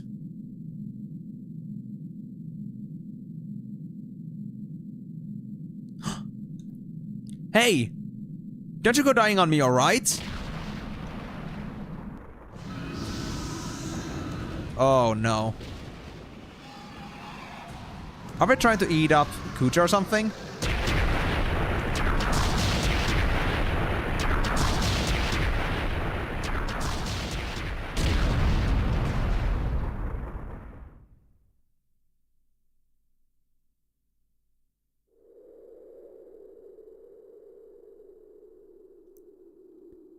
Kucha, what you did was wrong. But you gave us all one thing. Hope.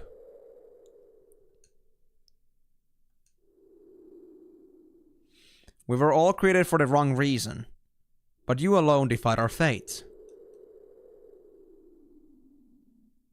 We do not want to forget this. We want your memory to live on forever. To remind us that we're not created for the wrong reason. That our life has meaning.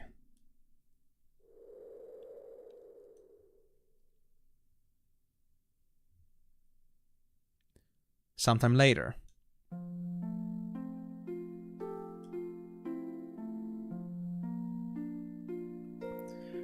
Ah, Vivi's back at Alexandria. He's still alive though. I'm surprised.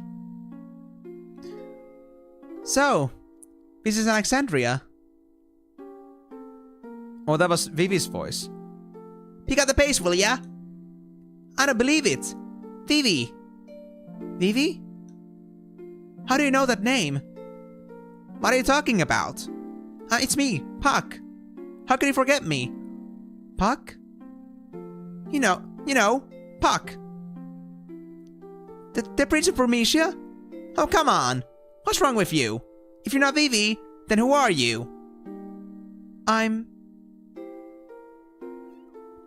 Vivi's son. What? You got a son? Look at all the Vivis.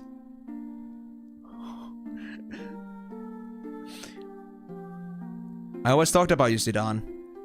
How you were a very special person to us, because you taught us all how important life is. Don't tell me he's actually gone. Freya, you're leaving soon, are you not? Yes. I can hardly wait to see everyone. Alexandria. I went there many years ago.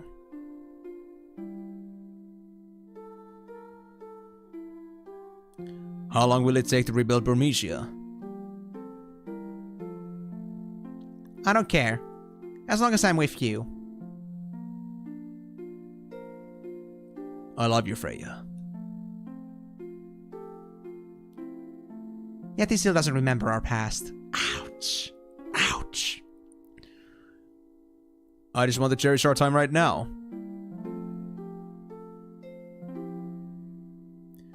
You told me that life doesn't last forever.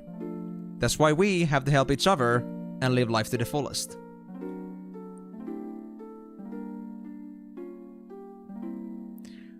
It's time to say goodbye to this room. Save the Queen. He has served me well.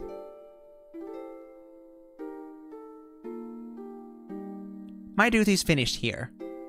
You're gonna like retire from being a general? Farewell, Alexandria. Aw, why would you leave the princess behind?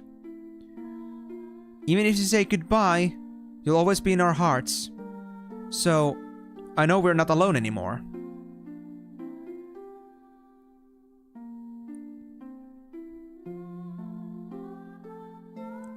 Hey. Why are you going to Alexandria? You're not going?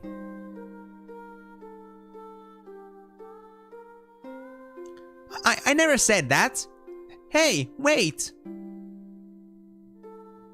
Why I was born. How I want to live. Thanks for giving me time to think.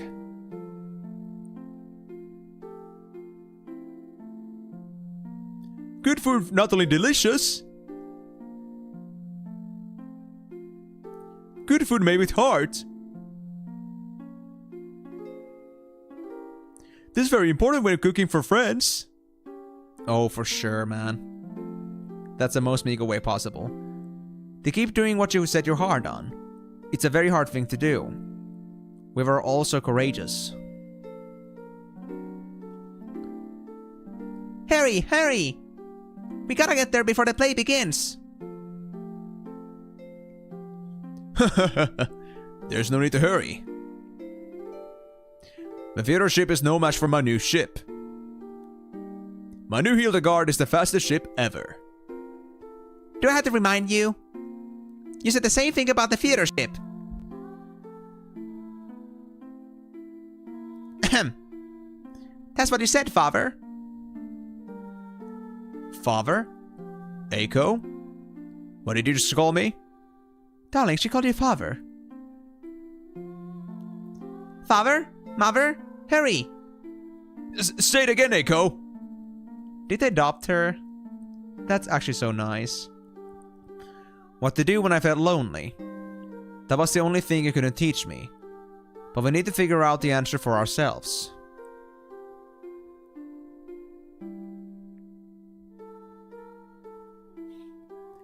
Beatrix! Where are you going? Please don't ask. My mind is already set. Wait! Listen to me! Doki doki. Doki doki.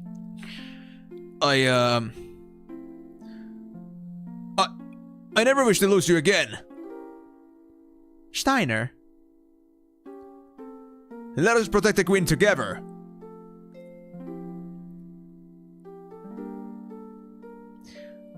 I'm so happy you met everyone. I wish we could have gone on more adventures.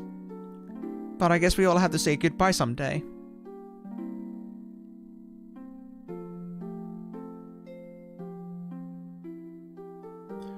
Alright, you scumbags. We're almost there. Been a long time since we saw Alexandria. Let's give them a show they won't forget. Yeehaw! Break a leg, people. Yep. Everyone, thank you. Farewell. My memories will be part of the sky.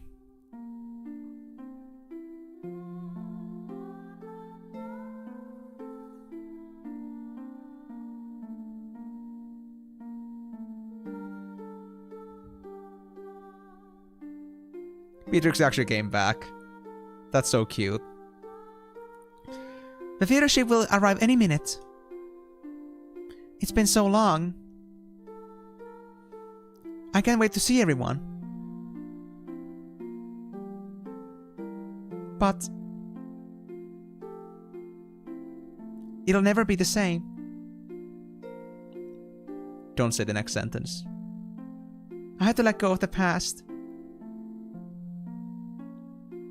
I have to move on, just like you taught me.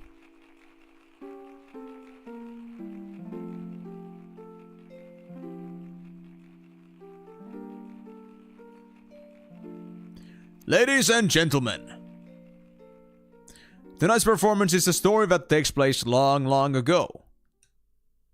Our heroine, Princess Cornelia, is torn from her lover, Marcus.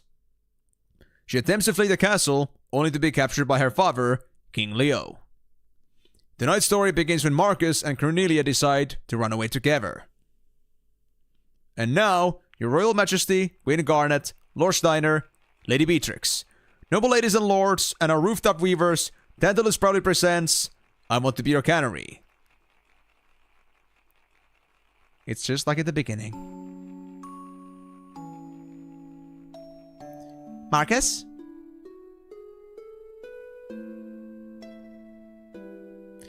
Sweet Marcus, I fear I loved thee more than I should. Princess, wilt thou be happy, married to a lowly peasant as I? Prithee, call me princess no more. Marcus, wilt thou truly cherish me, the king's only daughter? Or is such a desire too dear to wish for? After our nuptials, shall I become no more than a puppet?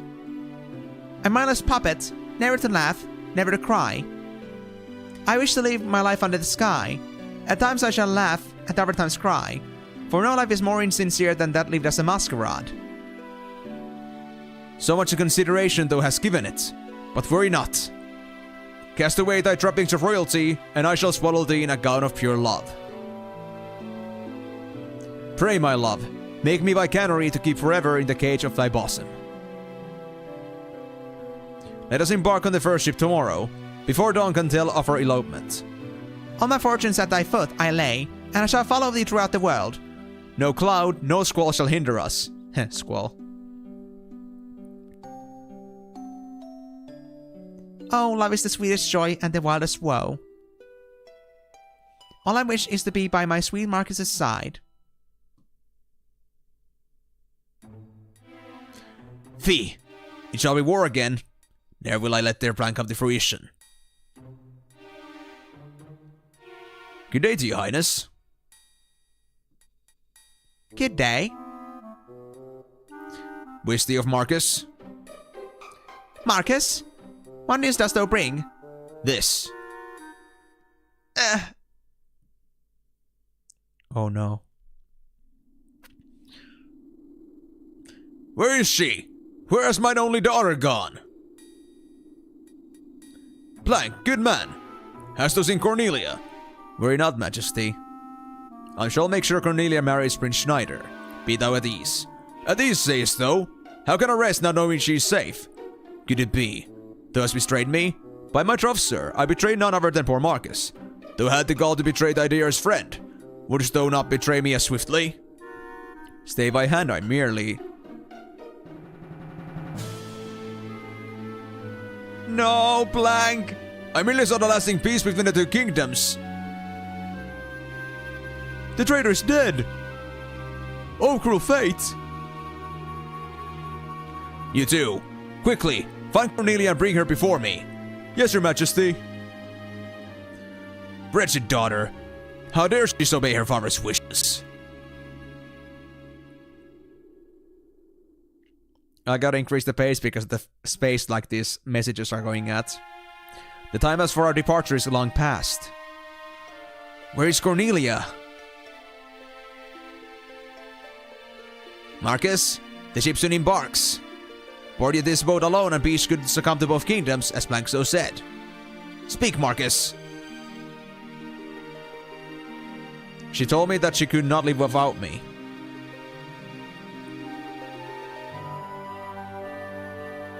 So the sun is our enemy too.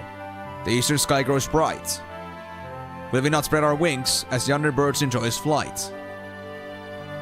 Hark, Marcus! They cannot wait any longer. The ship departs. Could she have betrayed me?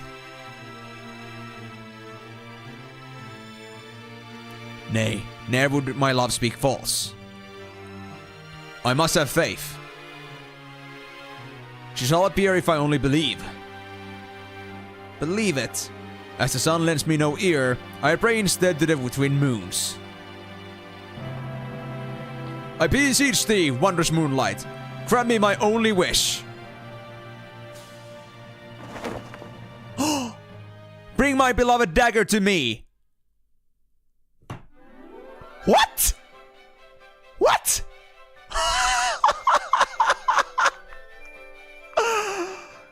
I was not expecting that. Holy shit, dude.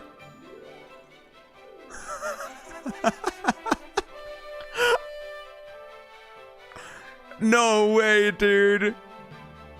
That was such a build-up. Oh my god. And Garden is just as excited as I am. Holy crap.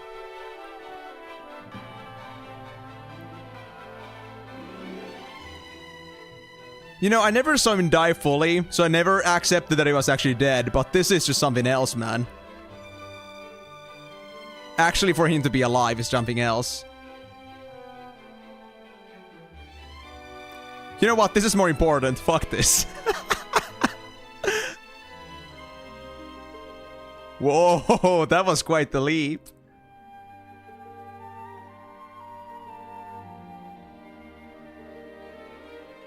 You bastard, how could you leave me like this?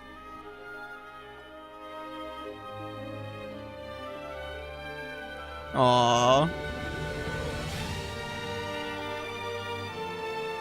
Everything is perfect.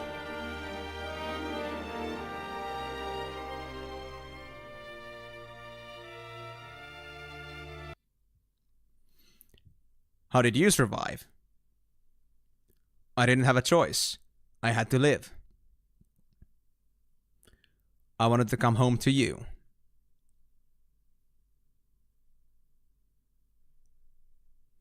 So, I sang your song.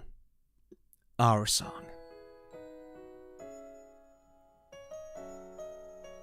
That song.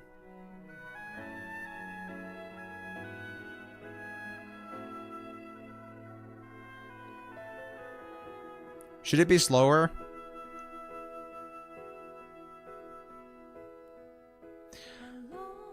Well, that truly is the end of the game now.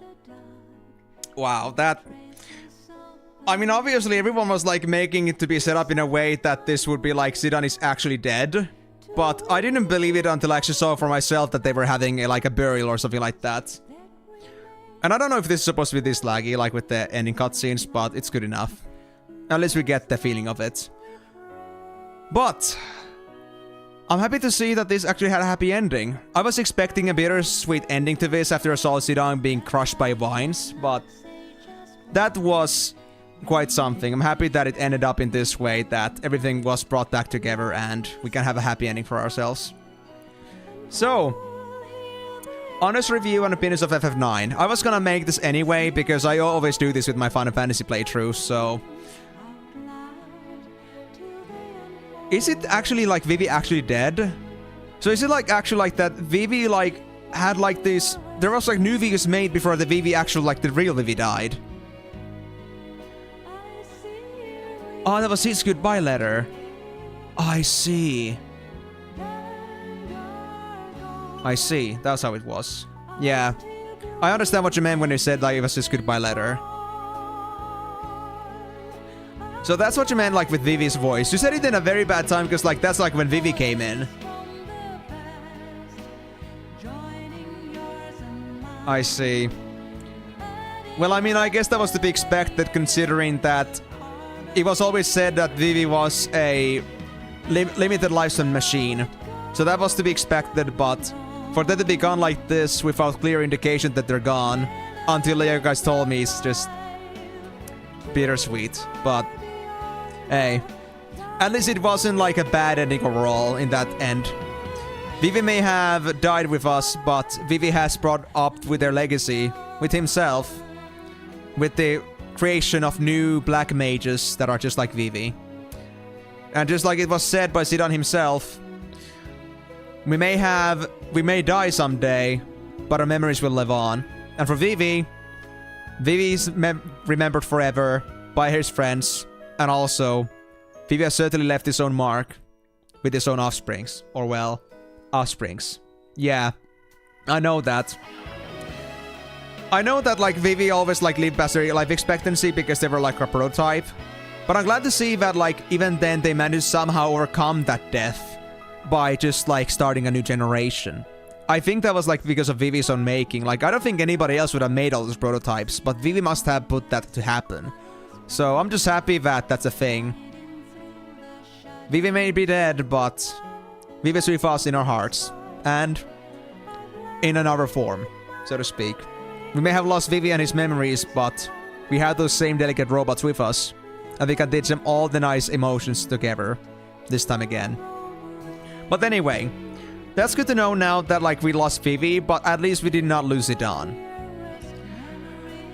To be honest, yeah, this is like probably the best ending so far, like from the Final Fantasies. Like this one actually like made a lot of sense. There was so much emotion put into it, and the whole build up for Zidane to be gone is just something else.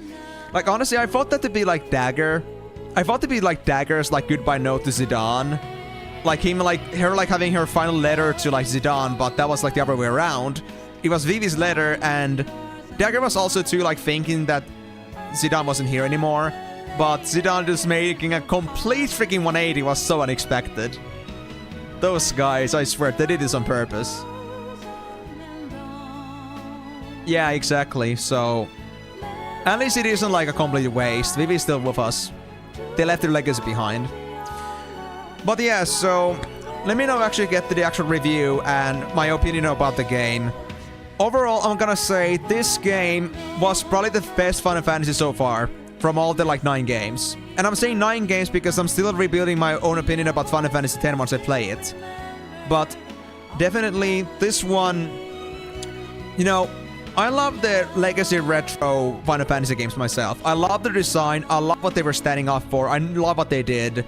And this game was originally always made to be a homage to that. It was always meant to be a game that builds up on the same concepts, the same gameplay style. But they did it better. They added so much more to this and added like all the graphics, so much more story. It's basically like Final Fantasy VII if there was a 7th retro game. And it's the best one so far. This one had a much better story than I was expecting. Because I'm gonna go back to what I said before at the very beginning of this. I did not have high expectations of this game. Because I heard nobody talk about this. Everyone always mentioned 7, 8, or 10. But nobody ever mentioned Final Fantasy IX. And I'm very disappointed that nobody has. Because this one deserves so much more love. Or maybe there is love but nobody talks about it for some reason. But I feel like people should talk about this more. I feel like it's such a waste that I missed somehow that this is like a great game as well. It's amazing. I mean, you mean like with this game? Or are you talking about like the Final Fantasy 7, 8, or 10? I mean, if it's like with those, then I understand that completely, like it's a childhood thing. But still, I would say that an enthusiast would still say something about 9, at least. Like, people can say things about many of the Final Fantasy titles, not just the one. But still, 9 is the one that, like, ended up being the biggest underdog here. Yeah, I know that. I know that, Timur. But here's the thing. Like I said before, this is, like, way before I started this whole, like, franchise. Like, when I was talking about Final Fantasy with other people for all over the years, I've never heard anyone say anything about 9. 7, 8, and 10 were brought up very often, but 9, for some reason, was just not mentioned. And I'm very sad about that. And even if it wasn't for spoilers, you can at least tell that this game exists, you should play it. Why did nobody ever tell this to me? I don't get it. I don't get why nobody's ever talked about this game, it's great. But, yeah, so going back to what I was saying here, the story was amazing. Across all the Final Fantasies we played so far, this one's story is absolutely the best so far. And the gameplay, like I said, it was such a nice addition and such a nice improvement to the base model that they had for the retro games. And since I was so much fancying the retro games already, it was just making it even better. I just honestly couldn't say anything bad about this one. Like, of course, it's an older game. There might be some, like, quality of life, like, stuff missing. And there's, like, of course, because it's a PS1 game, its graphical limitations make it a bit harder to, like, tell, like, where to go with some maps. But those are, like, such minor things that we are already okay with and we are already accepted. There was nothing that really made me feel like this game was having, like, a big poking out great-mindedness that would, like, make me feel very disappointed to play this game. I had a lot of fun with this. ATB, of course, it was a bit slow at the beginning, but honestly, I got so used to it. Like, I didn't find the ATB slow at all. I did make it faster at some point, like at the beginning, but with that, it was not a problem. I feel like the ATB, like, it worked really well because it was an ATB that flows while you're fighting. So that's, like, the same way as it was in Final Fantasy VI. I didn't see any problems with that. Maybe, like, of course, that's, like, up to everyone's tastes, but for me, it was okay. It's slow, but at least it gets better later on. Like, the beginning of the game might be a bit slow, but other than that, it's not that bad. Once you get through haste and you get to mid-game, it's like, it's normal. It's nothing problematic. Yeah. To be honest, Final Fantasy X was like my childhood, basically. With me seeing like some small bits of it when I was a kid and playing it a little bit, but I never played it properly until like a few years ago, and I'm happy that I did, because I would not be here right now if it wasn't for Final Fantasy X. I'm happy that I went through it. Well, I know, Timur, that's true too, but I'm not saying this because I feel like the ATB speed was more comfortable for me. I also love the other Final Fantasies too. It wasn't the struggle that ever has been a problem to me. I'm willing to accept challenges like I've always said. The other thing here is simply the fact that this one just had a much better feel to it as a game. I love the music, I love the gameplay, I love the progression. I just love so many things about it, and I kind of just go far enough with that. And I also like mentioning stealing. I feel like it was like one of the most enticing games to actually steal in. This is the first Final Fantasy I actually stuck with the stealing mechanic, I think. It's crazy. So, it's really like... I'm happy to be here at this very moment. Spending a year playing all through the previous Final Fantasies, I'm just very happy to be at this very point to have cleared this game alone. And that's only to say that there's still many more to come, and they likely are gonna be just about as amazing or even more. So, yes, amazing. Character development, absolutely fantastic. Like, when I say the story was great, I also talk about character development. Characters had so many different, like, you know, pretexts, pretensions, certain qualities, and certain, like, well, certain, like, you know, dilemmas that they had from the get-go. Like, Steiner was uptight, Dagger was very sensitive, Zidane was just completely just, like, lost and, you know, was just a complete simp, didn't really care much about anything else. And VIII was just, well, they were always a great character, but they were at first, they were just a lost doll that didn't understand anything about themselves. But I love how they, like, you know, with all these characters, they've suddenly, like, built up this sort of, like, characteristic. They learned upon their own mistakes, their own weaknesses, and eventually they started, like, overcoming those and became entirely new people. And I feel like Zidane's influence was also, like, part of the reason, and I'm so happy to see, like, how much people recognize that it was thanks to Zidane that they were able to change so much. And, like, at the end, like, when everything was, like, you know, everything was put together, when Zidane came back, everyone, and I really mean everyone, was part of that parade. That I'm happy that this guy's back. This guy is the beast. Yeah, we will, honestly. I know that, Timur, but I'm ready for that. Yeah, exactly. Zidane was like their own person. They had their own qualities and their own, like, you know, they had their own goals. Like, they really just wanted Dagger's puss, okay? But the thing is, they did not do their own thing selfishly. And whenever they thought they were selfish, they had mentioned that they were selfish. And nobody was saying that they were being selfish. They were saying that, dude, you need to cut that crap out. You need to get your act together because we're here to help you. You cannot do this alone. You hear me? Zidane was always a big champ. And even more so, like, people proved it to him. People were willing to support him without asking like if he needs help. They just knew that if Zidane was in trouble, they would be there for him.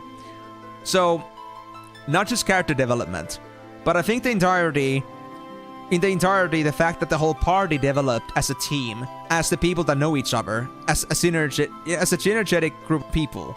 I love to see how much it worked. Even for such a, like, late game character like Amaranth, starts off with a complete ignorance and, like, dude, I do my own thing. This guy completely got a soft spot for Zidane. It's amazing what this guy did. What about Kuja? Honestly, villain-wise, not bad at all.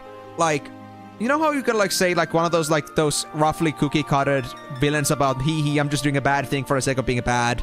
We see those all often. But Kuja wasn't like that. Kuja was always a person that never meant to be evil, necessarily. But it was out of their desperation for their own sake that they decided to act upon themselves and recklessly and cause havoc everywhere. It was like, it was never about just wanting to wreak havoc. It was about their own insecurities about themselves and about, like, how their life was coming to an end. And at the very end of it, Kuja also did come into terms with the fact that they were an asshole. So I love to see that even the villain was able to grow, even if it was at their deathbed. Yeah, exactly. That was, like, such a big turning point. Like, I was so happy to see that the team had determined by then that Zidane, no matter what it's like, no matter what is done, what matters is that right now, he is the reason we are here right now and why we are doing so well. We cannot ignore him, we must support him. And this guy, I may have had preconceptions, but I will fight for him.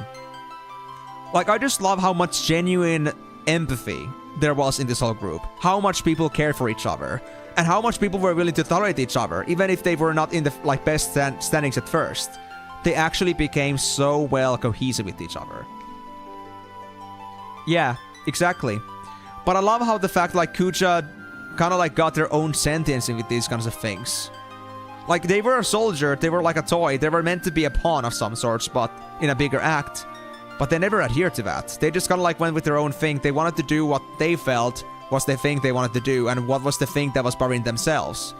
They followed their own emotions first and foremost.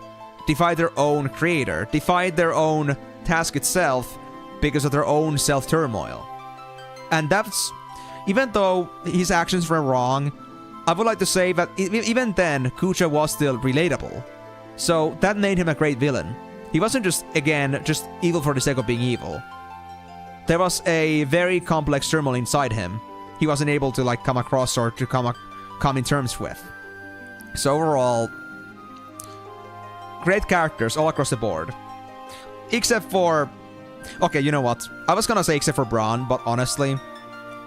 Braun getting that like final moment of like glory. Like actually showing that they still had that caring side inside them and not just being a complete dictator for the sake of it. They were just blinded. They were succumbed to greed. They were kind of affected by the mist. In that situation, I could say to myself that, okay, Braun was never bad. They were made to be bad. They were kind of like, you know, blackmailed in some sense, you could say. And they couldn't help it.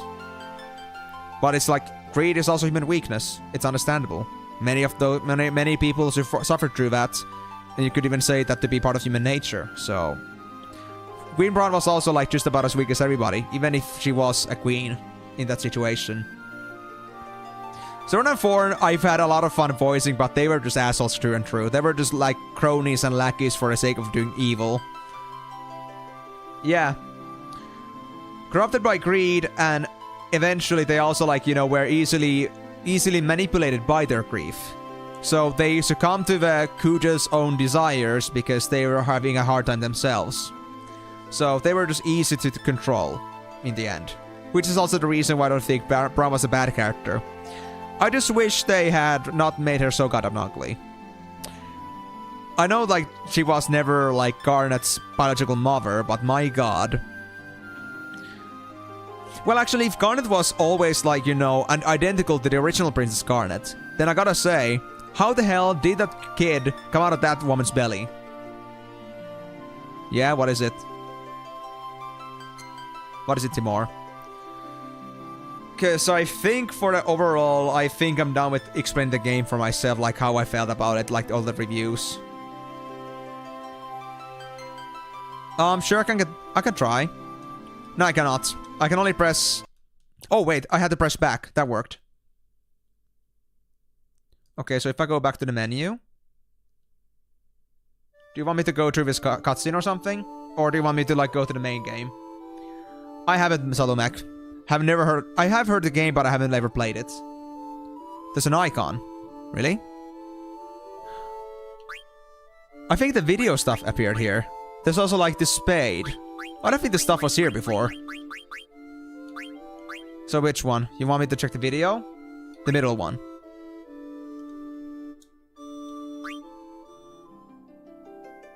Oh my god. Did we just like get blackjack in here? Bruh. Hey, I got an achievement! Nice! Okay, that's pretty cool. Bro, did like this being an actual thing? I even hate saving my money, dude. Wait, how do I even... Okay, let me just... No, like this. Just put it like that. I'm just not getting used to the fact that B is like the actual button I needed to press here. Uh-huh. I don't know how this game works, so I'm just gonna hit. Fuck. I see. Well, still interesting that this is a thing too.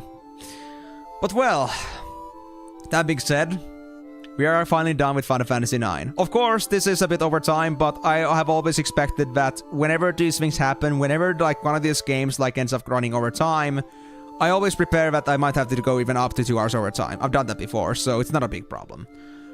But with those tidings, I guess we're done with Final Fantasy IX. Maybe. We'll see how long the racing game is, but I didn't understand it that it's just a few hours. We'll see. But thank you guys so much for joining on this one. Overall, as I said earlier, I'm saying it again. Final Fantasy IX, I think, is definitely gonna go on the top of my Final Fantasy list. It's so far, from all the 1 to 9s, best one. Best one.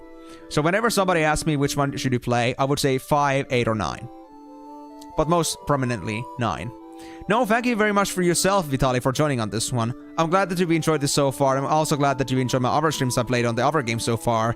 And I really hope that you are still eager to look forward to the other Final Fantasies that are yet to come. This is still gonna be a long journey. We may be at the 9th number, but there's still many more games to come, and the games after this are gonna be just long and long and long. Especially with all the sequels that they have, so we're gonna be having a long time here. But hey, thank you guys again so much for joining on this once. Hope you had a wonderful time watching Final Fantasy IX as well. Next time, on Saturday, we'll be getting back to Chocobo Racing. We'll be getting to that game now. And after I'm done with Chocobo Racing, it's gonna be the time for the long-awaited Final Fantasy X. Both by me and you. Yeah, 10 is amazing too. Yeah, I'm gonna be doing Yeah, it will be a little bit different because I already know Final Fantasy X personally. I've already played it a couple times. So the thing is that I am intending to get myself 100% on that game. And the reason is... There's a reason behind it. I'm not gonna say anything, but I'm telling you, there's a reason why I want to 100% that game. So, that being said, I want to use it as a chance to learn the game that I missed, the part of the game that I missed entirely before, and also getting all the things in the game. Yeah, this was great as well. Thank you guys so much for joining on this one.